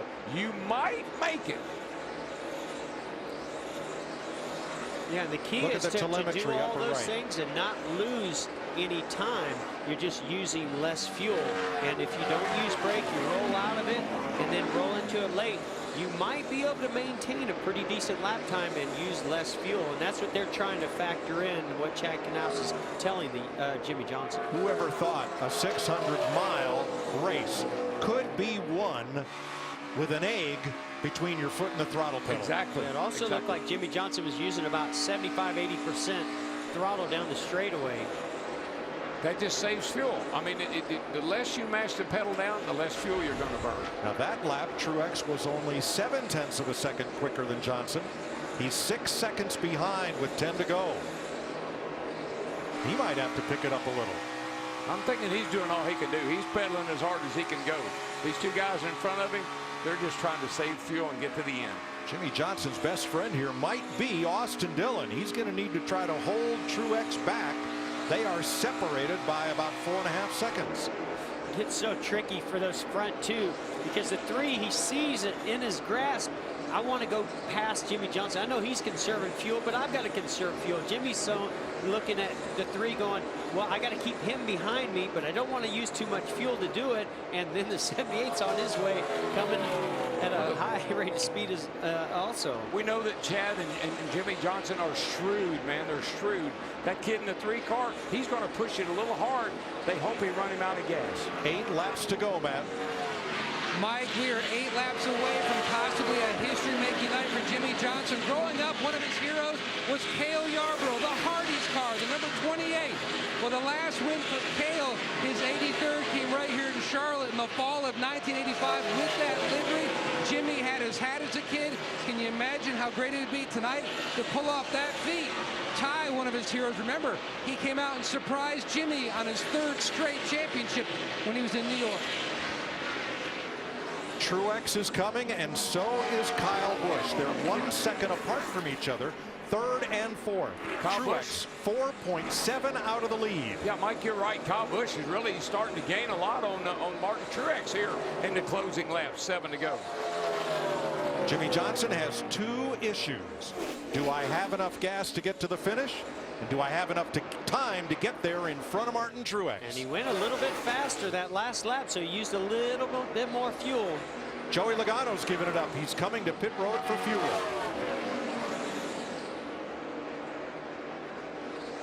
So that leaves Johnson and Dillon in 1st and 2nd, Newman in 7th, Menard in 12th. Of the drivers who did not stop at lap 368. I mean, if you're Johnson, you say, hey, if I win, great. If I don't, I've got to win. So I'm in good. He wins. It's a win-win for him. That lap, Truex was only 0.3 of a second faster than Jimmy Johnson. Yeah, I think Chad Canassis told Jimmy Johnson to pick it up just a little bit. I'm sure that was a good idea. Well, you see the interval, and you see it getting a little shorter second by second. Oh, it's going to be really, really close right down to that final lap. I think the car that's really coming fast is that 18 car. He has really caught Truex in a hurry. I think Truex maybe ran the tires off his car trying to chase those front 2 down. These cars get between 5 and 6 miles per gallon. 600 miles is going to come down to a teacup full of Sunoco race gas.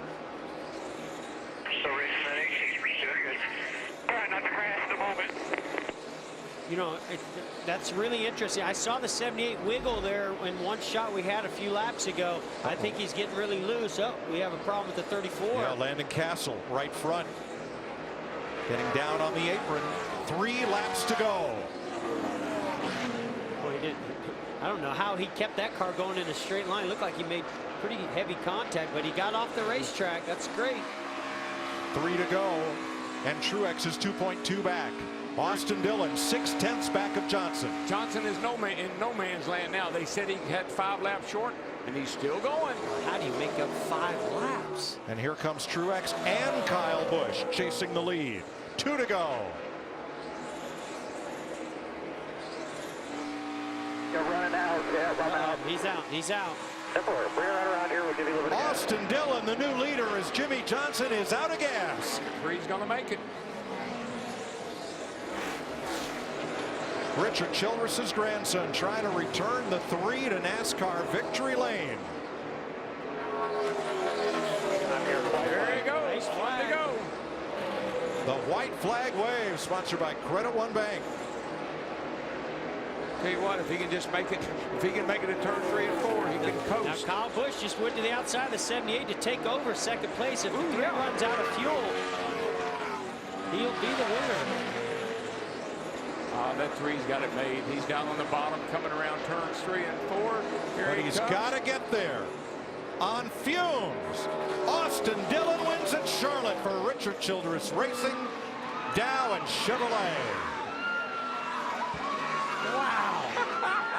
And look at new crew chief Justin Alexander gets swarmed by his crew. I know him by Deuce because he used to work at Hendrick Motorsports. So congrats, Deuce. Congrats, Austin. Yeah. Dylan, you are the man. Yes, sir. You Hey, are let's see if we tonight. got enough fuel to burn this thing down. Oh, gosh, man. Cannot believe it. Hey, we got this. Slide in the grass. When we lost Dale Earnhardt in the first of 2001, they retired the number 3. Richard Childress said we'd only bring it back for family. Good job, Austin. Love you, buddy. Love you. Hell of a job, man. That's Papa. That's all you guys. That is Grandpa Richard Childress congratulating Austin Dillon, taking the checkered flag as tonight's Sunoco fueling victory. When Richard said that, we assumed a member of the Earnhardt family, but then his grandsons, Austin and Ty, wanted to be racers. Austin had worn the number 3 since Little League, and on every race car he'd ever driven. And Richard Childress said, yes, let's put the 3 back on the car for Austin. And now he takes it to hallowed ground, victory lane at Charlotte Motor Speedway. Although I think they're going to have to push it there. I wouldn't really worry about that.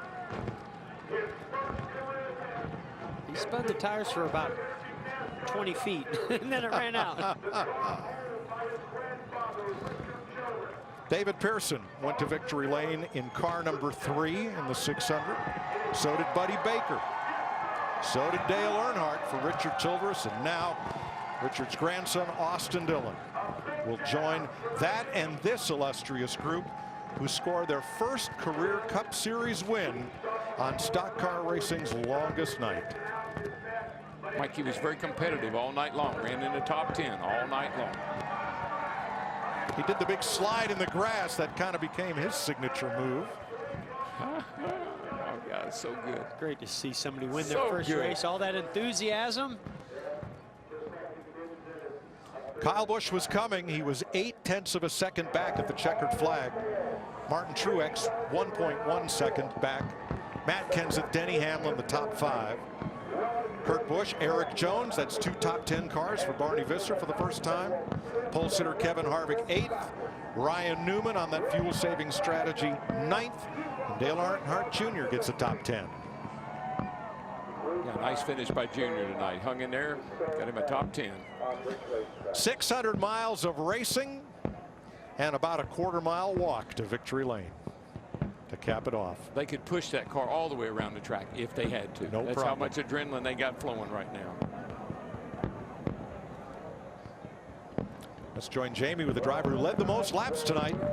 233 laps led. He ended up finishing 3rd. Martin, what a night it was for you guys. You didn't end up on the top step, but what do you take away from a night like tonight in the performance? It's 2 out of 3. Last 3 years, it's 2 of them we lost on fuel mileage, so that kind of stinks. But, you know, big picture-wise, it was a good night. I mean, Bass Pro Toyota was fast. The guys did a phenomenal job all night long, and got behind a few times, fought back, got the lead. And then just fuel mileage didn't play out our way, so we were a little too loose that last run as well, and I think had we not been, we probably could have chased him down. We may have caught him on the last lap, but overall, I mean, you know, can't say enough about the team and what they're doing. And tonight was tough, man. The cars were a handful, and I drove my butt off, but it wasn't to be tonight.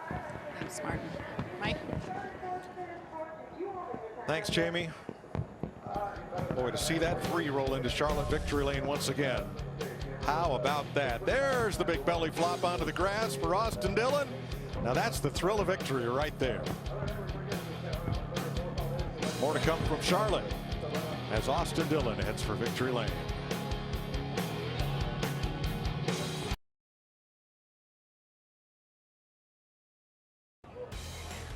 Aerial coverage provided by Goodyear. Superior performing tires to face challenging conditions on the track and on the road. Goodyear, the official tire of NASCAR. Chris Myers back with you live at Charlotte Motor Speedway. The attempted burnout, the fuel mileage gamble paid off to win the race. Only the last 2 laps led by the driver of the 3 car, but running out of gasoline here. And there he is, Austin Dillon, his first career Charlotte style. Quite an athlete. He was on the 2002 Little League World Series team, celebrating at the Coca Cola 600, and his Hall of Fame grandfather, Richard Childress, there to welcome him.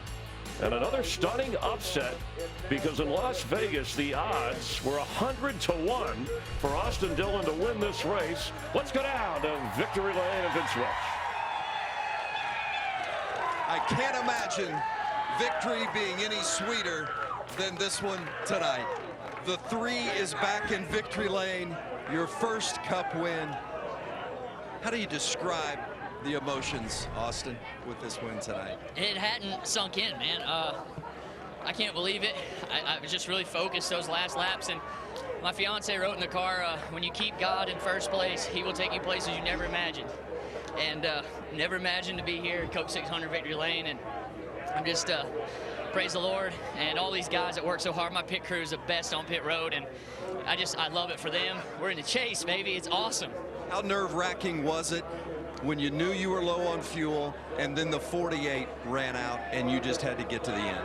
I was just trying to be patient with the 48. I could see him up there saving, and I thought I had saved enough early where I could attack at the end, but I was trying to wait as long as possible. And when he ran out, I figured to go back into save mode where I was lifting, and it worked out. I ran out at the line, and it gurgled all around just to do one little spin and push it back to victory lane. The good Lord was blessing us tonight, and man, I got to thank my grandfather. He's put a lot into me. ECR engines, you know, I complain a lot, but they got me to victory lane tonight, and the fuel mileage was great. So thank you guys for everything you do. Austin Dillon, the winner at Charlotte, the 600.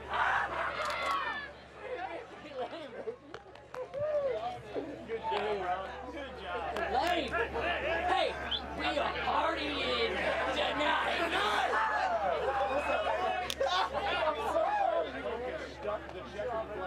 Jimmie Johnson was 1 lap away from recording that 83rd career win. Can you even describe that finish? You guys were on such a great game plan. Yeah, we were, and I didn't know we were going to try to make it on fuel. Last I heard, we were nobody could make it.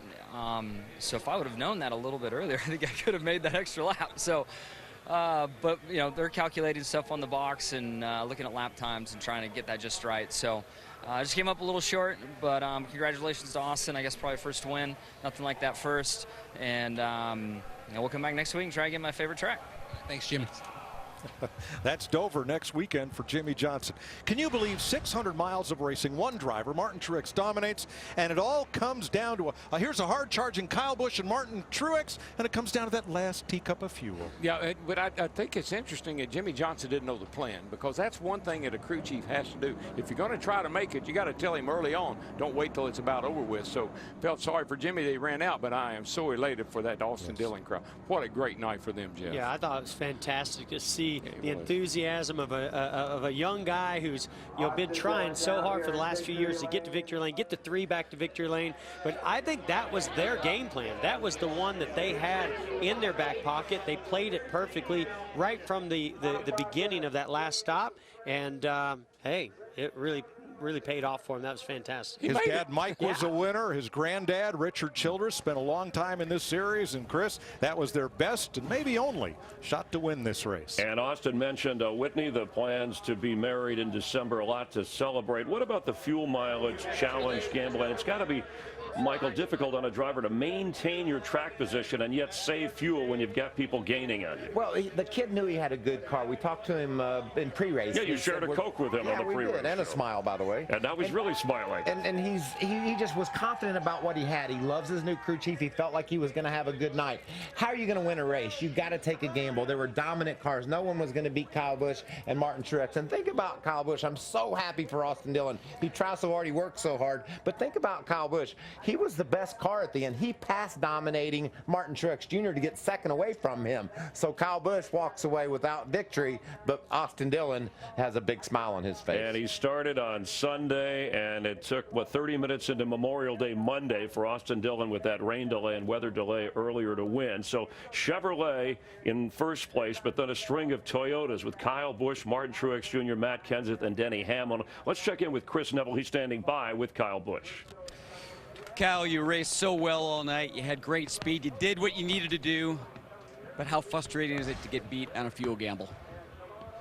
This M&M's Camry was really, really fast tonight. You know, our guys did a great job. Adam Stevens and everybody brought me a really fast car. Best car I've ever had at Charlotte. And, you know, for as far as Truex got out there towards the end, that last stint, I was surprised I could close back in on him and get him there at the end, you know, in order to finish second. I don't know. It's a frustrating night, man. I am so disappointed. I don't know. It's nothing we could have done different. We just ran our own race and did what we needed to do for what we had going on and come up short. Thanks, Kyle. Well, Matt Kenseth had a pretty good car all night long. It seemed to be better even after the rain delay. You brought it home fourth, but if you didn't spin your tires on that last restart, do you think you could have had something for those guys? Oh, right away, you got to bring that up. I don't know. I mean, we had really good restarts all night. That last one, I did spin the tires on a little bit, and Kyle and the 41 got in front of me, so I got a 41 back. But if the 18 and 78 were in front of me, I couldn't run them down. And I didn't pass many cars tonight. We had a solid day on pit road, and we had enough speed to hang out where we were. I just didn't quite have enough to go get the front guys. Matt Kenseth brings it home for his third top 5 of the year. Every race is a building block toward that first win. A great run tonight by Eric Jones, running in the top 5, finishing in the top 10. But you guys saw a lot of drama at times, also pitting next to the 48. Yeah, you know, it was just a long day overall altogether with the rain delay, getting the damage early.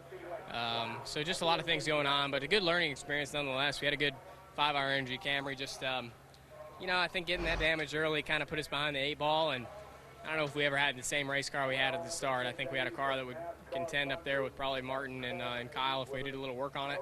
And after the damage, never could get it quite as fast again. So a good day, though. Good to get a good top 10, and, you know, that's something definitely to build on. Did it take focus away at times, the emotion building between the two teams and the crew chiefs and the spotters? I was just sitting in there driving. They weren't trying to distract me too much. You know, you got to do what you got to do sometimes to get in the pit box and get your deal done. You know, we're all out here racing, trying to do the best we can, and sometimes it's going to work out like that. Impressive top 10 for Eric Jones in the 77. Well, for Richard Childress Racing, there's Mike Dillon, father of Austin Dillon. We saw his Hall of Famer grandfather, Richard Childress. But this is the second big upset for Richard Childress Racing. It was another fuel mileage gamble. Ryan Newman pulling off an earlier victory, and now Austin Dillon. A couple of wins and a couple of cars that are in the playoffs. They're going to race for a championship, and that's great news for the Childress organization. The team's been a little bit off over the last few years, but the performance was there tonight for Austin. That 3 car was fast. He deserved a shot to win the race. Yeah, and Fords that have done so well through the first portion of the season. They still haven't won this race, the Coca Cola 600, since 2002. Kurt Busch finishing 6th, the top finishing Ford. But in 1998, at his 20th try racing in the 3 car, Dale Earnhardt finally won the Daytona 500 for the first time. Austin Dillon was 7 years old and joined that celebration in victory lane. Tonight, he's celebrating, or this morning, in Charlotte. Congratulations to the Coca-Cola Racing family member, driver Austin Dillon in the 3 Chevrolet for Richard Childress Racing for his amazing win here at Charlotte Motor Speedway. You get the sticker on the car, you get a ring, you celebrate with some Coca-Cola in your crew. He only led 2 laps, the final 2 that mattered over the 600 miles here on Auto Racing's biggest day that actually went into Monday morning. But Dale Earnhardt Jr. retiring at the end of this season, for now 19 in the Coca-Cola 600. Gave it his final try here, wound up 10th. He's standing by with our Chris Neville. Dale, you were pretty frustrated after last weekend, but you guys worked at it all night. You got a top 10. Is that a good way to finish up your last 600? Yeah, I suppose, considering last week, a couple guys beat us on fuel, but we had top 10 there. The car got better last couple runs. We made a lot of changes, and some of them worked pretty good. We you know, we'd like to run a little bit better than that for sure. We think we're, you know, we think we should be running in the top 5 every week as a team. So that's still not really good enough. But compared to last week, it's a huge improvement.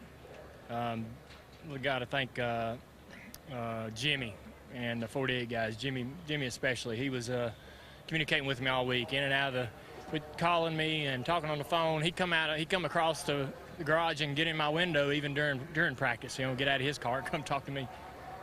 What a great teammate. So hate to see him run out of gas. But congratulations to Austin, man. That's awesome for RCR. Richards, you know, anytime they can win, it's pretty cool. Thanks, Dale. Yeah, thanks, Chris. And it had to be special seeing the 3-car. Always something special for Dale Earnhardt Jr. So 14 races until the 10-race playoff, Michael. And points leading, we had a change here. Kyle Larson, for the first time, did not finish on the lead lap. He was the only driver finishing at the end of all the races. He had the rough wreck. So Truex, even though he doesn't win, is your leader. Brad Keselowski had the early crash. Here's the next wave. When you look at the drivers who still haven't won this year, Matt Kenseth, Denny Hamlin, of course, Kyle Busch and Kevin Harvick, who led some laps. And on the final page here is Austin Dillon, but number 16 drivers get in. A win gets you in. And of course, we'll figure out points, stage points, playoff points. Yeah, and there's Dale Earnhardt Jr. There's a couple of young kids, though, Chris. I think we can see them get to victory lane this year. Daniel Suarez and Eric Jones. Both those guys run good week in and week out. So I think we're going to see some new winners this year, in addition to Austin Dillon. And after 12 races, now we have 9 different winners as he became Austin Dillon the 9th. You win, you're in. And part of the story is, as we move forward, is the guys who've run successfully, like Kyle Busch and Kevin Harvick, but have been unable to get to victory lane. And, you know, look at the speed that Jamie McMurray and Clint Boyer have shown as well. And Ricky Stenhouse Jr. jumps up at Talladega and puts himself in the win column. So there's so many capable drivers and so many teams that have cars that can go get a victory. That's why this season's been so much fun. Yeah, thanks for spending your Memorial Day Sunday/Monday morning with us here on Fox. Victory Lane. We want you to switch over to FS1 as we wrap up here. We'll spend more time with Austin Dillon, take a closer look at the race at Charlotte Motor Speedway. The Coca Cola 600 on Fox goes to Austin Dillon in a stunning upset. Enjoy the rest of your weekend. Thanks for being with us.